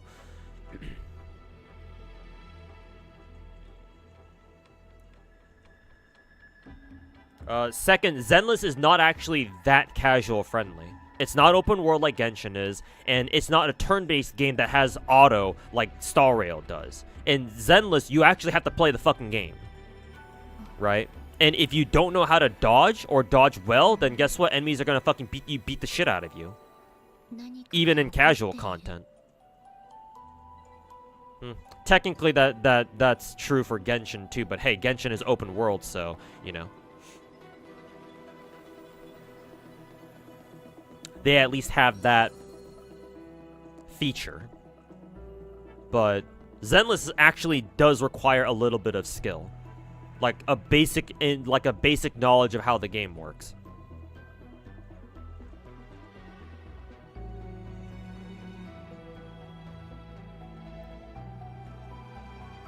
Well, technically Genshin does too, but again, open world.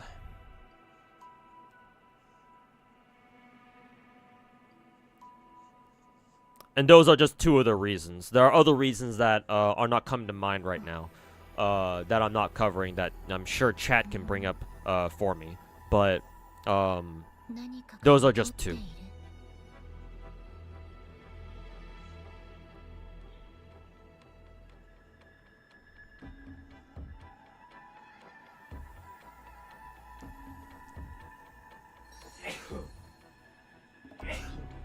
Excuse me.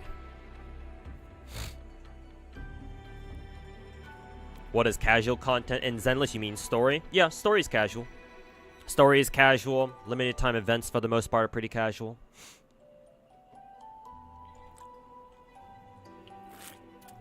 I mean, most content in Zenless is casual, minus like the endgame modes like Deadass or Shield Defense or Battle Tower.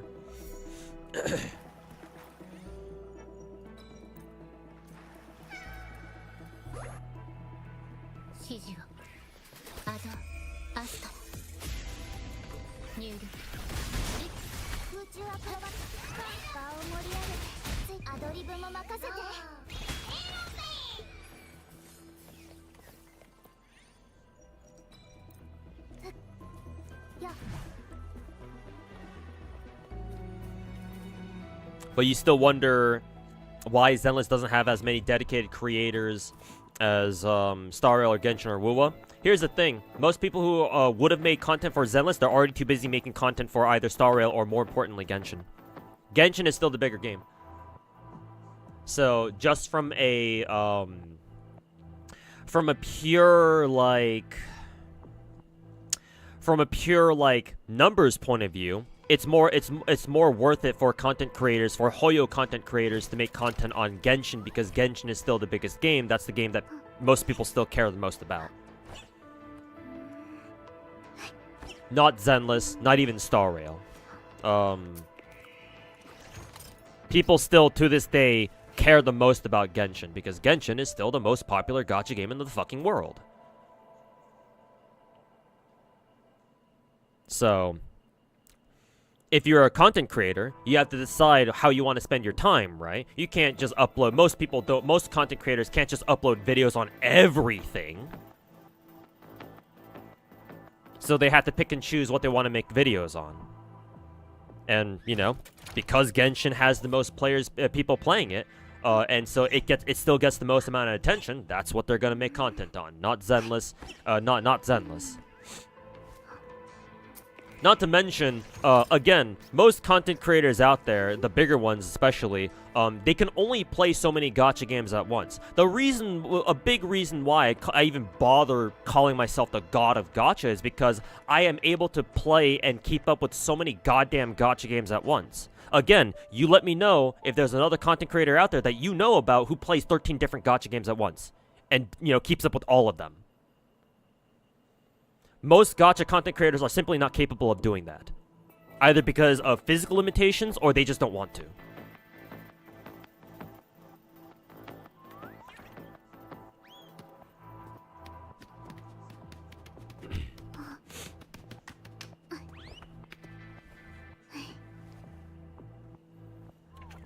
Like, try to get like a Genshin content creator to try to make content on Star Rail and Zenless at the same time. Like, have them cover all three games at once. They're not going to be able to do that. At least, I don't think so. I haven't seen anybody do that.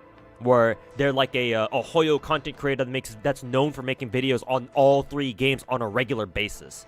There's very little content creator like that. At least, not from what I've seen. So yeah, Zenless just doesn't have a lot of content creators, because what content creators they would have had are already making content on the other Hoyo games. Star Rail, or obviously, more importantly, Genshin.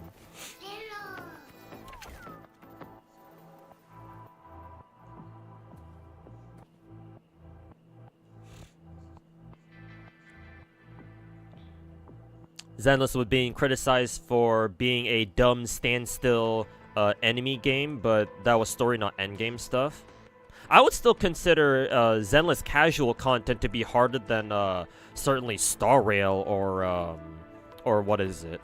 Or even Genshin. Well, I say that, but because like in my head I'm like, well, technically speaking, like knowledge skill is easier to develop than like mechanical skill, but given the fact that most people who play gacha games are fucking retarded, maybe that's not so true anymore now, is it?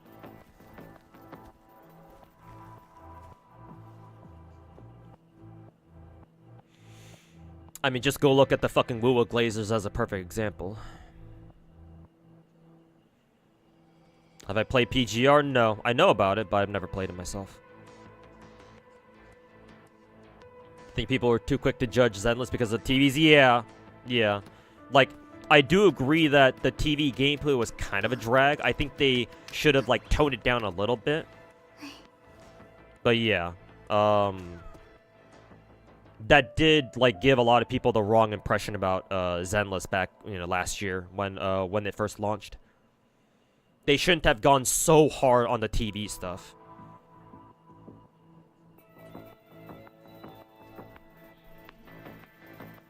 I still think the TV gameplay, they should bring back the TV gameplay because it was like one of the things that made Zenless different, but they could have definitely toned it down a little.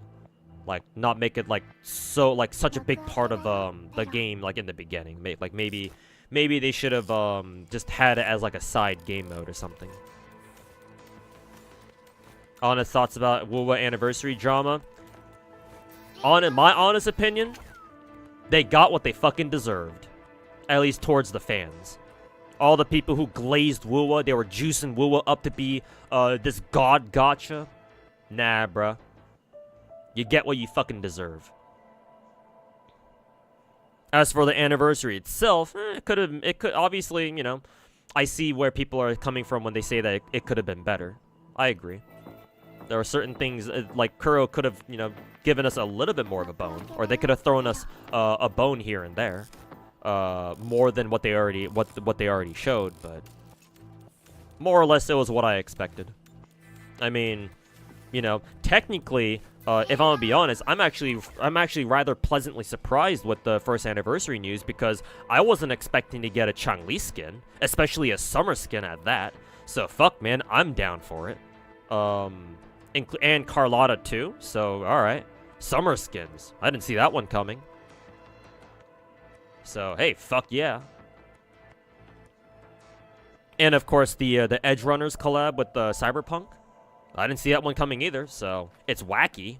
I don't know how well it'll fit, but it's cool. It's certainly unexpected, if nothing else. So, me personally, like, I'm good. Like, I don't feel the need to fucking, scream at the top of my lungs like some of these other fucking Wuwa idiots are doing right now, but,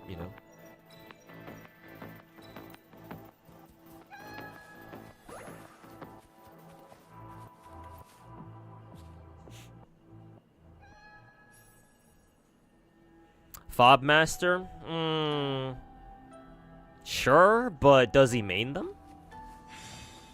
Does he actually keep up with every single one of them? Because I don't think he does. Like, I respect him as a fellow gacha content creator. He's been, playing gacha games for even longer than I have, by like a year or something. I think he's been playing gacha for like 9 years. So, I certainly respect that. He's been around for a while, just like me. But, does he main all of them? Does he still keep up with all the content? Because last I checked, he doesn't. He does your typical gacha content creator shit of, I'm not saying this to, like, try to roast him or anything, but I'm just saying this, because this is what he does. He does the typical gacha content creator shit of, playing the popular ones and then going back to the other gachas either whenever he feels like it or whenever he's sponsored to.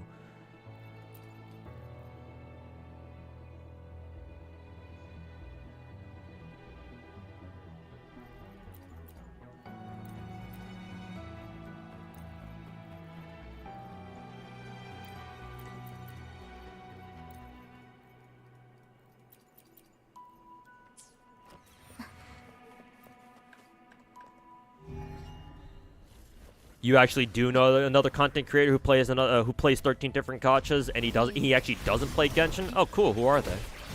And again, I'd like to ask you the same thing. Does he actually main all 13 of them, or does he say he plays 13, but then he only logs in every day, and that's what he calls maining, or that's what he calls playing 13 different gachas? Ow. Ow.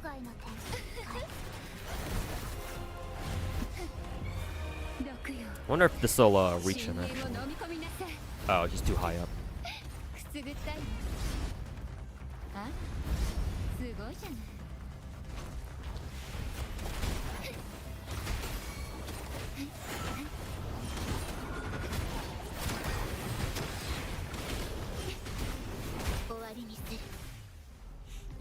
That was Spiral Abyss for me. 12-2 was a bit tricky, but I got it done. Oh, I don't want to do this.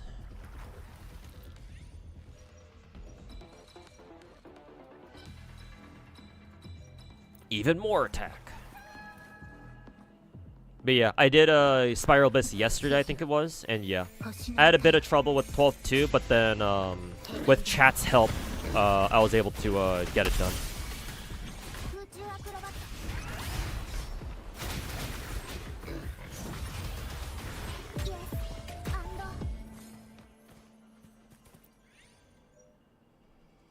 I run DPS Cantarella. I feel like it for this one. My Cantarella has some decent stats. I think she's got currently her base. She has base 70% crit rate and like 269 nice crit damage. So yeah.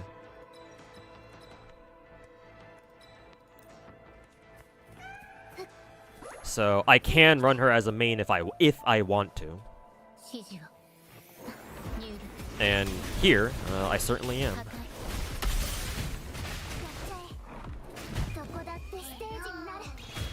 Have you seen the disk drive optimization site for Zenless? No, but I'm not surprised that we have a website like that. I believe other gacha games already have websites like that, no?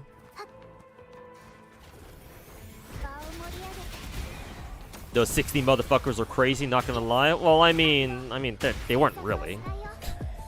If you have Venti, then they just kind of all disappear in like a minute. Like, it's very obvious that they designed Spiral Abyss for Venti because he's unrated right now, so. Kind of funny, actually, that they even bothered tailoring Abyss to Venti for a little bit. Never thought I'd see the day. Guitarra? Oh, Guitarra? I've heard of him. He actually looks like me. Because I think Guitar Rock's been putting his own face on his thumbnails recently. Doing the usual, the content creator pog face. I mean, I do that too sometimes. But, yeah, he actually does look like me a little bit. Hey, all us Asians look the same after all. But yeah, but he's a reporter type. He's the whole, like, he's the type of guy who, like, you know, does, like, gacha news and stuff. So, like, yeah, I can see why you might say that, oh yeah, he also plays a lot of gacha games too, but then, like, you know, how deep does he go into each gacha is what I want to know. Anybody can say that they play a whole different ton of gacha games too. And say, oh, I play like fucking 20 different gacha games. But, you know, when they say that, they sometimes, a lot of the time, they just mean, oh, they used to play gacha, but then they quit. So, and effectively, they're only really playing like one or two. Or, like, they technically have active accounts on all of them, but they don't actually play every day. So, like, people can twist the shit out of what they mean when they say, you know, oh, I play like 20 different gacha games or whatever the fuck.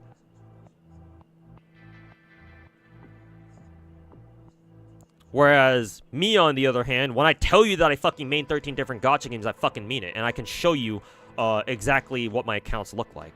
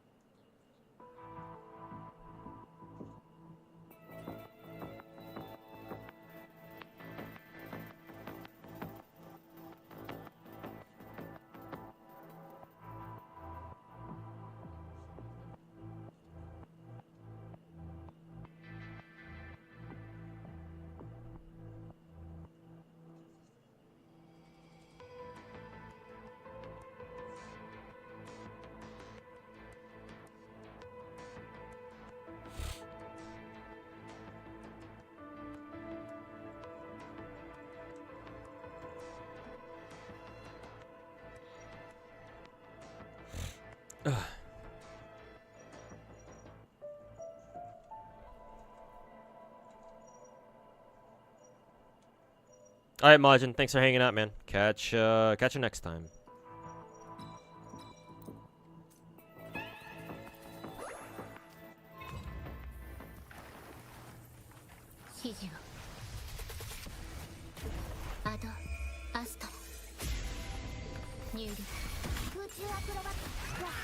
He's day one for all the gacha he plays. I'm day one for most of the gacha games I play too. So I mean that alone isn't gonna impress me.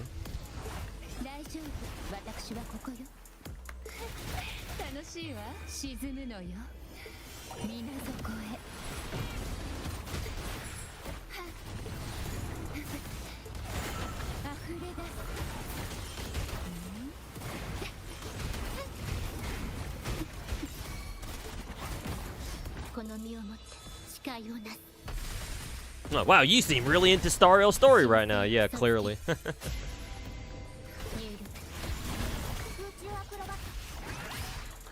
Yeah, I'm such a big fan of Honkai Star Rail Story. I'm such a big fan of it in a way you wouldn't believe. By staring at fucking, stare at Casters for like 20 hours.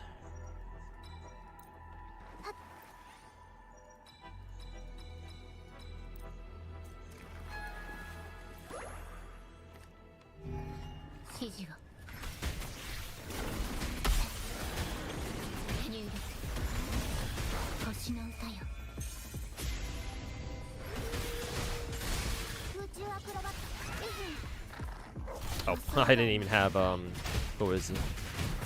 I didn't even have Rassia's, thingy active. Ow, gotta switch.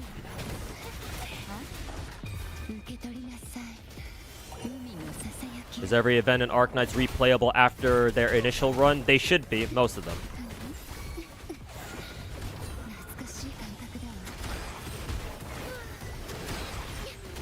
I believe it does take a little bit for the events to eventually return, but most of them should.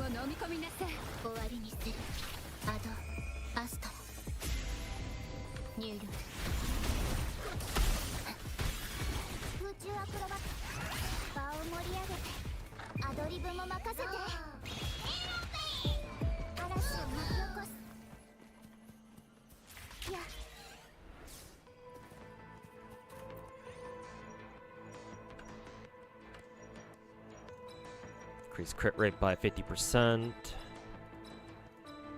Take that, I guess. Just so mesmerized by Star Rail Story that you couldn't help but just stare. Yeah. Clearly. Give me 1 second. Oh, excuse me. Ow, ow, ow. What the fuck? Oh, I was all tabbed.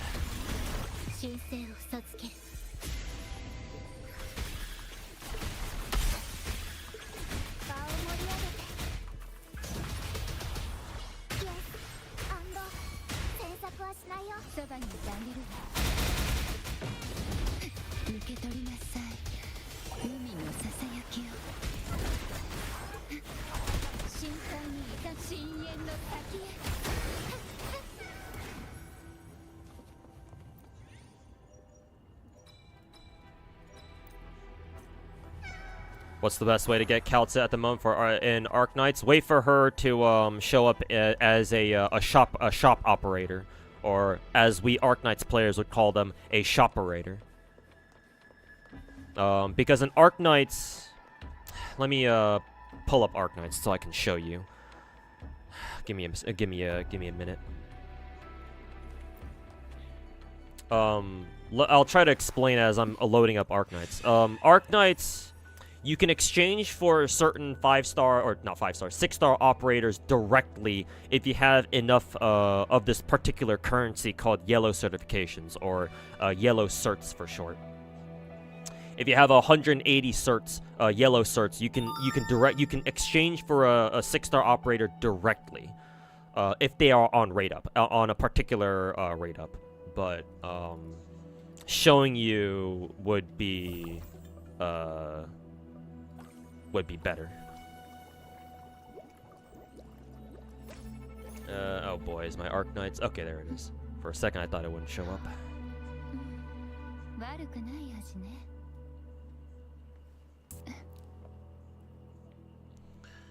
Okay, so in Arc Knights, let's check the banner here. Yeah, so Arc Knights, the way the gacha, like how their banners work is that usually, on any given day, you should have a solo banner like this. Usually there's a solo banner with whatever event is going on. Right now we have, this is the last day for this particular event, and this is a Siege Altars event. And so therefore, surprise, surprise, Siege Altar is on Raid Up because she's our new operator. She's our latest operator to come to the game as of like, what, 2 weeks ago. So she has her own banner. However, next to that, this banner right here is a dual Raid Up banner. This is kind of like your standard banner technically. I think this one would probably fit the bill better. But Arc Knights always has a current banner, and they always have a banner for past operators. This banner, well, technically this banner too, but this one's more important. This banner will always feature 2 different operators, two different 6-star operators, and then 3, you know, random 5 stars. Random? I think they are random. But the 6 stars are more important here. So a tradition that that Arc Knights has had ever since the game started, I think this has always been in the this has always been this way, is that whenever they do these dual Raid Up banners, which is usually all the time, they always have some kind of dual Raid Up banner going on. When one ends, they put up another one, that kind of thing. So you always have something to roll for, someone to roll for. But whenever they do this, and they put up these 2 6-star operators on banner, you'll notice that one character has like much more detailed art than the other. That's because this operator is displaying their E2, whereas the other 6-star operator is not. Whoever the operator is who is not displaying their E2 art, so in this case Golden Glow, you will be able to find them in the certification shop in Yellow Cert shop right here. You can exchange for them directly if you have 180 yellow certs. And you get yellow certs by rolling dupe copies of any 4-star operator or above. So, in other words, most of the time you should only be getting from gacha, but there are times when you can get lucky and you can just like roll them from the free recruitment tab here. But most of the time you only get yellow certs from actually rolling gacha. So if you were to save up 180 certs, then what you can do is you can just wait for any 6-star operator in the past to get a particular Raid Up like this, for them to enter this style of banner. And then if they are put on the banner and they only show their E1 or their base art and not their E2 like Lin is here, then you know for a fact that they will show up in the Yellow Search store right here.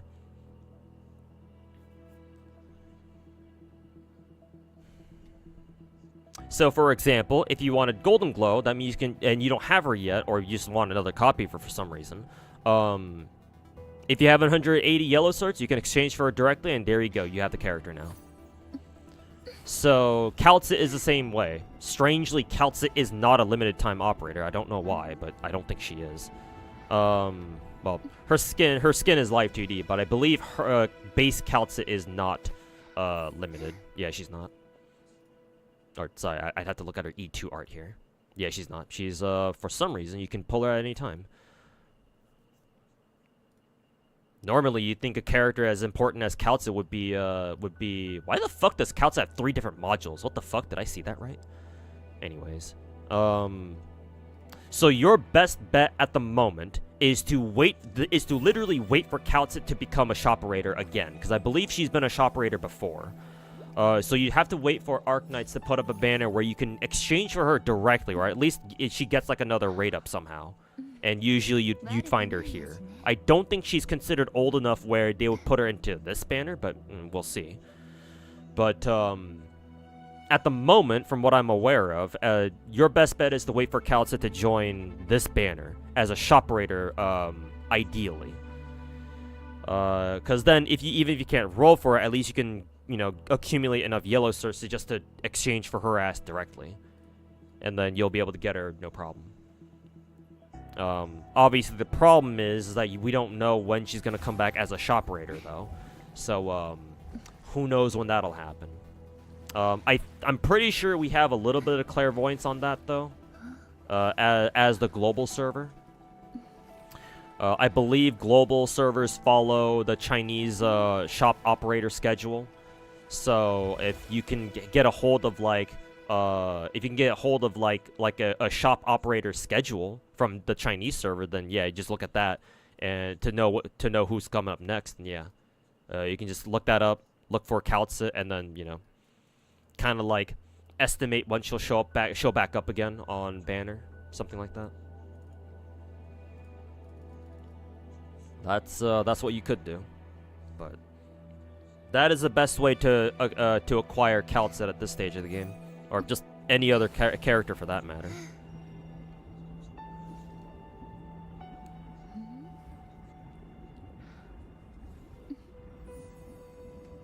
So, hopefully that helps.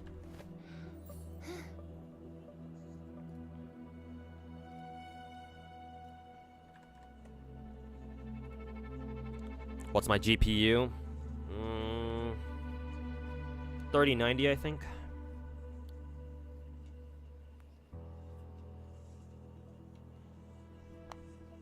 Which combat do I prefer, Zenless or Wuwa? Zenless. Zenless is more exciting, and it's more quote-unquote fair. Though I will say, since I just did Battle Tower the other day, I think like 2 days ago or something, I will tell you right now that it sucks having to fight Zenless enemies without like the parry indicators, like the yellow flashes and the red flashes. It fucking blows trying to fight enemies like that. But I still prefer Zenless combat over Wuwa.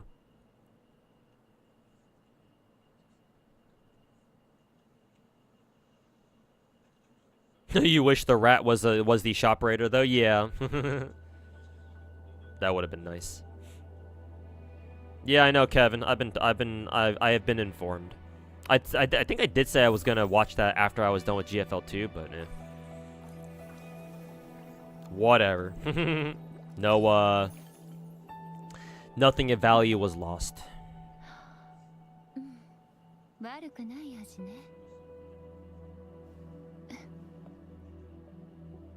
Have you played the current event in Wuwa? It's annoying AF. Really? I was gonna do it after I finished this one, my weekly illusion run, and after I did Whimpering Wastes, but I guess we'll see how annoying the current event is.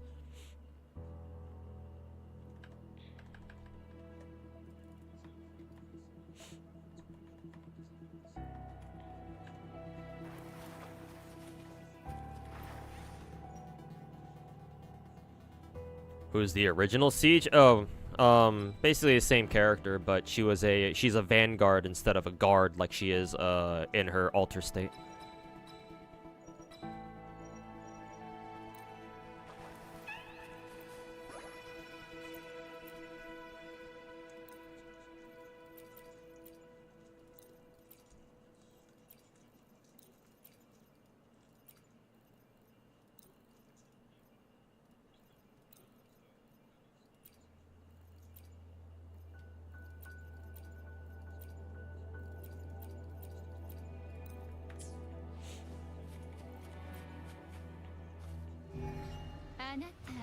What did you say your Arknights emulator was? Well, I didn't mention that at all, but since you're asking, I use LD Player.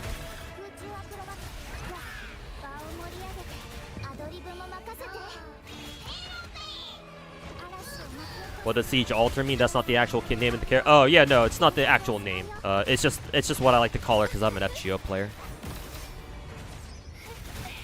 Her real name is like Vina Victoria or something.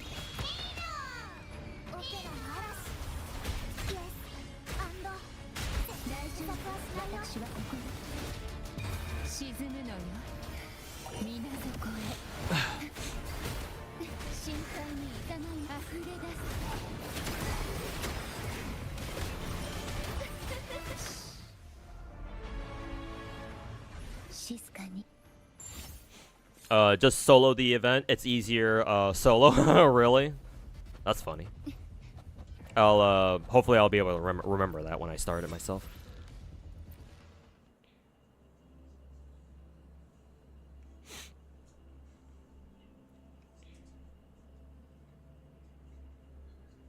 Good reminder of how annoying the Lorelei fight is. Oh, yeah, that weekly boss. Yeah. I'm used to it by now, but yeah. No getting around the fact that it's kind of annoying.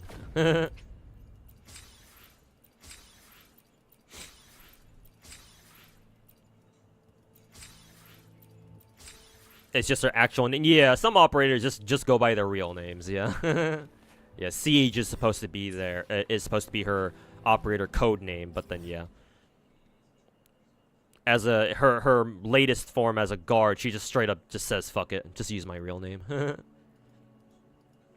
Say my name. Say my name, damn it.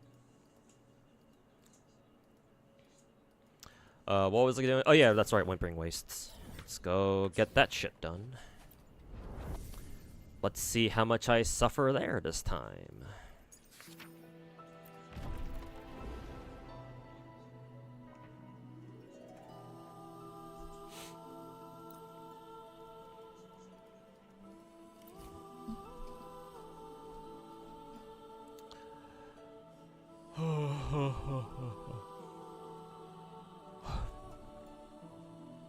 Skill resonance damage. Oh, Cantarella basically. Who was also skill again? I think Zeji, right? Zeji, maybe Jinshi as well. Probably Jinshi as well. Let's see. Shore, Rasia, Cantarella.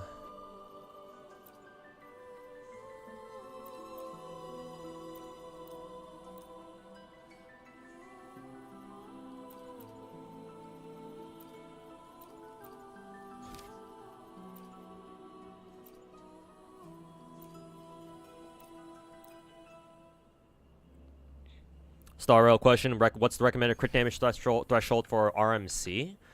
Oh, I can actually answer that question because I believe that's what the Star Rail spreadsheet says, or they have a threshold for that. 150 plus. If your RMC has 150 plus, you're good.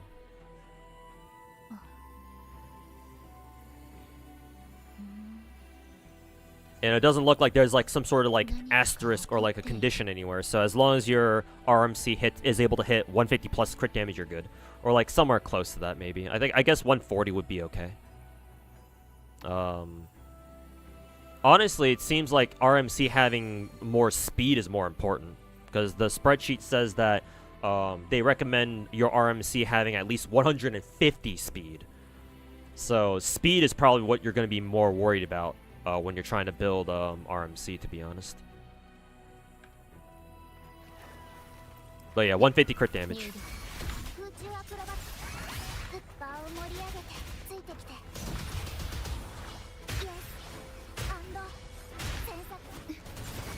There goes me, there goes the game not letting me use my fucking intro skill. Fucking dog shit game.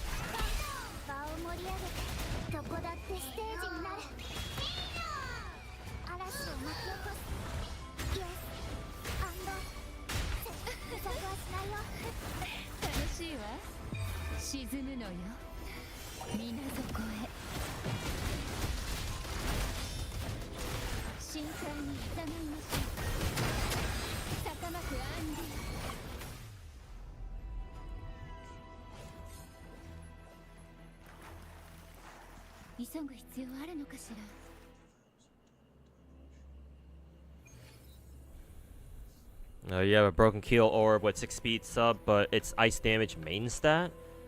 I mean, ice damage is fine. Yeah, ice damage is fine. It can help with their ultimate damage output, which is all right. They don't do a lot of damage, but it could help. So I think that's what I run on my own RMC too, and it's fine for the most part. But yeah, if you have an ice damage sphere with 6 speed on it, then yeah, I think that's okay. I think that's good.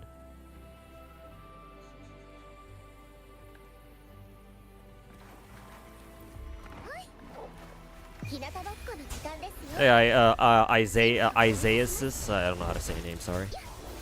Well, welcome to the stream. Ow.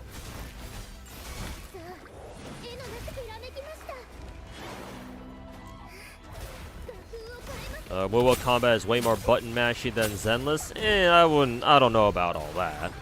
I'm not sure if I would agree with that. Both games are pretty fucking button mashy, to be honest. Depending on the character you play.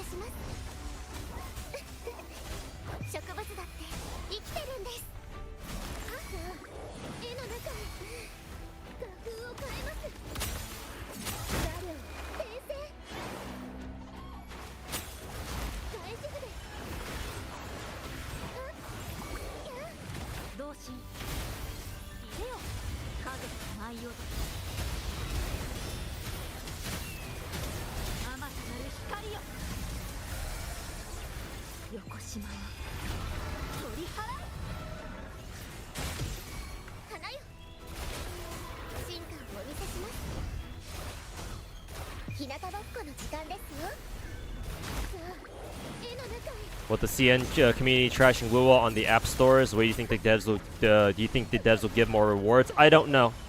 Honestly, I have no idea.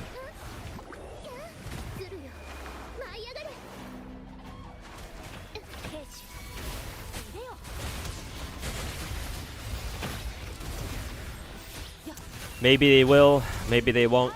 We'll see.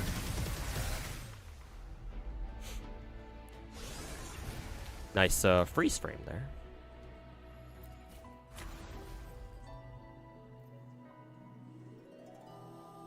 Let's see, basic tech. Oh, basic tech, huh? Well, you don't say.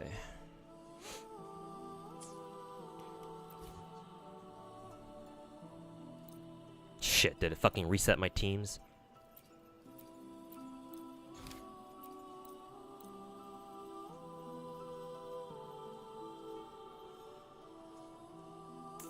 Who else did basic attack damage again? Oh, doesn't Brant also do basic attack damage? That's gonna be kind of funny.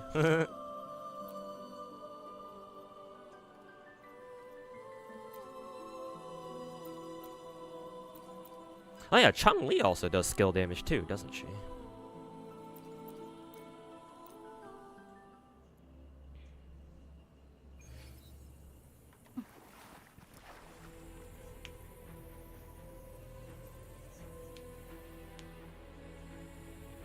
The only gachas that aren't button mashing are like turn-based games, or that one fighting game gacha called like the Hidden Ones or something. Do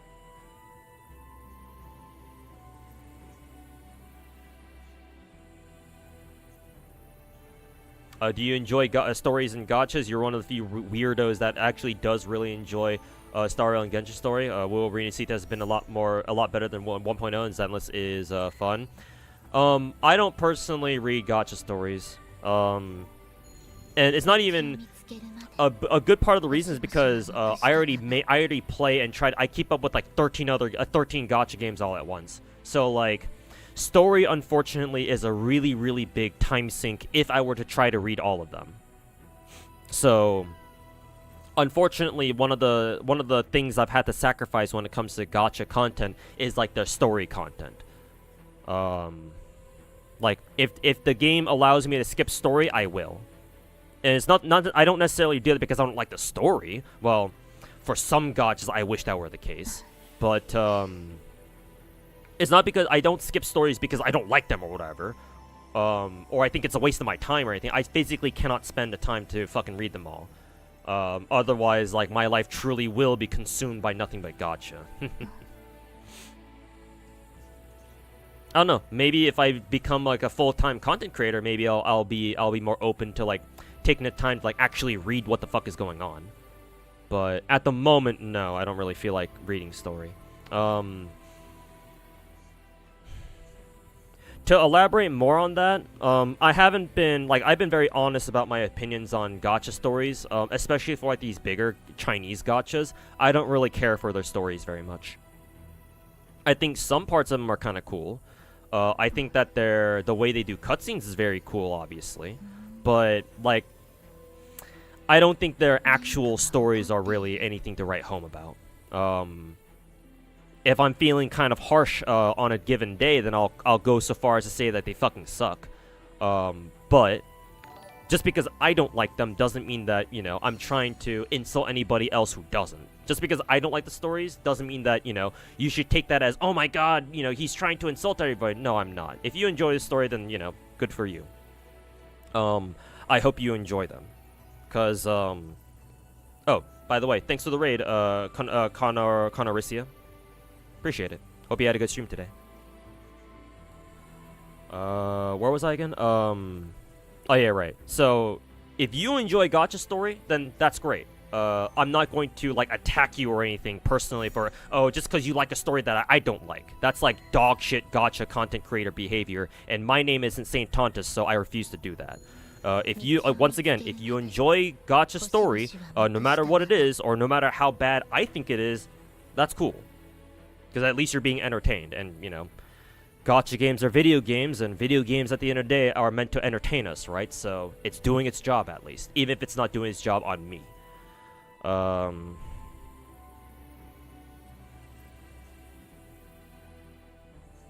But yeah, if you like the stories, then cool. I'm glad at least, you know, you and other people are enjoying them, because unfortunately I don't really enjoy a lot of stories from the gacha games that I play. So either I just skip them, or, you know, try to do my best to fucking skip them as fast as possible, like by spamming left click or something.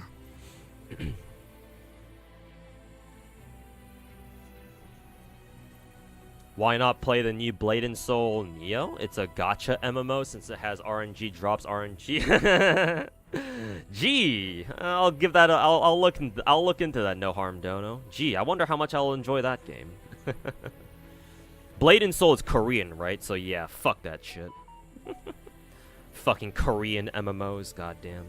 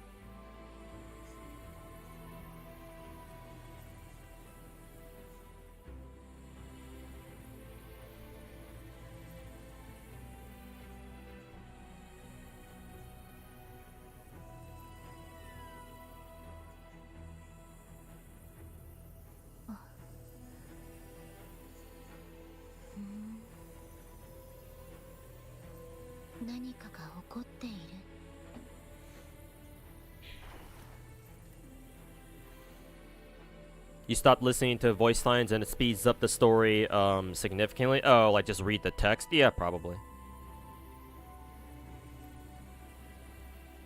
Hey, dude, welcome back, man. How you doing? Personally, skip all the unvoiced stories, just watch the voiced ones. Fair enough.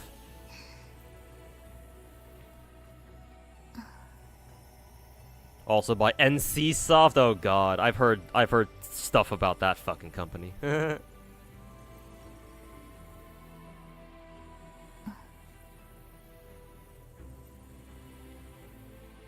Would I like a world level 10? I think that's what that means in Genshin, right? WR 10, because we're on WR 9, right?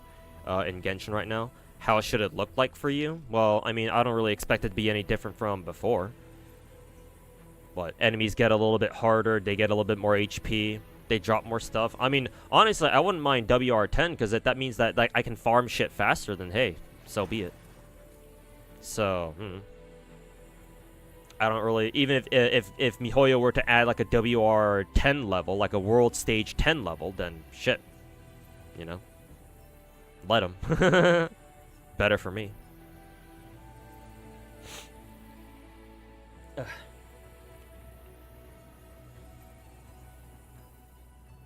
That's cool, man. To each their own. Yeah, exactly. Think some stories are worth paying attention to? Maybe. Like, I'm not saying that all Chinese gacha stories are trash.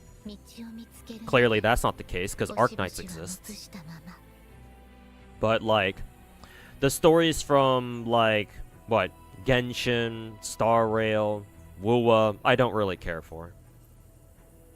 Because at the end of the day, you can basically boil down to most Chinese gacha stories to this cookie cutter formula of the protagonist has a god comp, or the developers treat the protagonist as a self-insert who has a fucking god complex, or maybe they don't have it, but you know they're treated like one, right? You know, all the bad guys are super fucking obvious, right? All of your friends. Or all the people who you meet who aren't like blatantly fucking evil are your friends, right? And they do everything they can to help you, suck your dick or whatever, right? It's just that fucking shit over and over and over and over.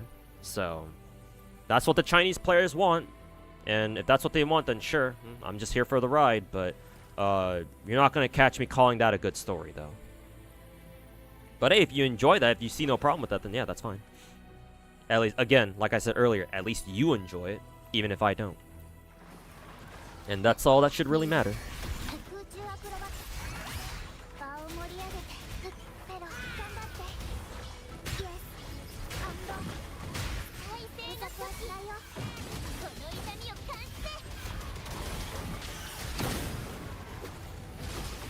Alright, Camellia, time to spin to win. Whee! Fuck it. Fuck you.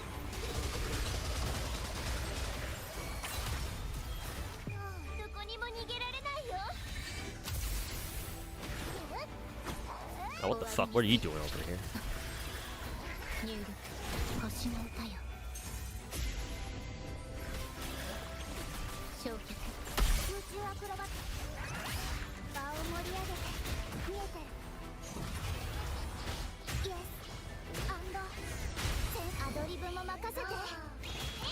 Wonder if Wuwa kept their CBT story instead of gathering. What would happen if they actually kept their CBT story instead of what it is now? We can only imagine.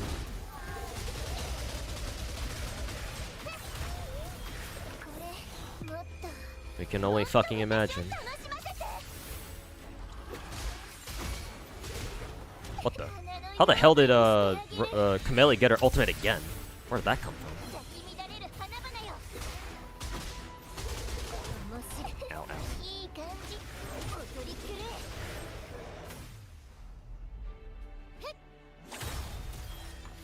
Yeah, Maya, I heard. I watched the Blue Archive stream earlier today. Yeah, so I know about the Shuppos being out of NPC jail now. So we now officially have the Highlanders as What the fuck? I chose Phoebe? We'll see if it matters or anything. This is only what, stage 8 after all. Thought she looked like Shorekeeper. That's a weird looking No, I thought she was Verena. It's weird looking Verena. I mean, they're both blonde, I guess, but. You hate those wind bears? Yeah, there's a couple of enemies in this game that are really fucking annoying. Self-insert does suck.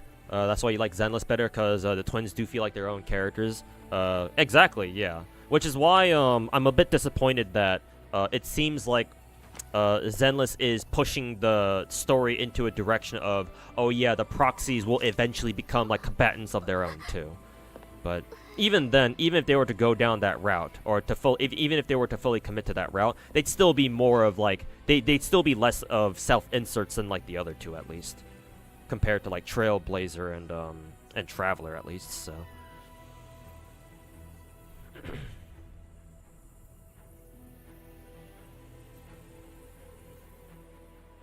Just hit 400k comments. I like how you're keeping track.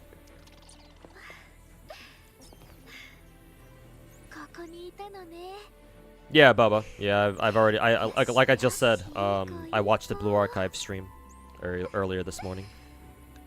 They're not just teased. They're part of the game now.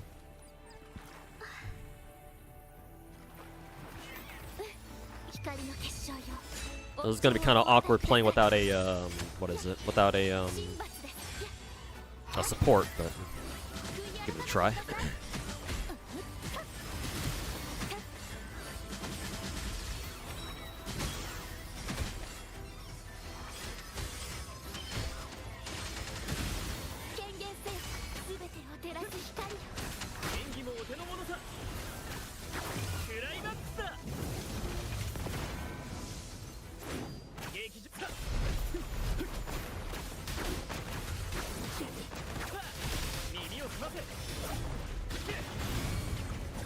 Oh, there goes the game not giving me my fucking intro skill again.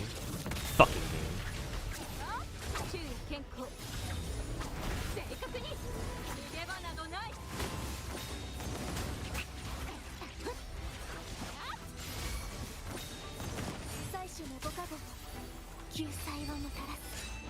Kind of funny how Zanny wants Phoebe.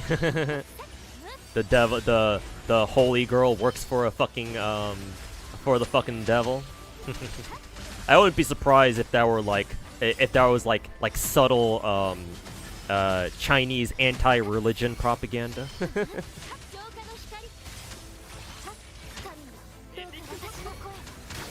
Either way, it's kind of funny to think about.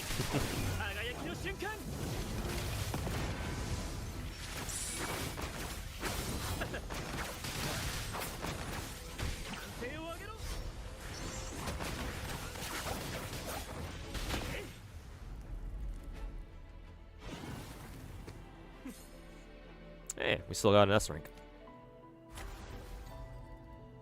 Alright. Time for the serious stages. Coordinated attack, huh?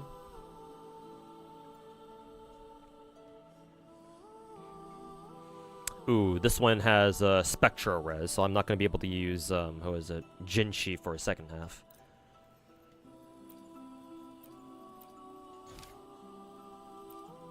Can still use these girlies, though. Okay, not Phoebe this time. Farina, Zeji, and... who else could we bring here, actually?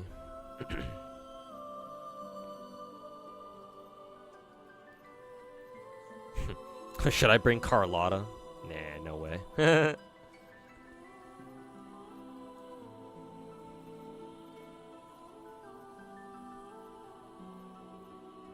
Fuck it, we'll just bring Chun-Li then. Why not?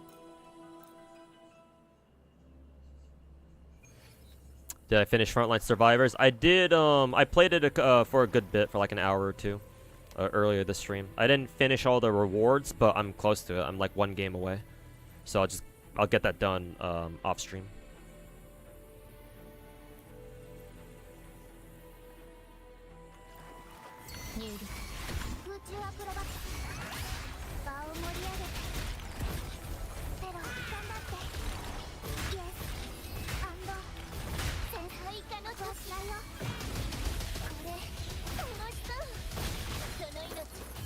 Yeah, I probably wasted that, the skill explosion there, but whatever.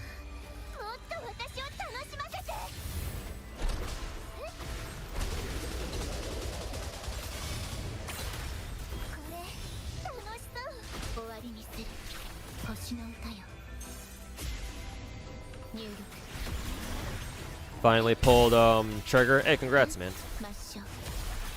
Hope you enjoy that ass.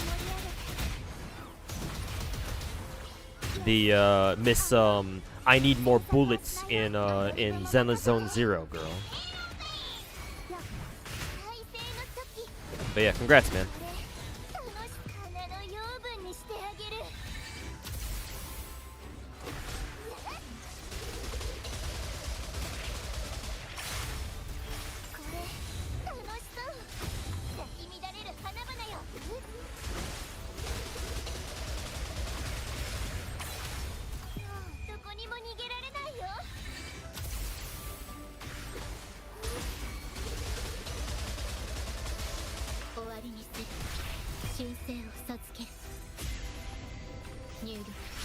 You'll stick to Wuwa. Yeah, I much prefer Y2K in the game.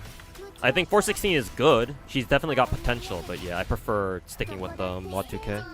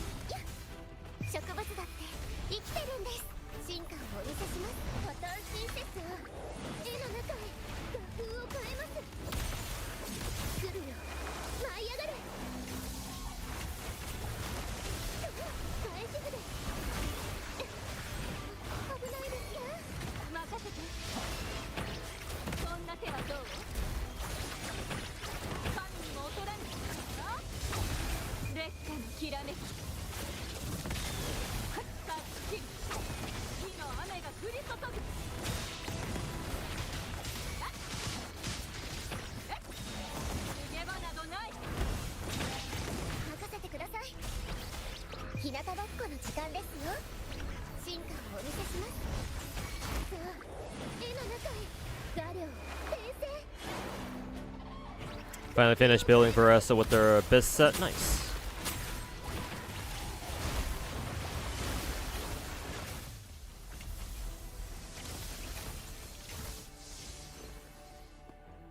Huh, only A rank. Makes sense. I don't know if I really like the team that I used for this. Not enough synergy between Zeji and Changli, I don't think.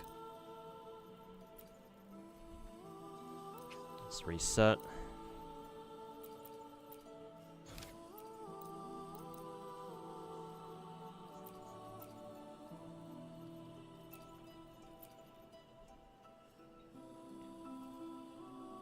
I wonder if I run, who is it, Jinshi anyway. That'd be kind of funny.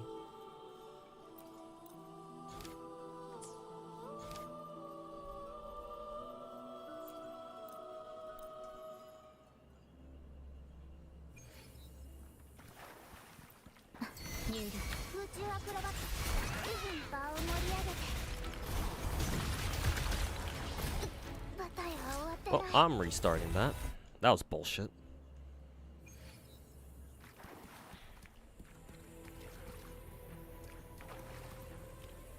Heard they give out a selector potentially? No. You're thinking of the 5-star character selector that they gave us last year. That was a one-time thing. If you want that selector specifically, then you're gonna have to start Wuwa pretty soon because that ticket is only eligible for a year. So, if you want to start Wuwa, you should start it now.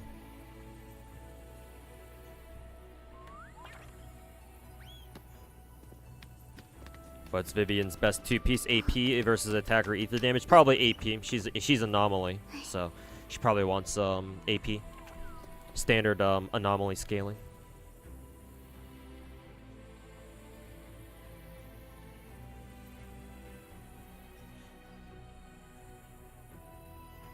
Five-star standard select is kinda useless. Maybe. It's either that or people just use it on fucking Verena or something. I mean, I still don't have Mr. Calculator or Calcaros, so I know who I'm using that one on. If they do in fact give us another one, but yeah. For the most part, yeah, it's like, whatever.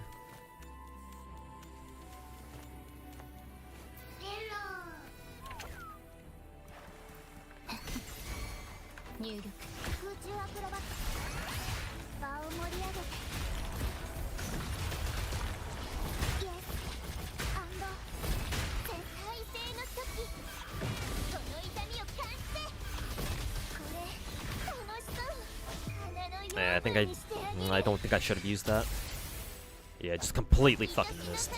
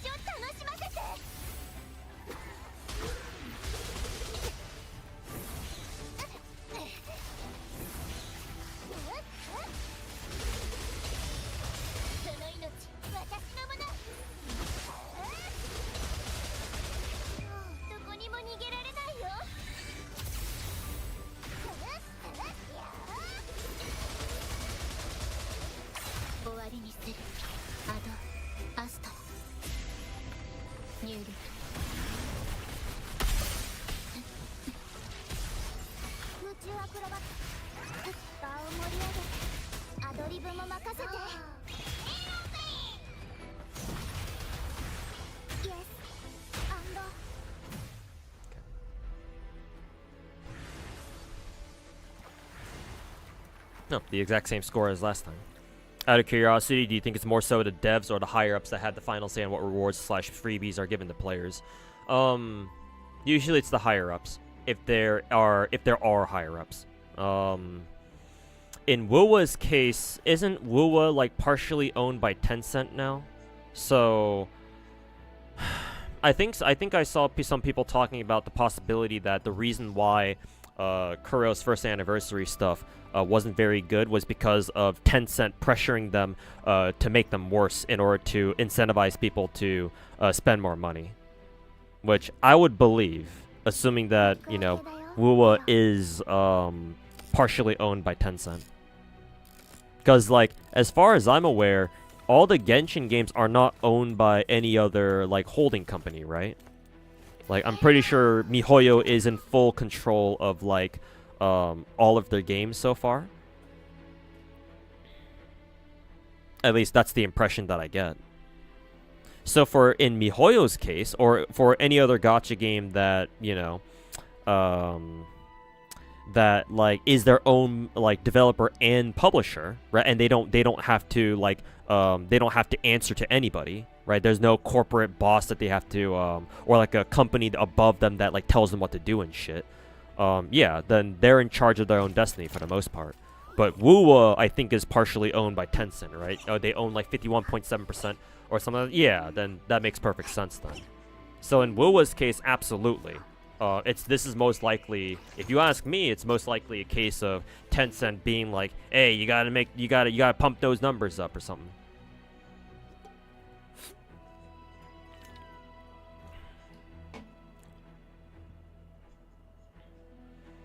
So yeah, like if there are higher ups, then yeah, then they would absolutely get in the way. Corporate meddling and shit like that happens all the time. Not just in gacha games either, of course. But gacha games are no exception.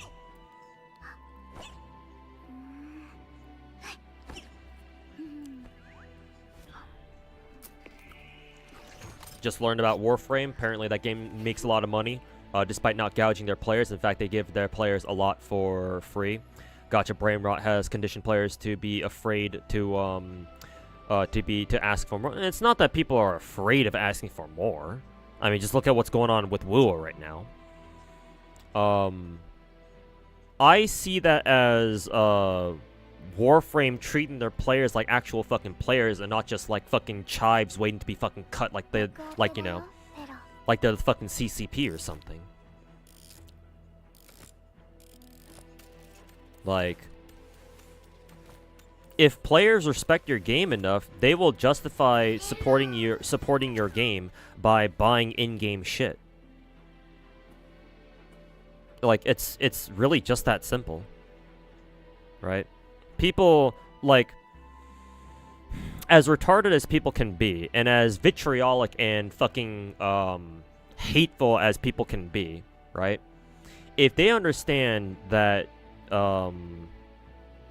that your gacha game is doing everything they can to be a good game, and then they can see that the developers are, like, you know, they really are trying to provide as good of a, you know, experience in their game as possible, then you're more likely to have a community where they don't mind spending money on your game, because they can at least justify to themselves, like, hey, like, you know, this game's pretty good, I don't mind spending some money on it.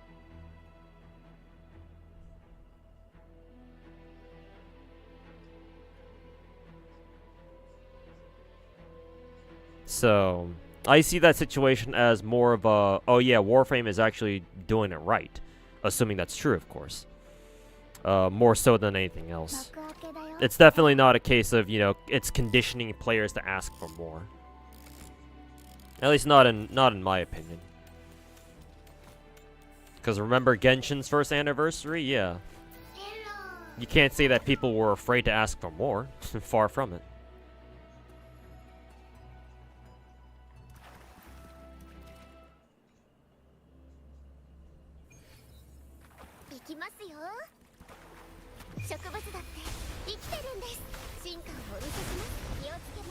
Let's try this side with the Gian this time, see if he's able to get the job done.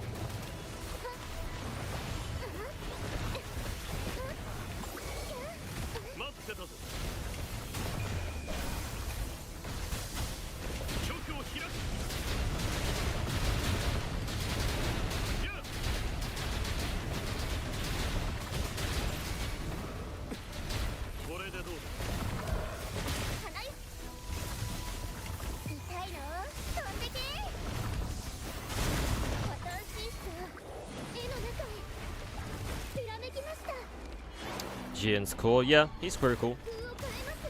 I don't mind him.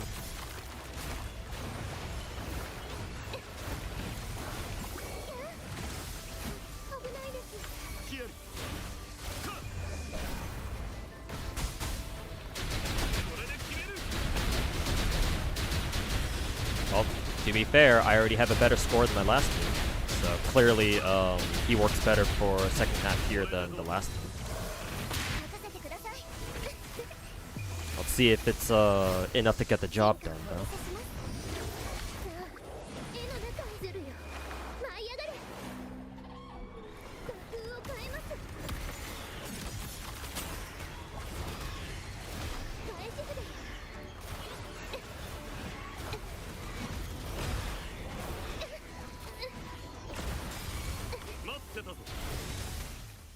Don't think it was quite enough, though. Yeah, not quite. I think I still need to Is it 3,500 or is it 4,000?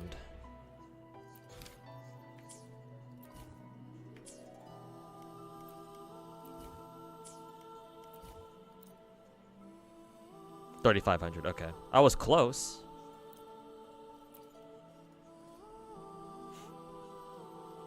You know what? Fuck it. Spectra Res. Spectra Res can fucking suck my dick. We're using Jinshi anyway.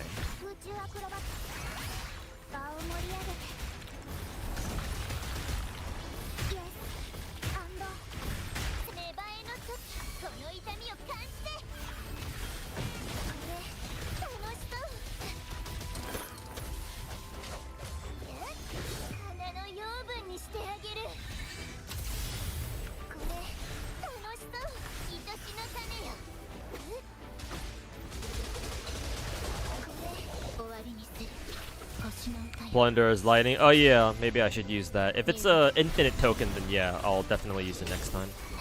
Because yeah, I know I've relied on that token quite a bit in the last couple of Wuthering Waves cycles. I just didn't expect to have to use it now. Well, perhaps I will need to.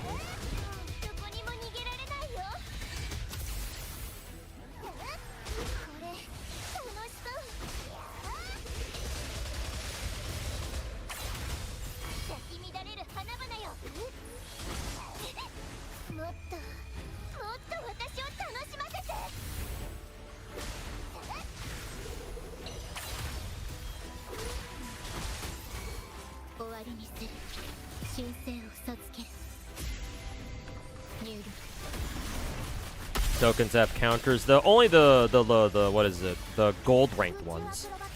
Everything else you can use infinitely, I'm pretty sure. And I think the AoE Thunder Plunder thing is unlimited use, I believe.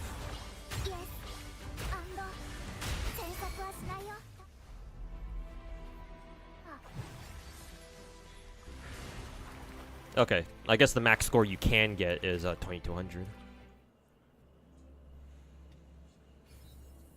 You think Wuwa exploration is too convenient and easy? No such thing as having too convenient exploration. But I will say this: Genshin's exploration is 1,000 times more memorable than Wuwa's is. Specifically because Genshin's exploration is harder. Like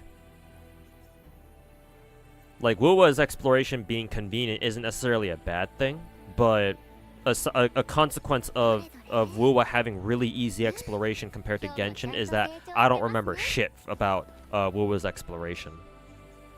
Wuwa's exploration is literally just a chore. Just, you know, oh, time to go get this now, and shit like that. Whereas with Genshin, I don't feel the same way. With Genshin, I still feel pretty excited to do like exploration stuff. Like, it's an actual fucking adventure compared to whatever the fuck Wuwa is. Yeah, I guess that's the best way that I can put it. Wuwa's exploration is like a fucking checklist, whereas Genshin feels more like a fucking adventure. And that's what exploration is supposed to be, right? Did they change purple items? I thought purple items were infinite use, were they not? Maybe I'm remembering wrong. I could be. I thought only the gold tokens had like counters on them, or like limited use cases on them or something.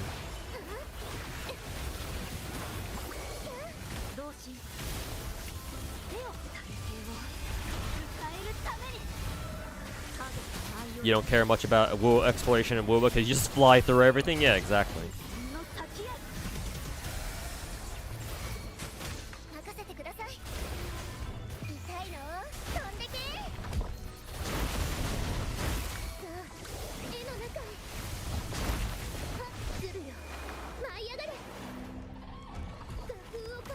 Oops, didn't mean to do that.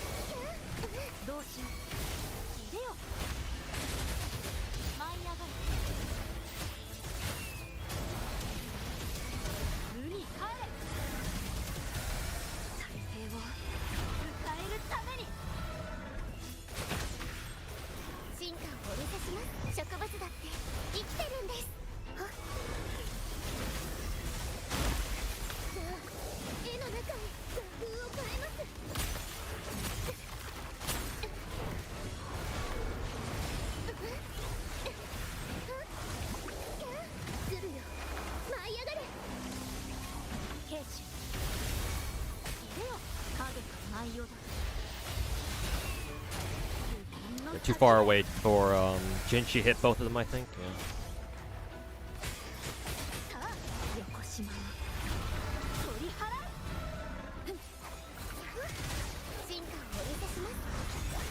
Not gonna be able to get another full rotation in, but I think we got the job done anyway. Yep. Spectra Res use Jinchi anyway.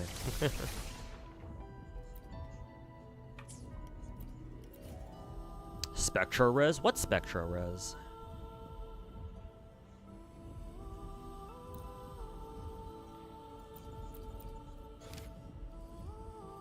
Okay, no, purple tokens do have what is it? Counters on them, yeah. I guess that's why I never used them.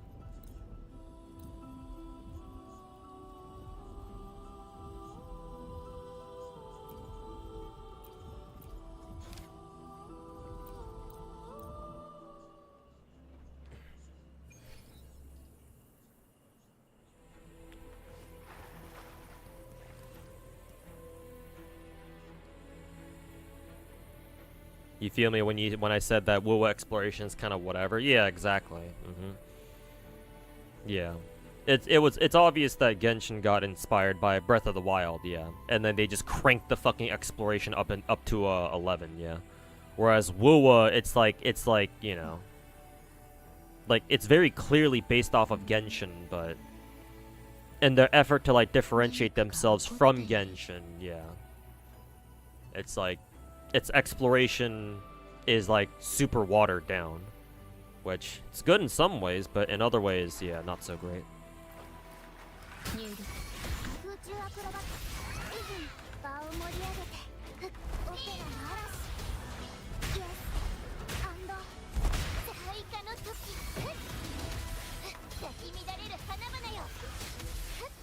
Did Camellia even hit anybody with that?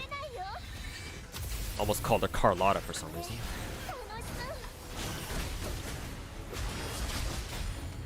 Yeah.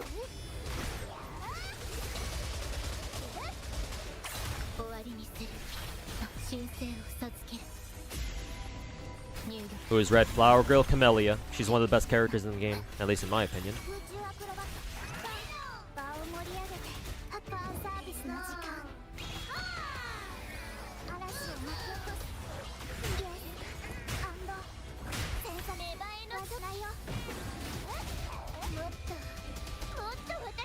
We do have a lot of characters whose names start with C. Yeah, that's true, actually.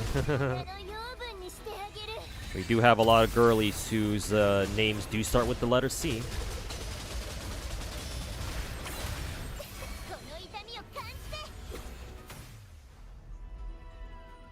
How many do we have? Carlotta,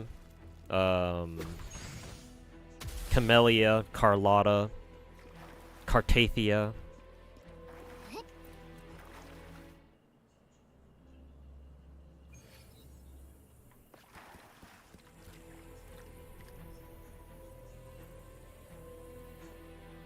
Something something California. And before I get fucking DMCA'd on YouTube. Oh yeah, Cantarella. How could we forget about her? Calcaro. Yeah, he's a lady too. Sneak his ass in there.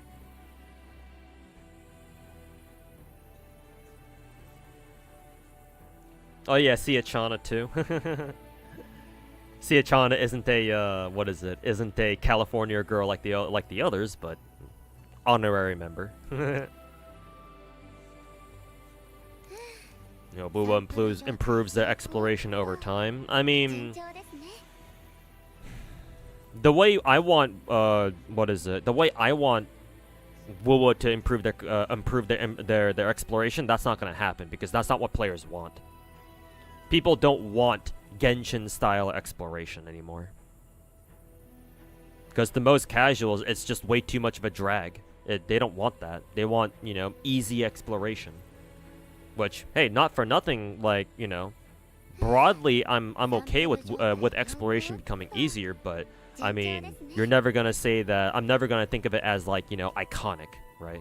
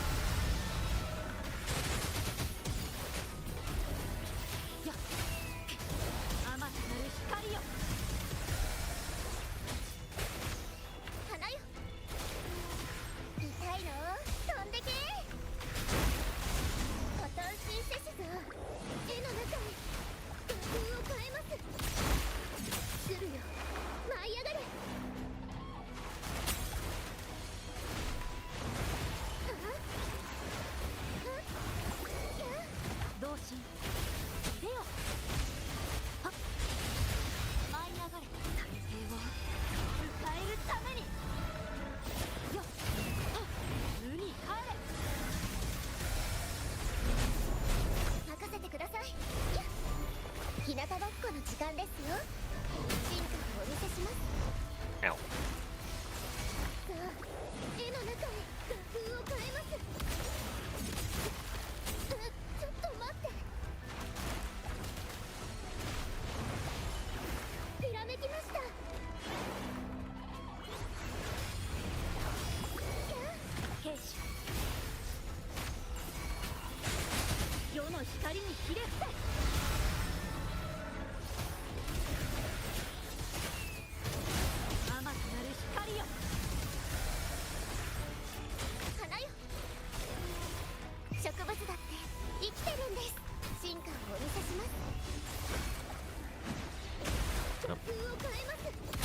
Didn't get Verina's attack buff.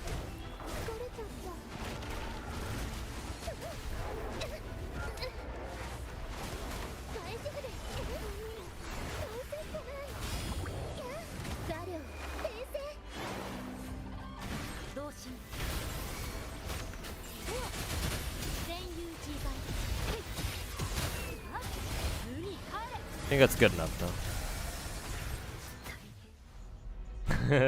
Good freeze frame.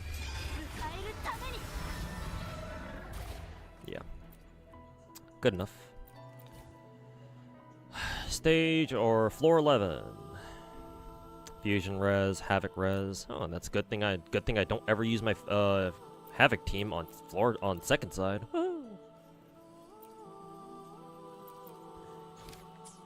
Y'all can go fuck yourselves.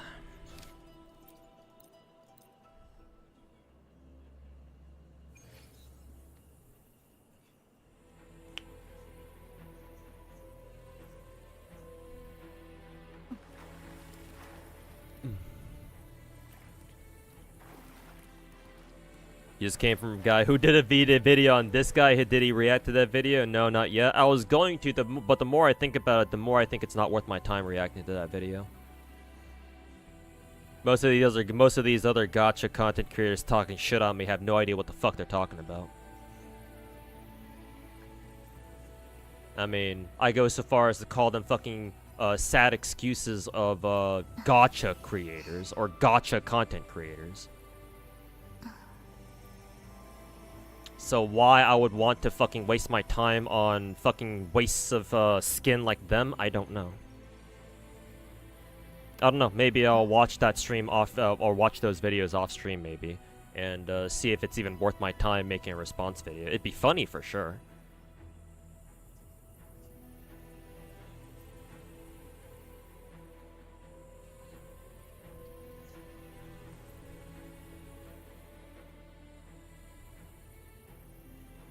Think Wuwa giving flight as a mechanic actually hurt them? Maybe. I don't mind flight.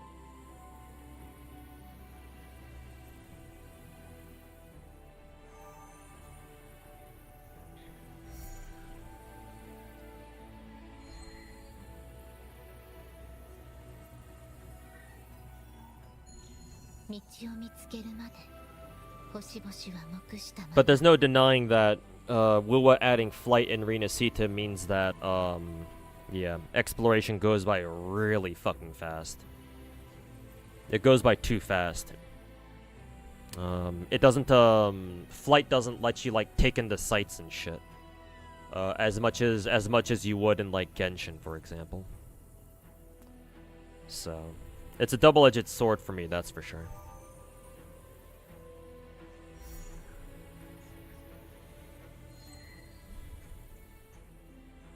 Not really a gacha creator, he's more of a content cop. I've heard that term. I'm not sure if I fully understand what that means though. Content cop? I'm assuming that means that, or that implies that if you're a content cop, that implies that like you review like other people's content to see if it's like good or not. I don't know.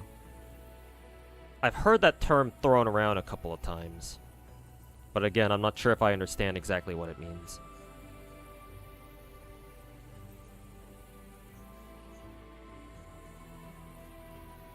At least that's what he calls himself. Even if he is a content cop, what's a cop? What's a fucking police? What's a fucking cop to a god? Bitch probably doesn't even know what he's talking about when it comes to gacha. He's not. If he's not even a gacha content creator, what the fuck is he doing trying to roast my ass for? Fucking retard. Make it make sense.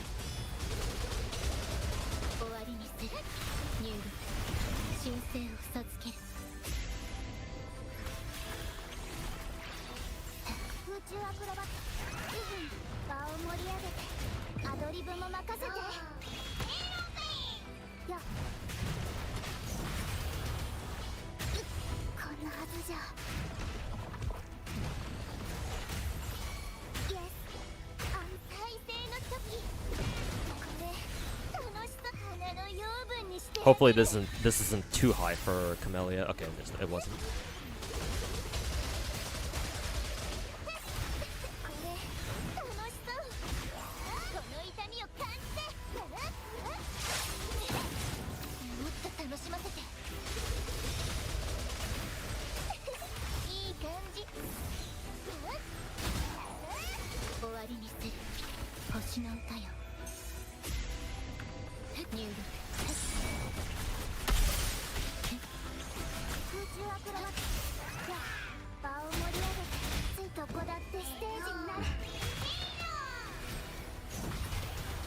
So basically, you mean what the average other gacha content creator already does? Yeah, pretty much.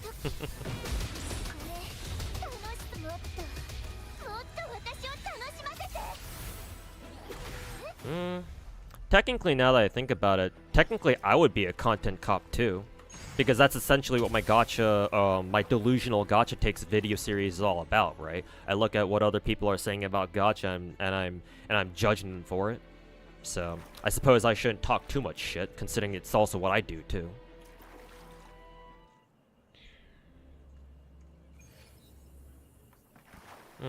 But hey, at the same time, even if I were to think of it that way, my opinion on gacha weighs a lot more than all these other dog shit gacha content creators, so... They can fucking hold that L.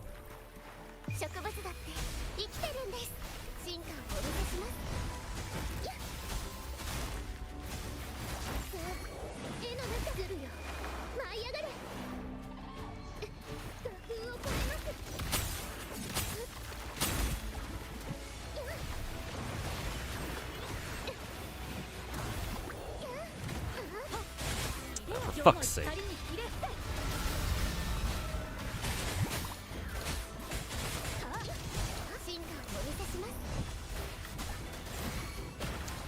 Yeah, I kinda wanna restart that. Rotations were fucking god-awful.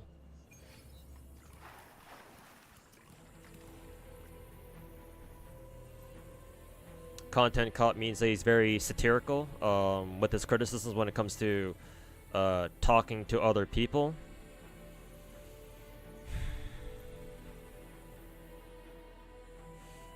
To me, that just sounds like a more polite way, like a euphemistic way to basically describe himself as a content slop creator.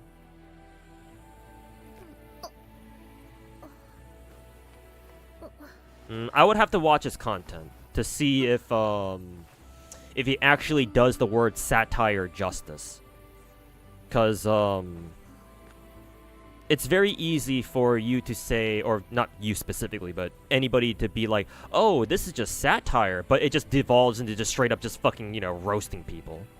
Or like, you know, being a fucking dickhead about it. Like, satire is supposed to, like, carry some kind of, like, meaning, right? You're being satirical because you want to point out something that you see as a problem in something like that, or assuming my understanding of the word satire is correct. But like, what is he? I don't. The things I've heard about him don't really seem to suggest he's trying to do that. And besides, why would I fucking trust a random ass fucking content creator like him to know what the word satire means? Does he even know what satire really means? Because from the little bit that I've heard of this, I'm assuming you're talking about Aitoma or whatever the fuck his name is. From the little bit I've heard about him, I'm not, you know, exactly confident in him that he knows what the word satire means. Yes.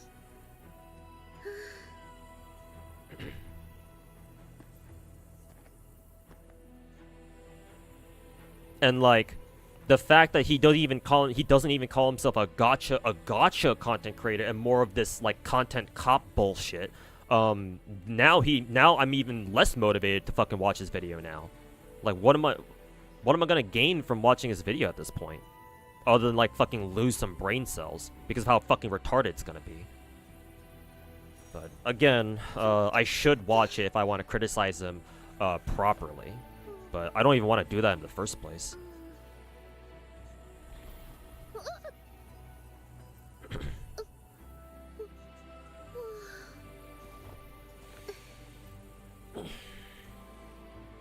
Dude doesn't even seem worth my fucking time bitching about.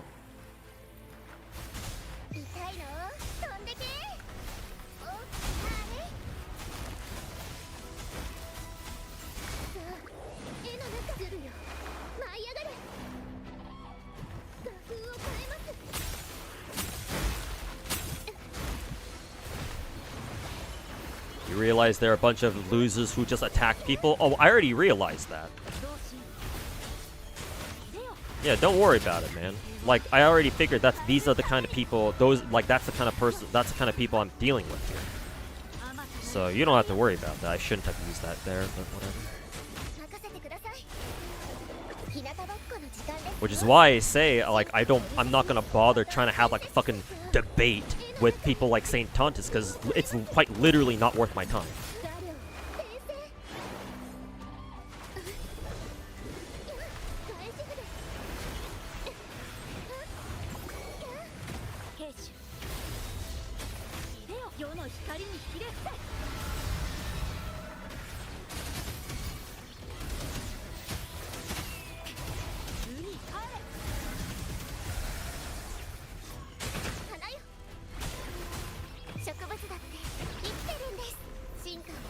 Maybe watch on my own time and see if it actually does warrant a response. Yeah, maybe. Perhaps so.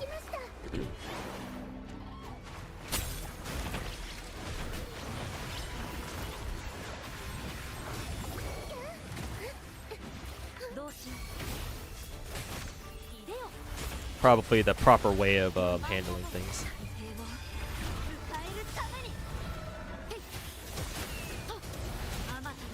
Again, I probably should have saved that full charge E.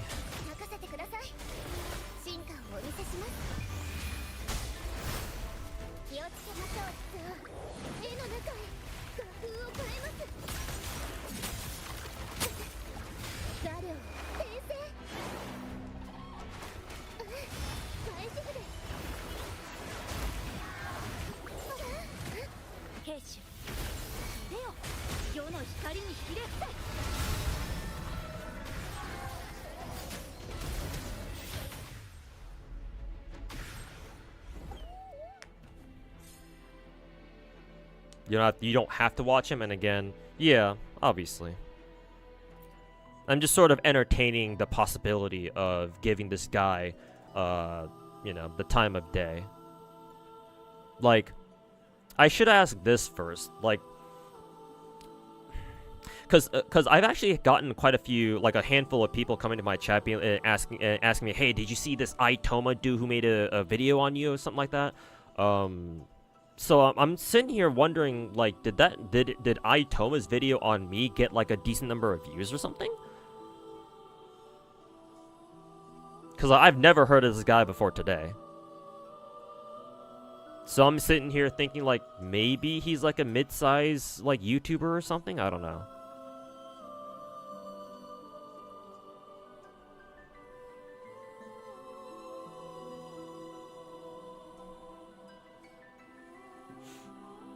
You got a new delusional gacha takes by anniversary. Actually, I don't really want to make a delusional gacha takes video on Wuwa's anniversary. Actually, everything that I've seen so far, you know, nothing yet warrants a delusional gacha video, actually. Like, if people start threatening to quit Wuwa like they did with Star Rail, then yes, that's obviously fucking delusional. But nobody's done that yet, so. Only about 3K? Yeah, that's not worth it. Yeah, fuck that guy. Like, maybe if it had a decent number of views, like, if it matched my number, like, the number of views that my videos get, then sure, maybe. Maybe I'd give it a look. But, only 3K views? Well, then again, maybe he put up that video, like, earlier today. Maybe I should give it, like, a full day to see, how well it does. But, if it stays around, like, the 3-4K mark, whatever. He can fucking suck my dick for all I care.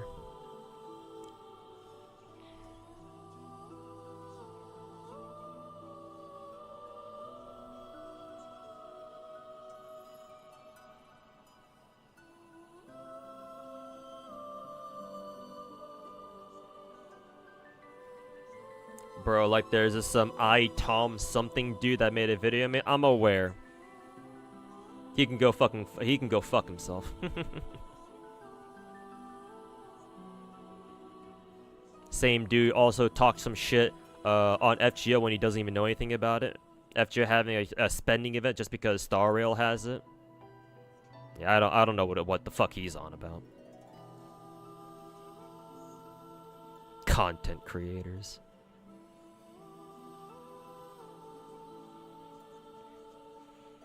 Good old reliable Genshi. Yep, she's definitely one of my mains in this game. Especially for Whimpering Wastes. They don't make good content like other Genshin creators or other parts of games. Like, you never see them making cooking videos or like drawing. Yeah, exactly. ResurgNet. Yeah.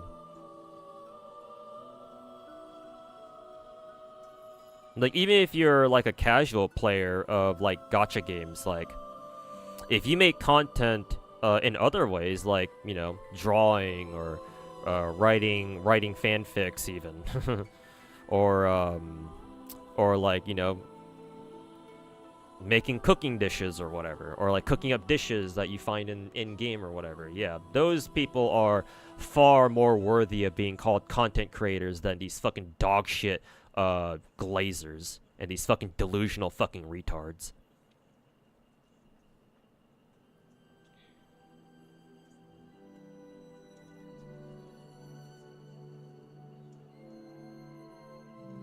Back to work. Enjoy this stream. Hey, see you next time, Tyrant. I'll probably end the stream pretty soon, like half an hour or so. But yeah, we'll catch you next time.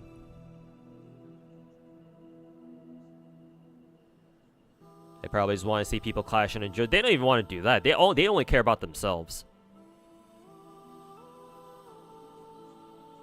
These bitches are fucking selfish, man. They're fucking politicians, every single one of them. They're only out here to fucking promote their own image, and that's pretty much fucking it. And try to make money while doing so. Literal fucking politicians, man. Maybe they should become part of the fucking Trump administration. I hear they could use some more idiots like them.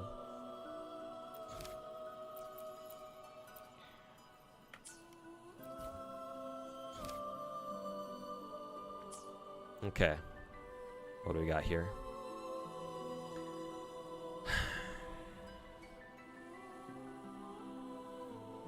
Just a flat 50% damage increase? Really?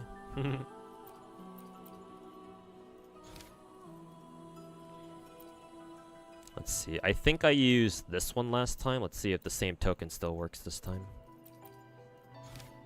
And I'll take Plunder for this one because I got Verena here. Seems like you have beef with every CC. Well, if you've been in chat for long enough to know that that's not the case, Naruto, why are you fucking acting retarded? I know you're not retarded. Stop acting like one.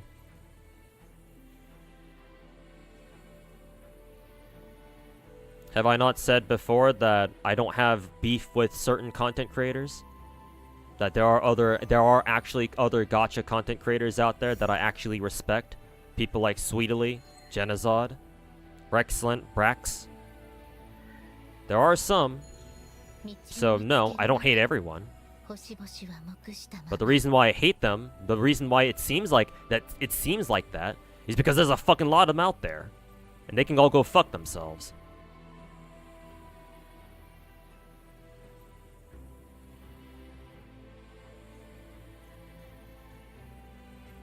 And boy oh boy, Naruto, let me tell you what, you sound like you fit right in with one of their chats. I don't know what you're doing wasting your time in my chat, my dude. The way you're talking, do better.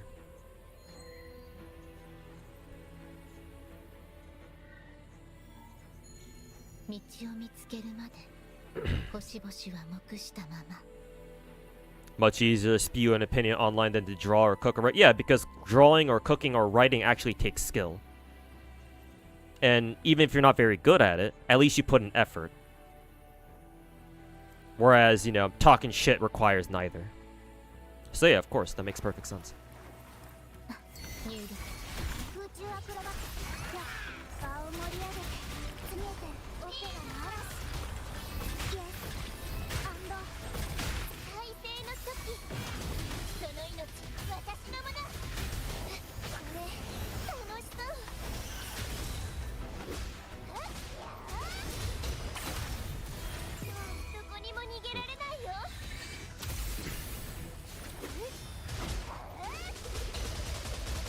Oh, I gotta switch.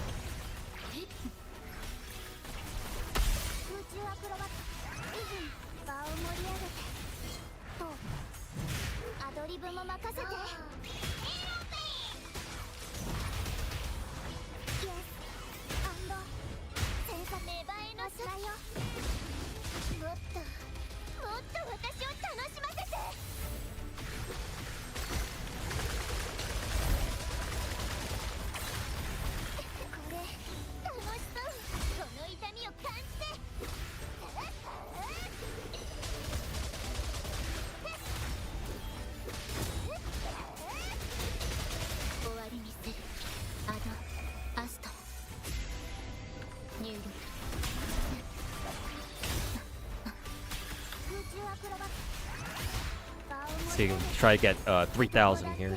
If we get 3,000, I'd be pretty happy. Okay, we got it.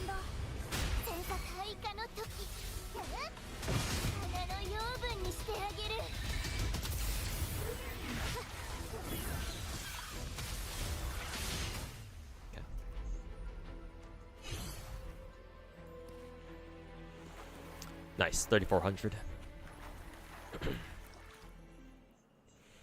Alright. the Jin Sheet team just needs to get what 2100? Not even that much.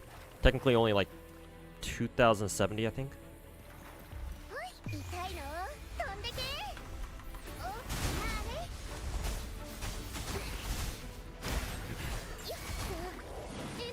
Time for Plunder to kick in.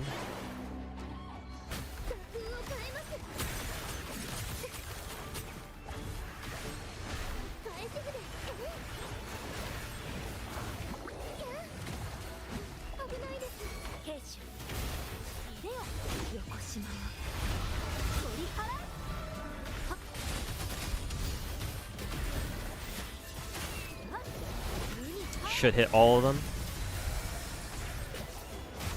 Didn't hit this one. Fuck.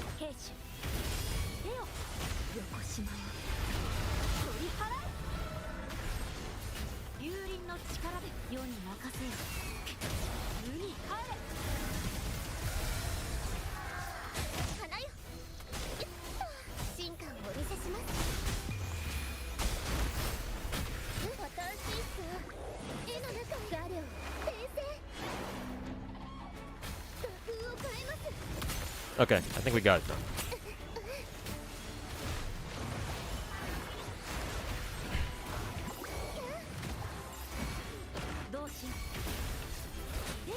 These rotations feel really, really good.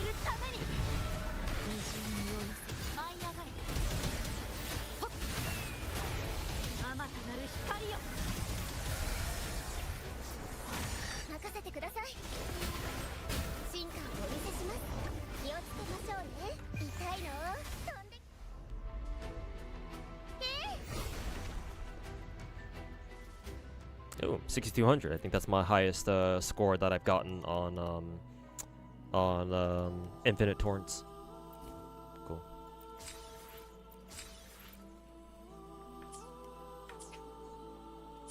This was by far the easiest Infinite Torrent stage that that I've played. I guess when you just have a flat fucking 50% damage increase, I guess everything gets a little bit easy, huh?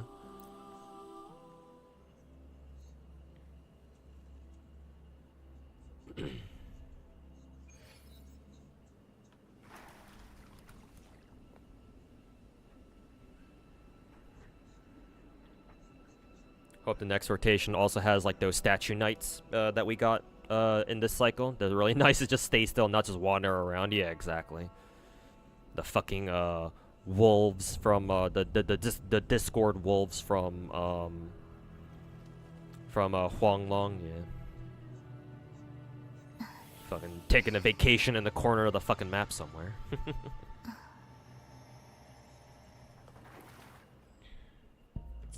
What's up? See ya. Fuck your S rank.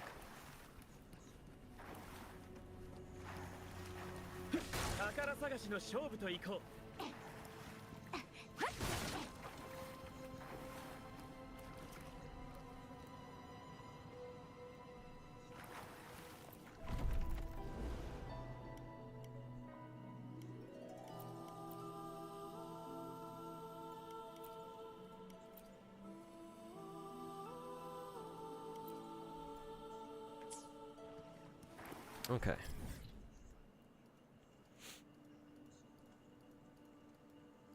Very good.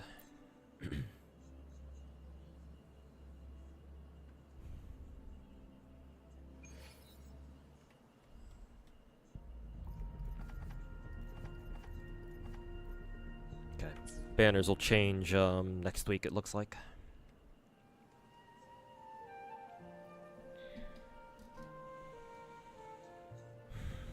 The weak will fear the strong. Too strong?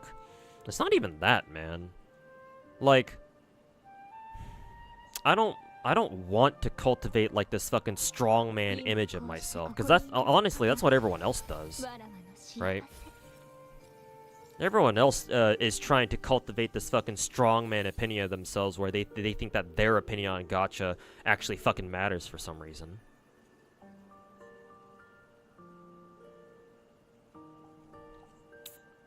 In an ideal world where I was still a content creator and I still was really big into gacha like I am now, like, I don't know, man. People might not believe me when I say this, or at least people who don't watch my content on a regular basis might not believe me when I say this, but, like, by nature, I'm not the type of guy to fucking call myself like a god of anything, god of gacha or whatever. I think that, honestly, I think that's pretty fucking cringe. But I feel like I have to, because, like, that's what's gonna set me apart. If I didn't call myself the god of gacha, then, like, you know, would this Itoma guy even make a video about me? I don't know. Maybe not.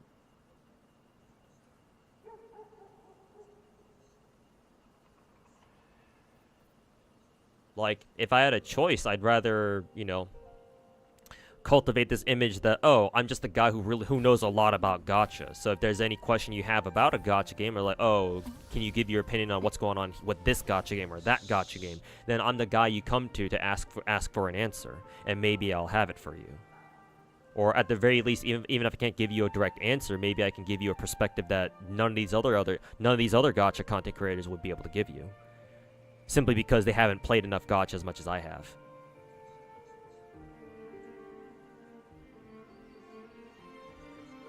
Did I farm for Zanny materials? I'm in the process of doing so, yeah. I've been farming, these things. These things, yeah. The cadence seeds. I believe she needs cadence seeds.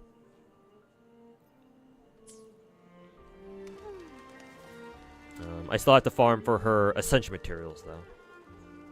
So, I'll probably get started on it, like, what, Tuesday? Because I'll probably have to use up most of my stamina next reset in a couple hours for the weekly stuff, for the weekly boss mats. I'll probably do one to finish up Cantarella, I believe, because I think Cantarella is almost max skill. Yeah, I just need to max out her basic. So, I'll beat up Floridities or Fleur-de-Lis. Okay, it's not Floridities. Fleur-de-Lis, like, one more time, and then I'll go back to whatever Zanny needs. What does she need, anyway? Zanny... materials. Apparently she needs... oh, we're going back to farm Lorelei again. Cool.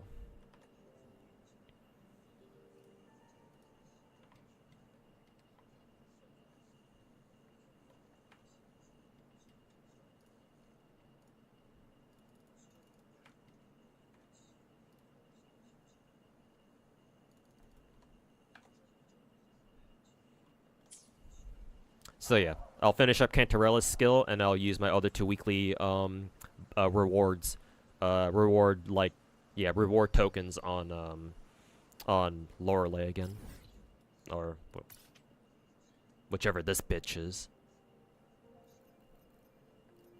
Because yeah, I think Zanny needs these things. So.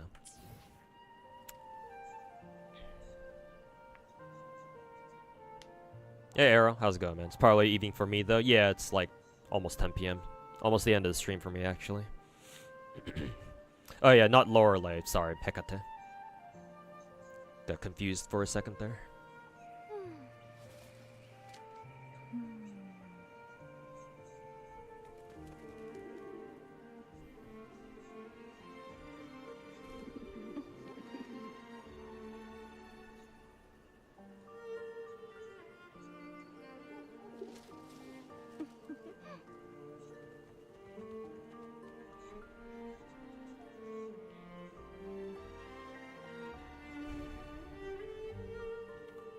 Might do some extra exploration in Avenolium, because I'm pretty sure there's like some like spare chests that I could probably find around here. There's gotta be like some random ass chests out in the islands or something that I missed. Probably not a lot though. There are, yeah. I've seen a couple of them myself. I probably missed a few of them, so I'll probably go back this week and go through Avenolium and see if I missed any.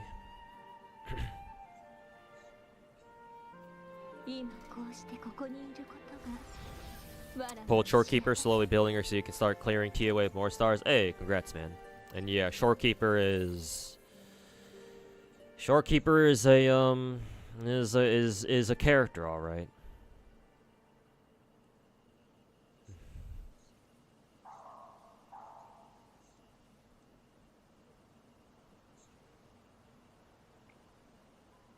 Now that I think about it, I'm kind of like laughing to myself internally because I'm thinking about Shorekeeper, right?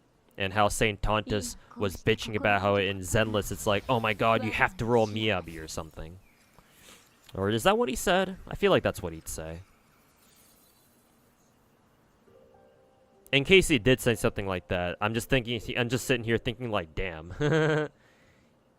Talking shit on Miyabi when Shorekeeper is literally the exact same way in this game.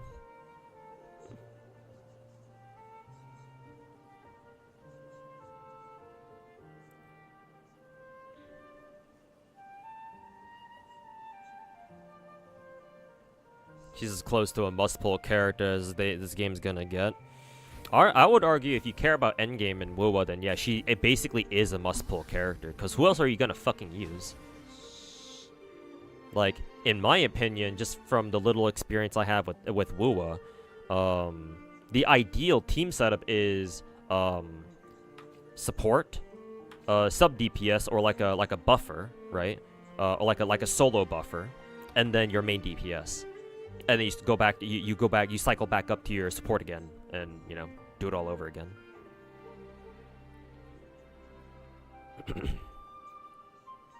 Like, this is the ideal team in Wuthering Waves, in my opinion. So like, considering the fact that we only had like 3 global supports, Shorekeeper, Verena, and maybe Baiji, it's like, considering you need 2 teams for Wuthering Waves. And, you know, you usually want to reserve Baiji for, like, I don't know, for, like, ice teams, because she's best used with, like, ice teams. It's like, if you're not running an ice team, then, yeah, you're looking at using Verena and Shorekeeper. End of story.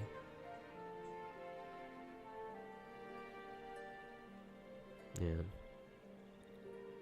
That's why I was kind of hoping that Cantarella would also be a global support, but turns out she's not. She's just a, you know, a solo buffer, a sub DPS at best, so. Preferably don't use Baiji at all, because she's slow as fuck. I've used Baiji a couple times. She's not that bad. Like, I do unironically use Baiji for, like, my ice teams. Like, especially in, if I go over to TOA right now.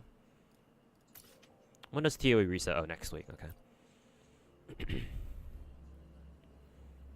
Because like if you go to the permanent towers in TOA, right, where they ask you to bring like fucking 3 teams.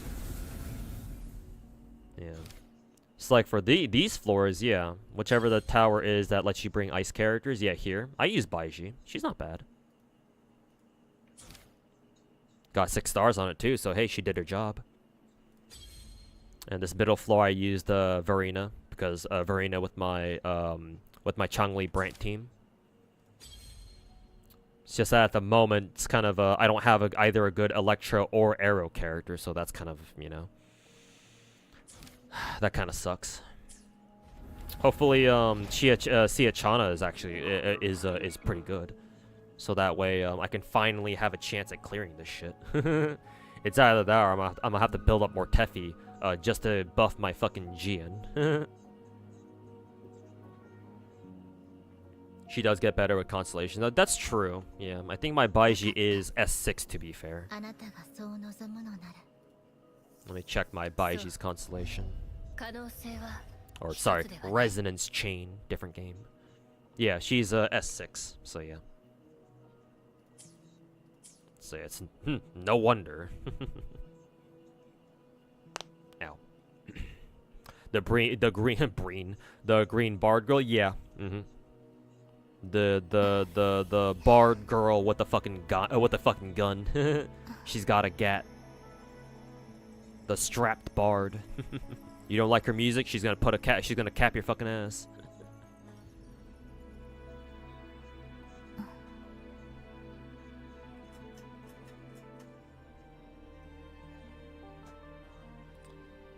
She's from the streets, straight out of Compton.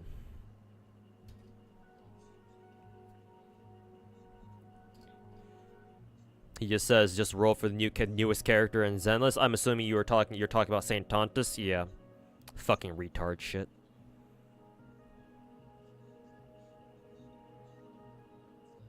It's like, gee, he seems to be confusing Zenless Zone Zero for Star Rail. Like he can not just Saint Tontus. If anybody wants to roast Star Rail by saying, oh, you just roll for the latest character, then yeah, that's actually kind of true. Not wrong. But Zenless? Dude's barking up the wrong fucking tree like the little bitch he is.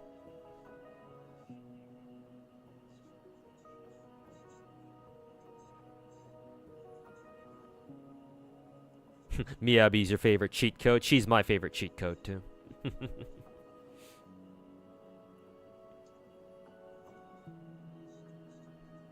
You love Baiji because he reminds you of, Rio from Blue Archive. I'm pretty sure there's a mod out there that does totally reskin Baiji as Rio. But yeah, I can see why. Has very similar facial expressions and obviously physically very similar.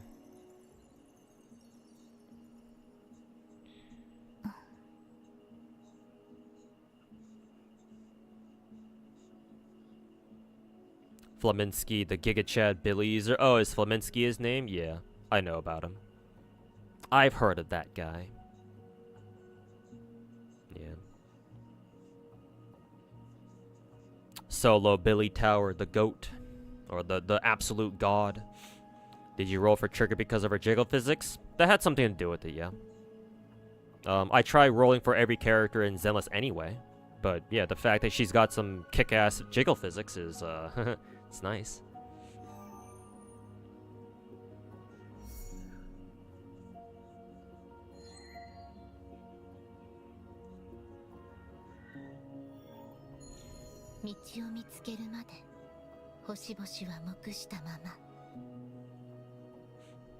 He was your student in PGR? Kind of crazy. Kind of crazy if you're telling the truth. Small world, huh?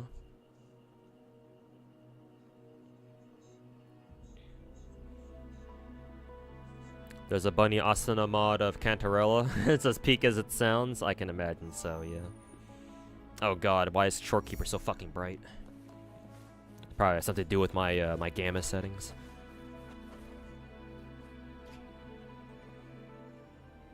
You can even prove it? Damn, alright.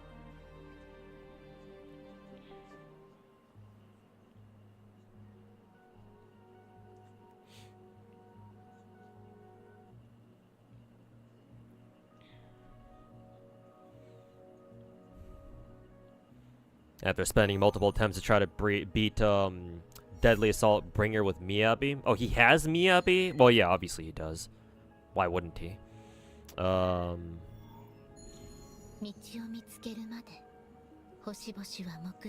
Bringer with Miyabi, yeah. Like, well, out of morbid curiosity, I'm wasting my time even asking this, but I will anyway. Was Saint Tontus trying to go for, like, a 3-star on Deadass, or was he just trying to beat it?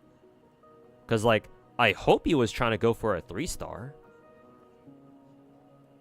Like, for his own sake, I I sincerely hope that he was going for a 3-star, because if he couldn't even get like a 2-star on Bringer, even with Miyabi, that's really fucking sad. Fuck side emo. It's a 7TV emote, I think. Yeah, Futakok.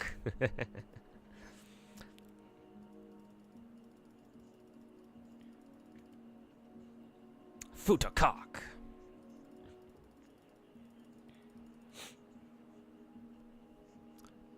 Three-star and struggling. Okay. Well, at least he was trying to go for a 3-star. So, I was about to say, if he couldn't even 2-star that shit, then yeah, that's really fucking sad. But 3-star, I'm not gonna roast him too much, because I remember the days when I was struggling with 3-star and Deadly Assault too. I mean, I've been able to 9-star every single cycle of Deadass, but the first couple, like the first 2, I think, I struggled with quite a bit. So definitely wasn't easy, but.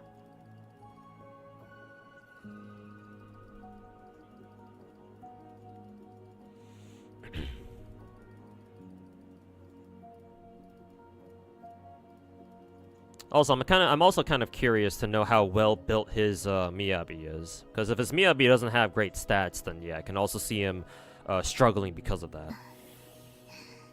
Oh, fuck.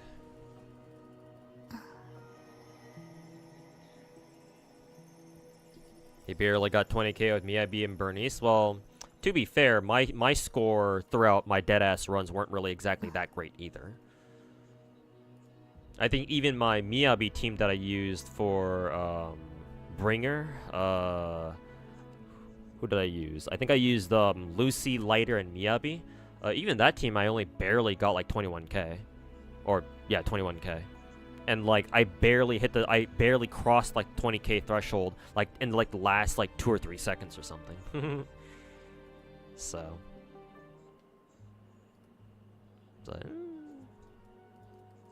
Hey, more Stellar Jades.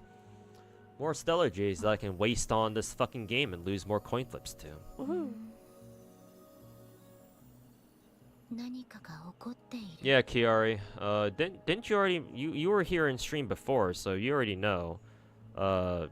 You should already know that I'm already aware that this Itoma dude made a video about me. The more I think I talked about him with other people in YouTube, well, not just YouTube chat, but just in chat in general.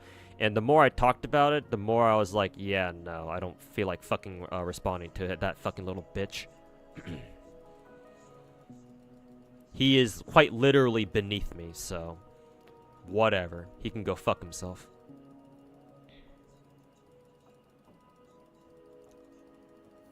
Fucking content cop looking ass.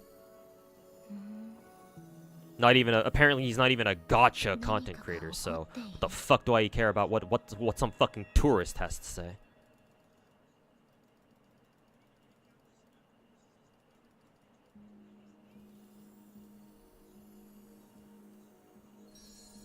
Saint Tondas has a massive skill issue? Well, yeah, that much is obvious. You think people like him, you think people who talk shit as much as he does, has anything in the way of skill? I mean, gacha games aren't even... I don't even give a shit about skill in gacha games anyway. But hey, if you are good at it, then I'll respect it.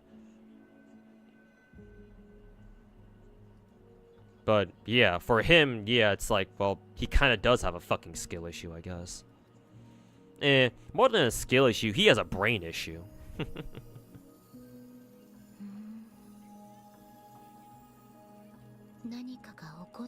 I think that's his bigger problem, don't you think?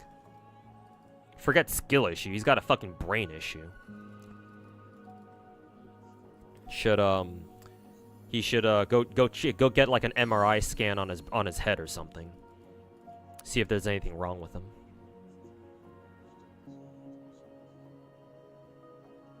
Happy birthday, Trigger. Oh, is it Trigger's birthday today? Interesting.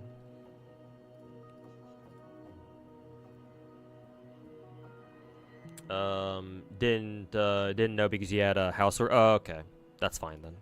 But yeah, I changed my mind. I decided not to bother with this video. But I'm aware that he made a video about me.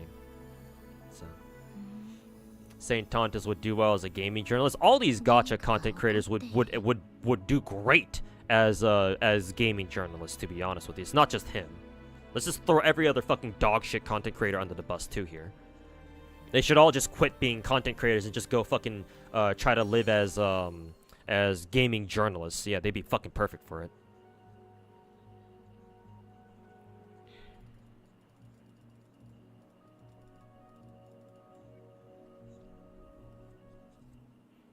You wish there were more CCs like Seka, just trying to help each other instead of one-upping. Yeah, that'd be nice. I'd like to do that too, but maybe later. Maybe once we've by some miracle, maybe after we're able to sanitize the gacha content creation community, or if we're able to like clean it up a little bit.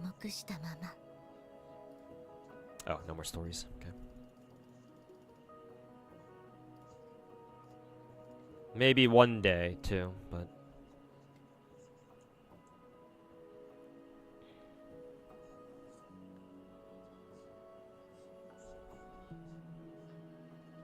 Conflict sells, that's why. I want problems, always!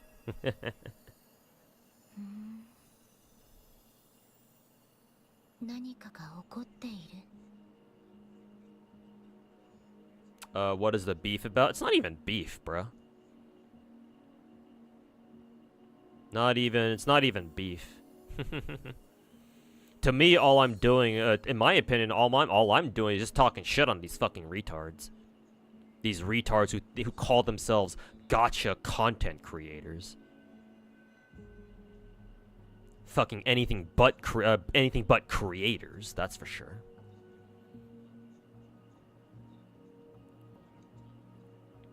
All they do is fucking eat hot chip and lie.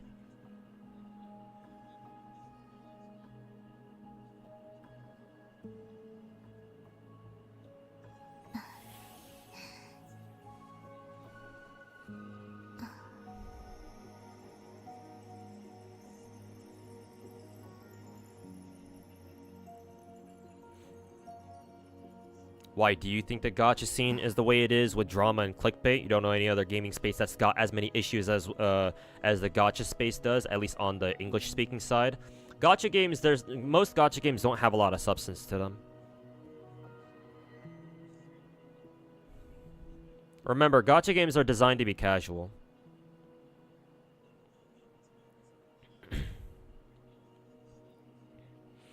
So, by nature, most gacha games don't really have a ton of content to them, right?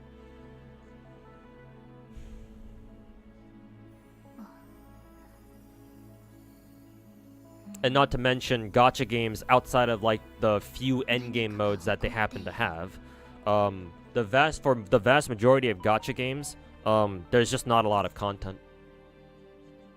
Like, not only is the content for most gacha games, like, super fucking easy, because, again, they're designed for casuals, including people who don't normally play video games. Like, you know, we call them normies. But also, there's not a lot of content to begin with. At least not usually, right?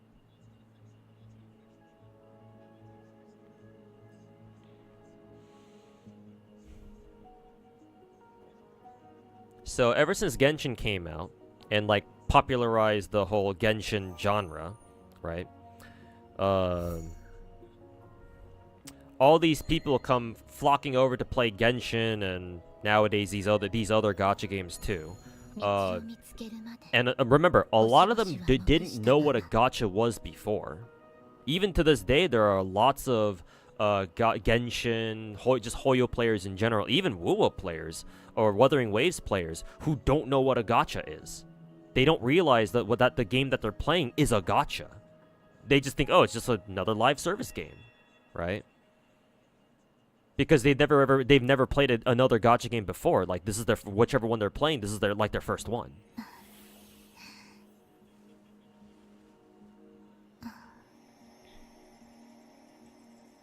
So all those factors combined gives you a situation where once you're done with with all the content in a particular patch, like, people still want to play the game, but there's not really much point to, right? And, you know, and Gacha Endgame isn't, like, replayable, right? Most people just do Endgame once and that's it, right? If they can even do it at all. There's no, like, truly replayable Endgame content for most gachas. Obviously, Arknights is a huge exception with all of its different integrated strategies modes.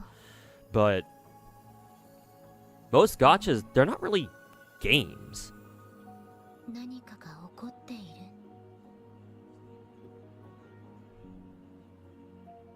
They're certainly not games in the way that most people, like, think of them, especially if they don't know what a gacha game is, or, like, if they're not familiar with the concept of the gacha genre, right? And so they have no idea what makes, you know, oh, Genshin Impact different from, I don't know, fucking God of War or something.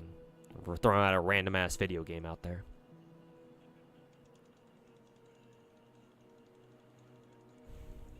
So you end up with a situation where people realize that, or players realize that they've run out of content to do, but they still want to play the game because they really enjoy playing these gacha games, but they just don't have enough content for them because they already fucking blew through all that shit in like a week.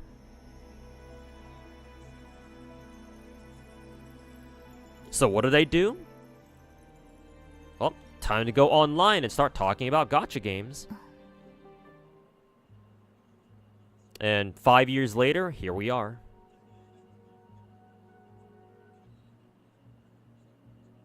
You watched his video, Aitoma's video, I'm assuming, Aintoma, or however, whatever the fuck his name is. Honestly, wasn't worth much. You feel like you wasted your time? Yeah, just trying to run defense for his gacha Oshis. Yeah, that's what I figure, man. Like, maybe if he had a good point about it, sure.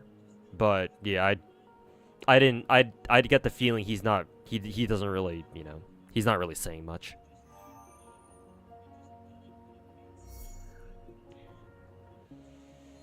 Gacha pretty much killed the VN and the MMO market. MMOs I think are fine, but the visual novel market, I can see them, yeah. I can see gachas like hugely disrupting the visual novel market, yeah. Because like gacha games are pretty much visual novels. So like, why would people invest so much time and energy making a visual novel? Like, can just make a gacha instead. That'll probably make the developers a lot more money. So yeah. You're right, I agree with you on the visual novel part. The MMO market, not so much. MMOs are still very popular.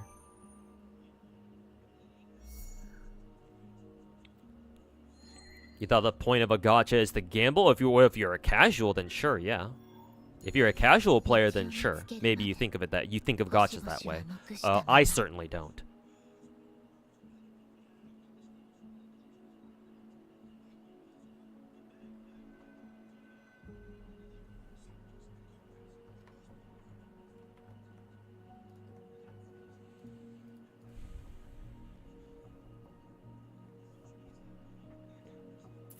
You never thought of it like that, but it actually makes a lot of sense. What, my theory on, like, why the gacha space is as toxic as it is, or as retarded as it is.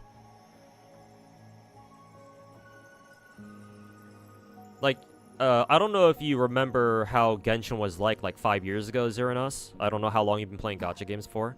Maybe you mentioned it, but I must have forgotten if you did. But, like, I still vividly remember, like, for you Genshin OGs out there, in chat, like, I still vividly remember, like, a month into Genshin, we started getting, people, I remember seeing or hearing people start bitching about how, oh, Genshin doesn't have enough content, blah, blah, blah, and, you know, other retarded shit like that.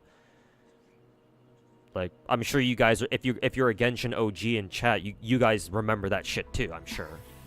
Right? And these are all people who, like, fucking speed ran all the fucking content that Genshin initially launched with in, like, a fucking week. And then they were discovering, like, hey, wait a minute. Like, that's it? Where's the rest of the content? Right? And these are all people who, like, have clearly never played a gacha game before.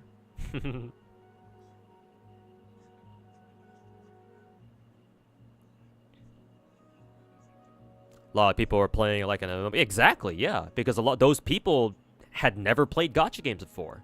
They didn't know what to expect. They've never played a gacha before. They've never even heard of a gacha game before. So yeah, the only thing, the closest thing that they could compare it to was an MMO. So that's why they played it like that. Yeah. They didn't know. And so when it turned out that actually no, Genshin isn't really an MMO, they got pissed off. Right? Because they feel like they wasted their time.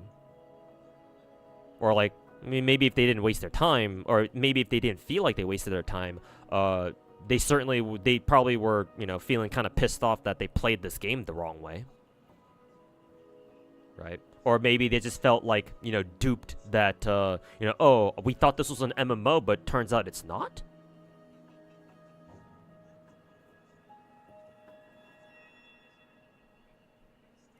MTash? Yeah, I'm not surprised.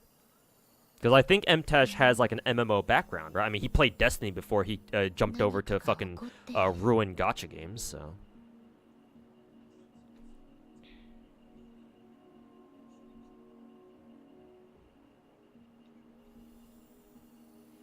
Being in gacha during such a big influx of people who had no idea about the genre must have been pretty funny. Well, it was more depressing than anything. Honestly, that's actually a big part of the reason why I sort of regret not like going all in as a content creator back in the day, because I had the opportunity to, I just didn't capitalize on it. I do wonder how I don't want to make it sound like oh, I would have single-handedly changed the gacha sphere, but like but it's like, even if it wasn't me, right? Even if we had like one decent gacha content creator who became big and was able to educate people on like, oh no, like this is how gachas are like, right? Even if it wasn't me, even if it was somebody else, like I do wonder how differently the gacha space would have turned out. Maybe, you know, maybe this is just wishful thinking, but maybe we wouldn't have all these fucking retards like Saint Tontus and Tectone and Gacha Smack and Ryuka and this new Ain Toma fucking retard running around fucking running their fucking lips, their dick-sucking lips, sucking off Wuwa constantly. I don't know. I do think about that sometimes.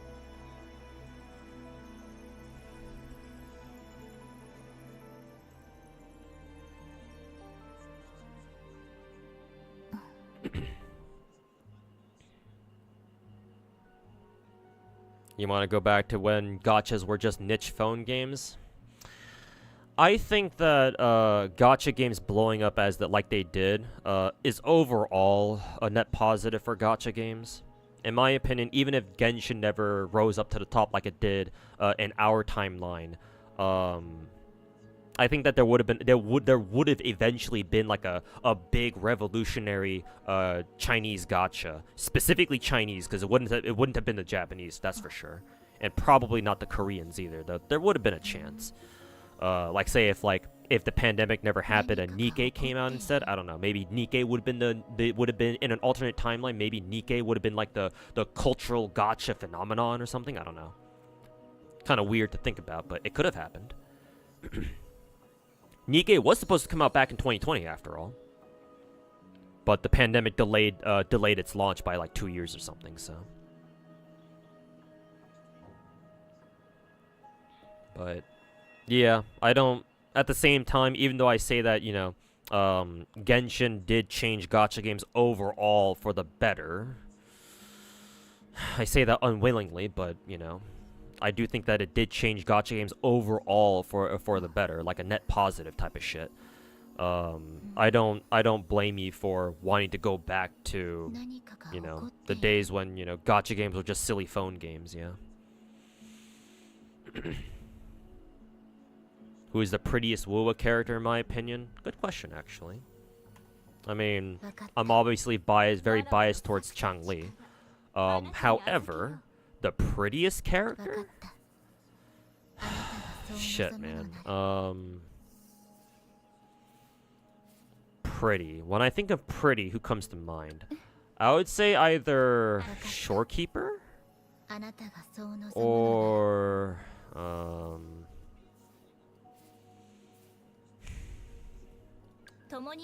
honestly, either Shorekeeper or Yang. They probably fit my definition of like the word pretty the best.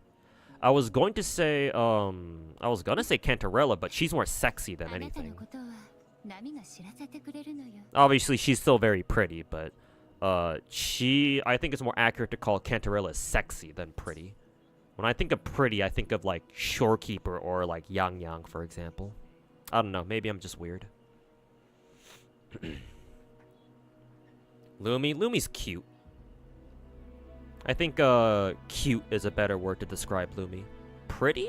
Maybe. But when I think of Lumi, I would think of cute more than anything.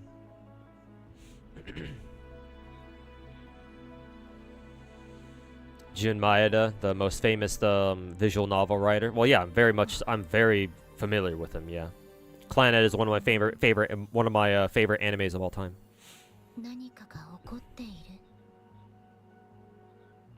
Excuse me.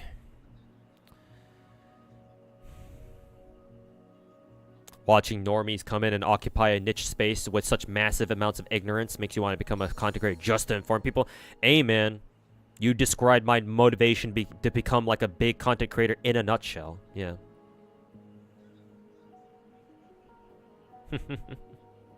You got it, man. You got the memo. You love Shorekeeper? Yeah, Shorekeeper is definitely one of the... Should I go so far as to say this? Sure, fuck it. Shorekeeper is one of Wuwa's most memorable characters. Yeah, probably. Like, her design is very fucking striking. Like, maybe there's like a very similar... Maybe you'll be able to find other similar character designs in other gacha games, but as far as the gacha games that I play go, yeah, Shorekeeper is certainly unique. Carlotta is more beautiful. Because she has that whole, like, you know, what, noble woman upbringing, so she's more beautiful than anything.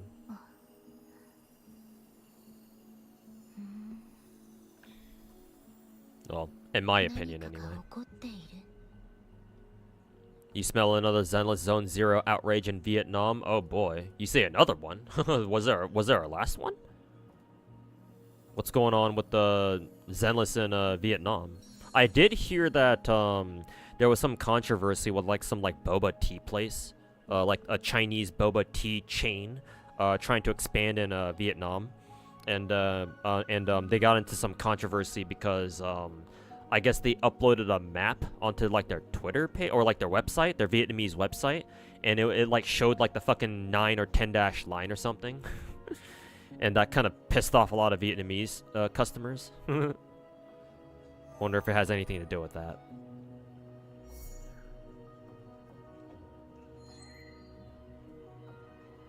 Shorekeeper is quite literally just wife true.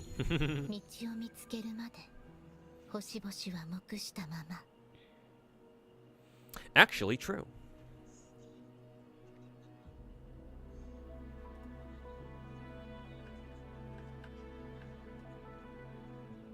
Booba tea. Booba tea. You like Clannad? Yeah. I remember, to this day, I remember watching, like, staying up until, like, fucking 5 a.m. or 6 a.m. on a fucking school day. Watching episodes, going through episodes of binge-watching episodes of, Clannad and After Story. I never read the visual novel. I'm aware that Clannad is much bigger than the anime, of course. Because obviously the anime was adapted from the visual novel. But I am aware that Clannad started as a visual novel, yeah. And then it had anime. It got like what, 2 anime adaptations. Obviously, it was modeled after the Nagisa route. But yeah, Clannad was one of the first animes that I remember that I vividly remember watching.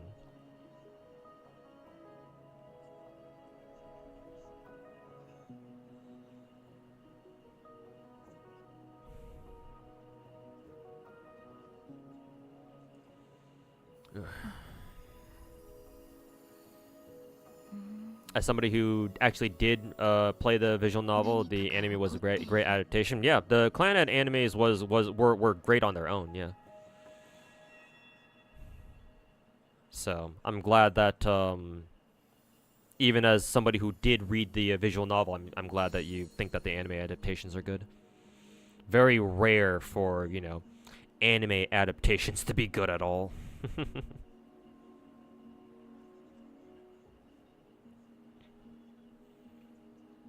back when, you know, anime studios still believed in doing full 24 episode seasons, and not the fucking 12, the half season 12 episode bullshit that anime studios and, you know, animation studios and companies all fucking do these days for more money.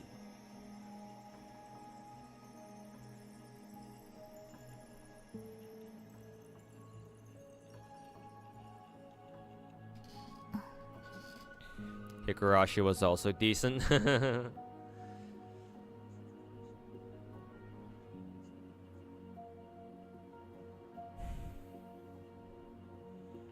Clannad fucked you up so much watching it when you were a kid. Yeah.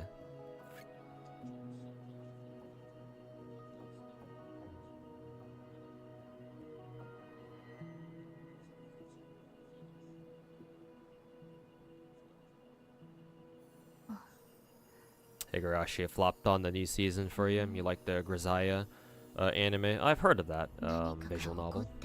I think my friend Protag read it. You'll never forgive the anime adaptations of Grisaya and Magikoi. Yeah. I know that, yeah, Grisaya and Magikoi are, like, goated fucking visual novels, yeah.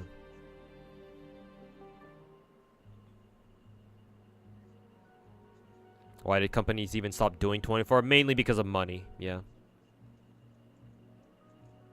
My understanding of the anime scene, the anime production scene as it is right now, and it has been this way for a while, is that studios and companies, especially the fucking publisher companies, make more money if they just get out more like 12 episode seasons. So they've stopped doing 24 episode seasons for the most part. Just, you know, just to crank out, you know, 12 episode seasons slop, you know. Isekais and shit like that. It's always about the money. Follow the money.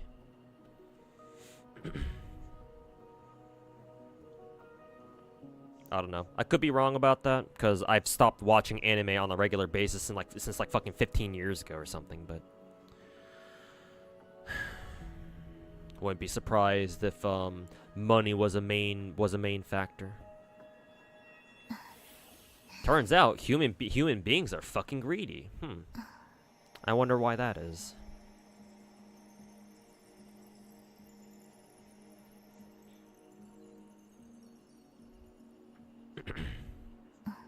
Isekai is too much for you? Yeah.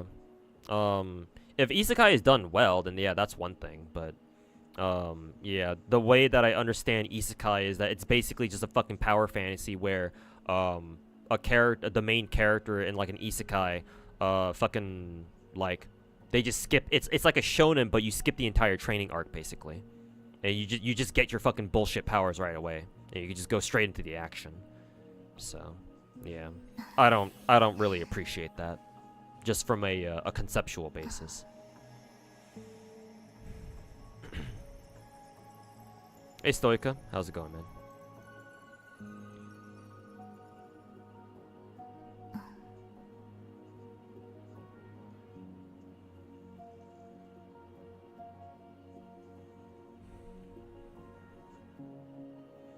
You have all the visual novels ready to play on your Steam account. You'll get to it soon, TM.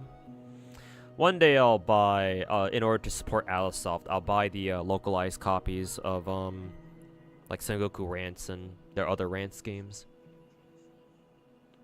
Perhaps one day.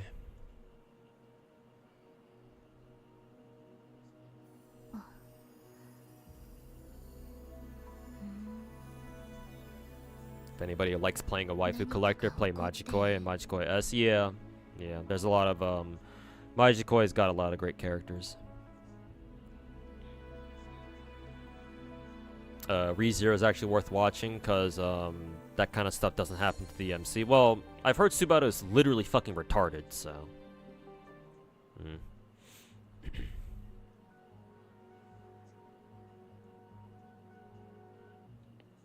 Like, I'm not exactly a big fan of main characters who are like actually just fucking retarded. Like, I don't know, man. I don't really have the patience for characters like that. Like characters who are written intentionally fucking like mentally fucking handicapped. Like, I don't know, man. A lot of tropes that that Japanese writers in anime like to do that I'm not exactly a big fan of. Like, the classic one is like, you know, the whole like misunderstanding trope, right? Where people just don't fucking talk to each other for whatever reason. It's like, oh, all these problems could have been avoided if y'all just took a fucking second to actually fucking talk to each other. But no, you're like, oh, maybe the traditional Japanese humility type shit. Oh, he's not gonna talk to me, or my opinion isn't really worth anything. Blah blah blah. It's like, God, so fucking cringe.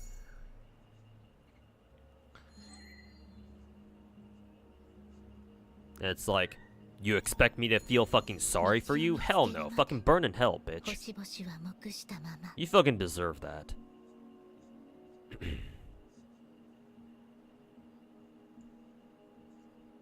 Donut playthrough.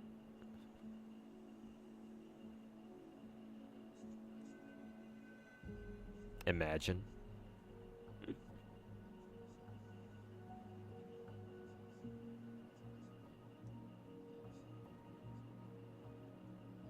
Hey Julio, over on YouTube chat. Recently, I think you meant to say you've recently become very fond of gachas with great storytelling, story presentation like Path to Nowhere. Considering FGO, would you say it's worth investing time into considering? Who is that? Hey Leptune, thanks so much for the 40-month resub. Welcome back. I'm gonna end stream soon, but I'm just winding down stream. So good that you caught the stream at the last moment there. But thanks for the 40, appreciate it. Let's see. Considering FGO, would you say it's worth investing time into it? This is what I tell everybody who asks, like, if it's worth playing FGO in this current day and age. No, don't play it. FGO has the best story in gacha, as far as I'm aware. However, it is not worth playing the game or picking up the game just to read the story, no.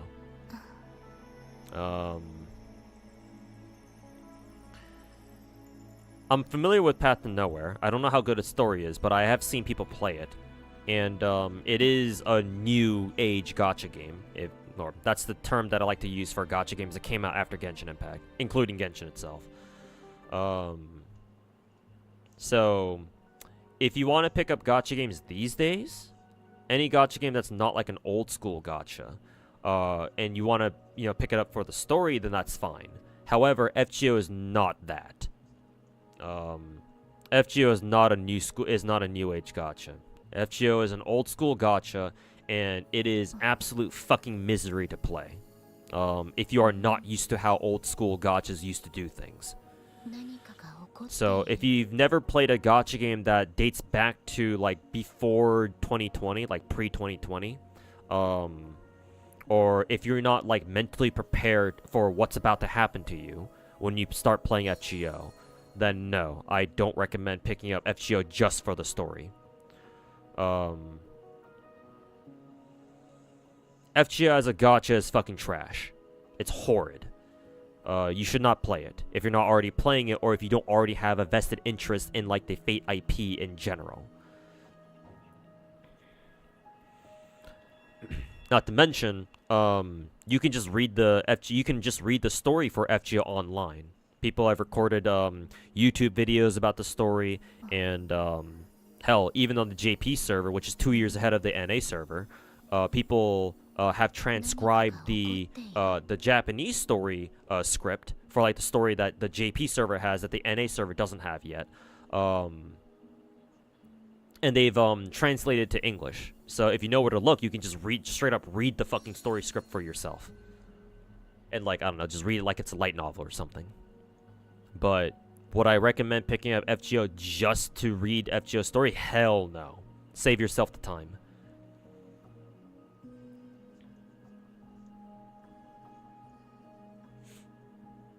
You've heard the story only gets good after a certain point.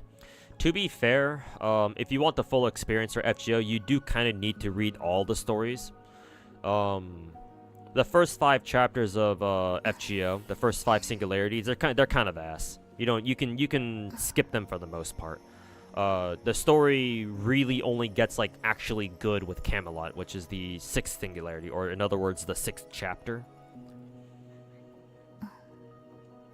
Camelot and Babylonia are the best part 1 stories by far. There's no contest, because Kinoko Nasu himself wrote those stories and not some dipshit fucking, you know, fangirl or a fanboy writer.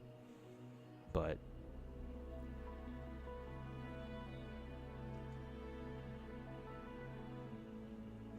he said maggot baits. I remember when they announced. I remember being at the panel for which publisher, who published or who localized maggot baits again? Was it J-List or was it Jast or was it Manga Gamer? I forget. But I remember being in the fucking conference room at Anime Expo when the maggot baits localization was announced. I fucking remember that shit, man. Manga Gamer? Okay, yeah, that makes sense. Because some of my IRL friends work for Manga Gamer. Or at least they used to. I don't know if they work for them anymore, but they used to. So, yeah. I remember for like the decade or like the 11 years that I attended Anime Expo here in LA, we'd always go hit up all the late night visual novel panels from like all the big visual novel localizers. Manga Gamer, Jast/J-List, Sekai Project, back when they were still around. Are they still around? I don't know. And whoever else. But yeah, I remember being in the fucking conference room when they announced that they acquired the rights to localize maggot baits. That was interesting.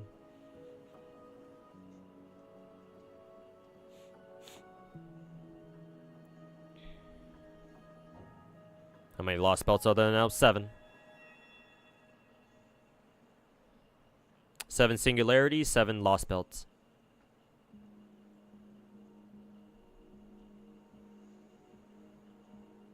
Have you ever read Subarashiki Hibi?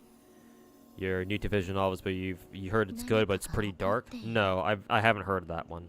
I've been out. I don't really pay attention to visual novels, to be honest. The most I know about visual novels are through my IRL friends who like are big into visual novels themselves.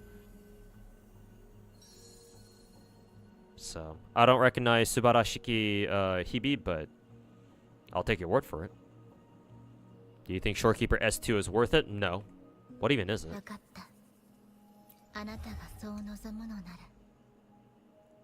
Outer Star Realm now increases attack of party members by 40%. That's great, but you don't need it. I certainly don't. Shorekeeper is good enough on her own. If you want to invest into Shorekeeper that hard, then sure, go ahead. But is it required? Hell no. Like, as you can see, well, I'm actually already here. Why did I teleport back to here? Just checking my TOA real quick.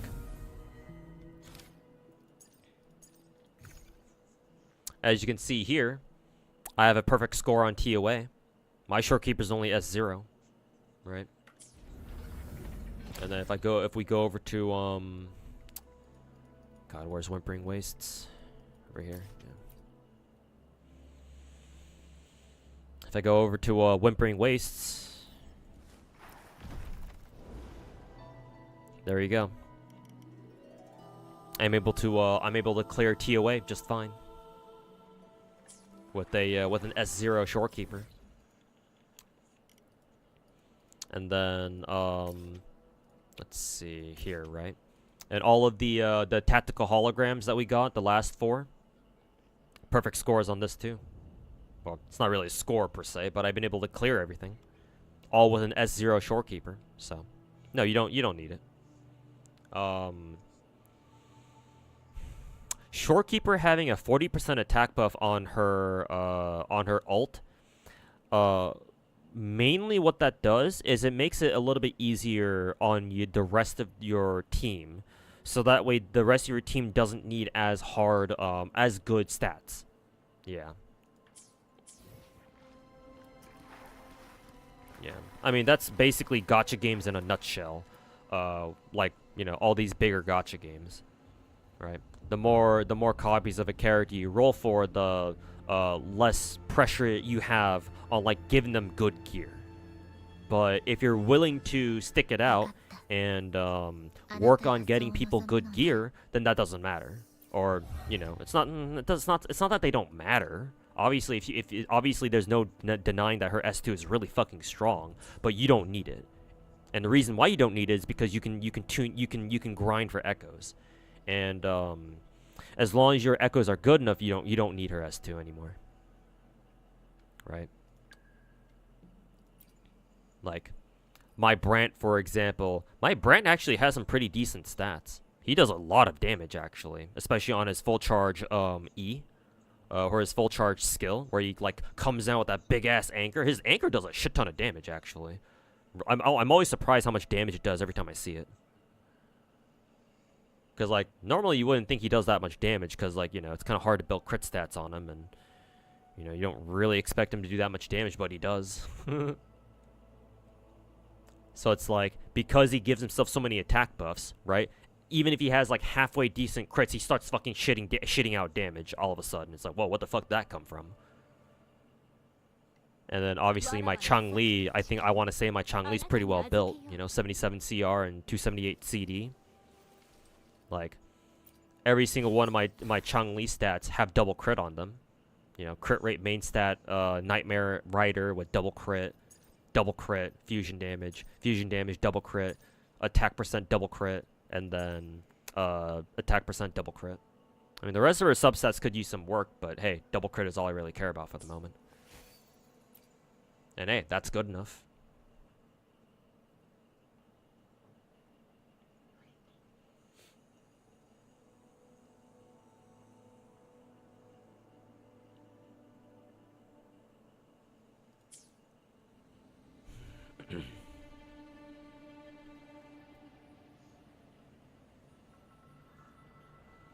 So yeah, next. Her S2 does sound very strong, but you don't need it.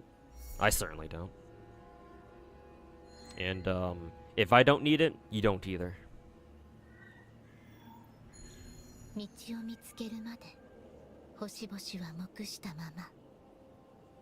We both have that good shit Changli. Hey, fellow man of culture in chat spotted. Fellow Changli lover. The Schwarzenegger handshake. The Arnold handshake. Did you see Crony doing a watch along? I think they watched the Sonic movie or something, right? Something like that.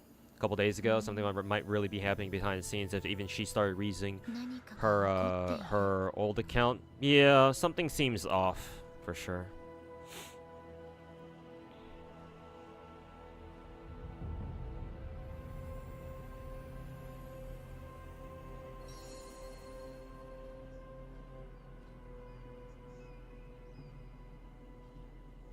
I mean, at least it's obvious. At least that confirms that, you know, Sana and Crony have been in contact.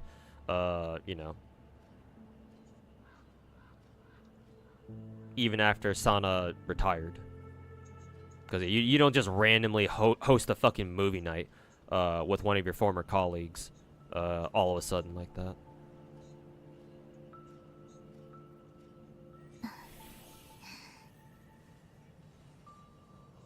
Not gonna lie, you did get her to S2 and got her weapon last night, though. Nice. Friend of yours sold this game to you, saying that farming echoes was easy. Well, sorry to say, Leptune, but you got bamboozled.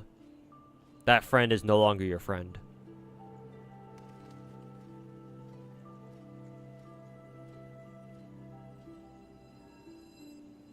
You don't have Shorekeeper and you can play without her? Wow. What a GACHA Chad.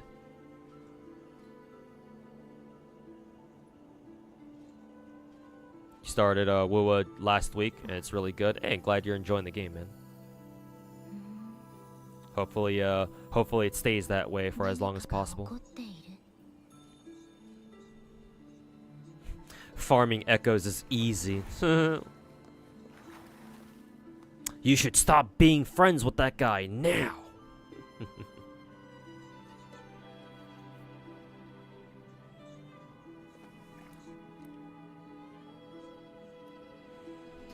Farming echoes is easier compared to artifacts. Well, if we're comparing this to Genshin, then yeah, of course. There's no contest. But to say that farming echoes is easy? Yeah, no, that's misleading.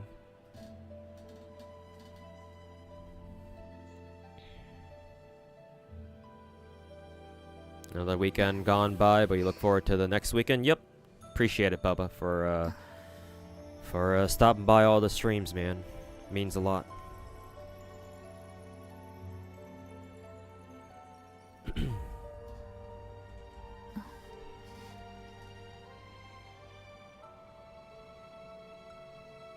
At least you know that there's only 5 weeks left in school. Yeah, it is the end of April, isn't it? Yeah. Hopefully you're looking forward to your summer vacation.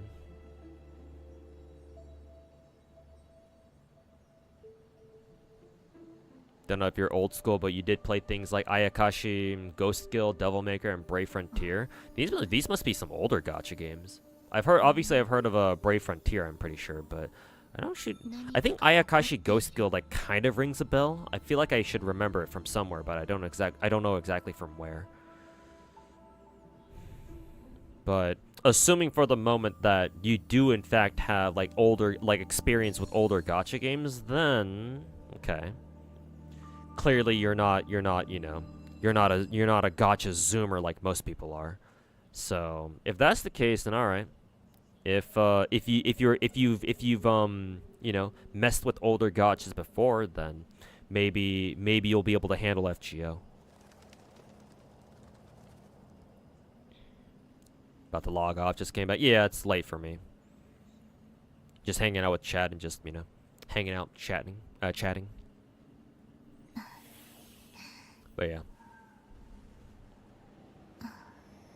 Ayakashi really was one of the oldies? God damn, alright. Then yeah, Julio, then I assume Julio does in fact have old school gacha experience then. In which case, then yeah, if you're down to like get down and dirty with how old school gacha games are like, then yeah, you can go ahead and play FGO.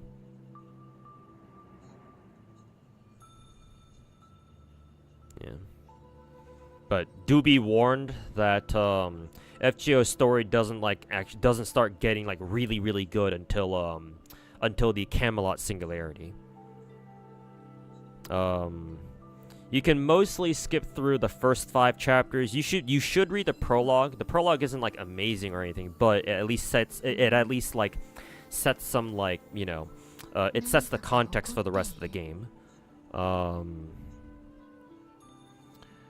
So try not to skip the prologue, but if you don't want to read like the slop, then you can skip every singularity up until Camelot. And then as soon as you hit Camelot, you can start reading from there. Read Camelot, read Babylonia, read Solomon, which is like the epilogue chapter of the first arc of FGO. After that, if you want to, you can go into the EOR chapters, which is kind of like an interlude story section between part 1 and part 2. Part 2 being the Lost Belts. I think 3 out of the 4 EOR chapters are worth reading. Shimosa is, I think, by far the best one, followed by Shinjuku, and then what is it? And then Salem. Agartha is a fucking meme. You don't need to read Agartha if you don't want to. Agartha is easily the worst EOR chapter story-wise. So you can just fucking skip that shit if you don't want to. All of the EOR chapters are pretty independent of each other, so yeah, you can read them in whatever order you want. And they usually won't have any effect on each other, I don't think. Yeah. So, like, if you do want to read all the EOR chapters and you want to go in terms of, like, increasing quality, then you can start with Agartha, because that's by far the worst one. And then, what? Salem, then Shinjuku, and then, what is it? And then, Shimosa.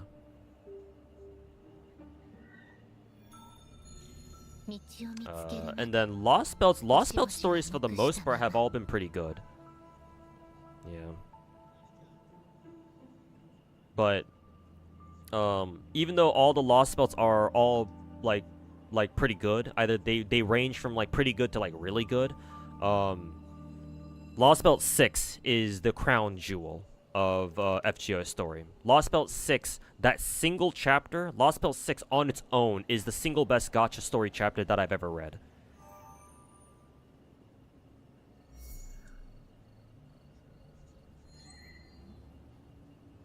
Like, honestly, it would not be a stretch to say that you read FGO's story just to get to Lost Belt 6.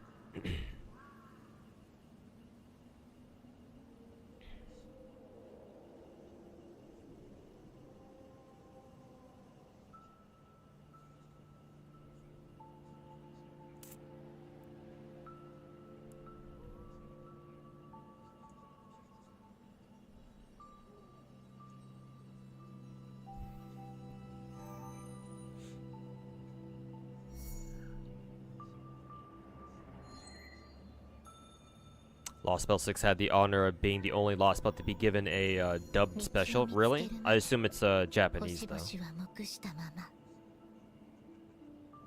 Not ridiculous to say at all. It does, in fact, live up to the hype. I'm glad you agree, then.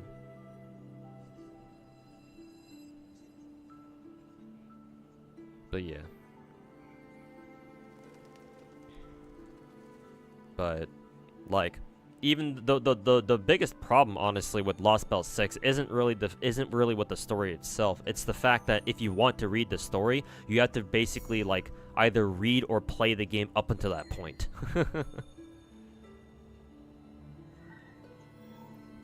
That's kind of the bigger issue.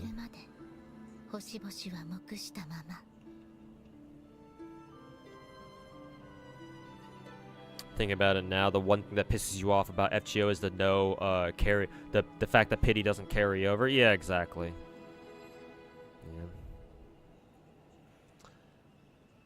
To this day, FGO Gacha still fucking pisses me the hell off.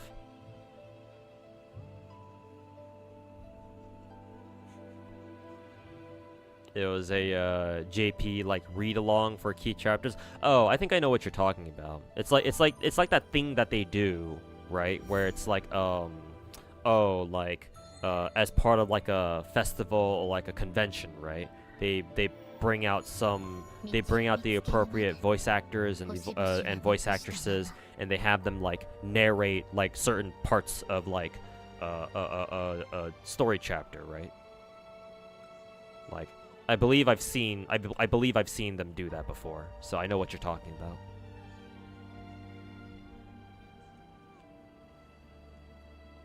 Assuming, of course, that that's what you're referring to.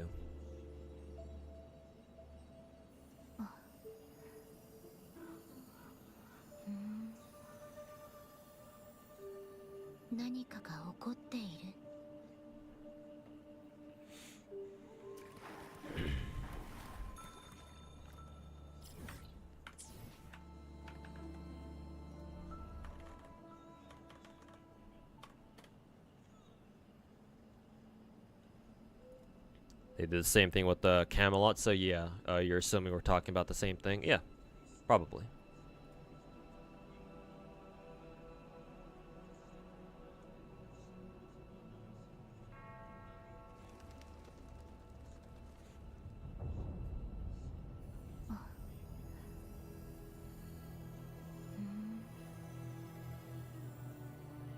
何かが起こっている。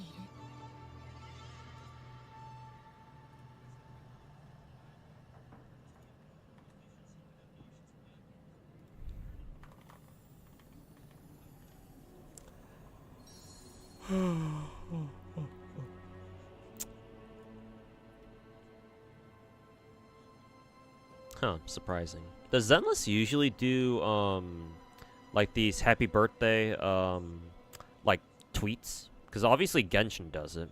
I don't know if I remember Trigger. I don't know if I remember Zenless ever doing like this, something like this before.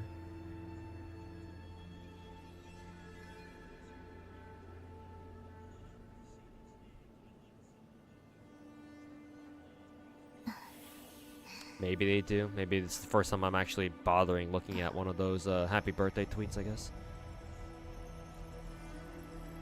Let's see. Zenless hasn't dripped anything yet, I don't think.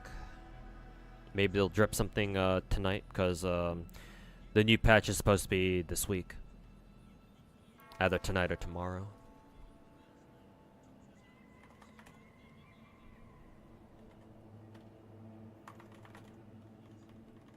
Actually, has Wuwa dripped anything yet? I feel like Wuwa should drip something soon.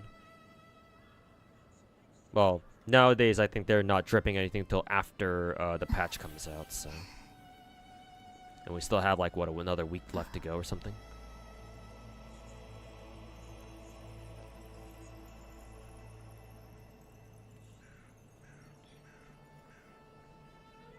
They did it for a lighter? Okay. So I've done it before. You got MP5 Space Ishtar. Is Merlin still any good? Yeah, of course. The reason why people are saying Merlin is trash is because they only care about him from a farming perspective.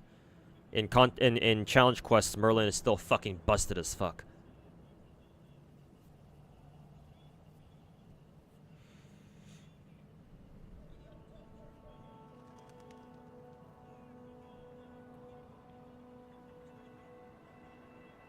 Are the Wuwa codes still active? I mean, you can try.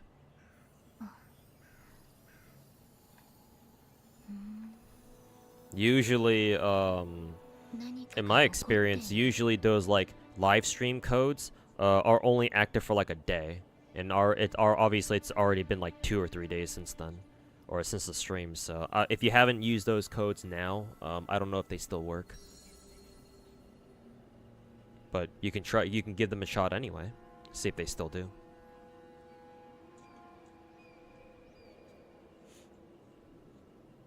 Still feels awful to summon an FGO. Hey, man, I hear you, man. I'm right there with you. Rolling an FGO is fucking god-awful. Nothing will ever change that fact. Really excited for Nikke. Yep, lots of good stuff coming up in Nikke.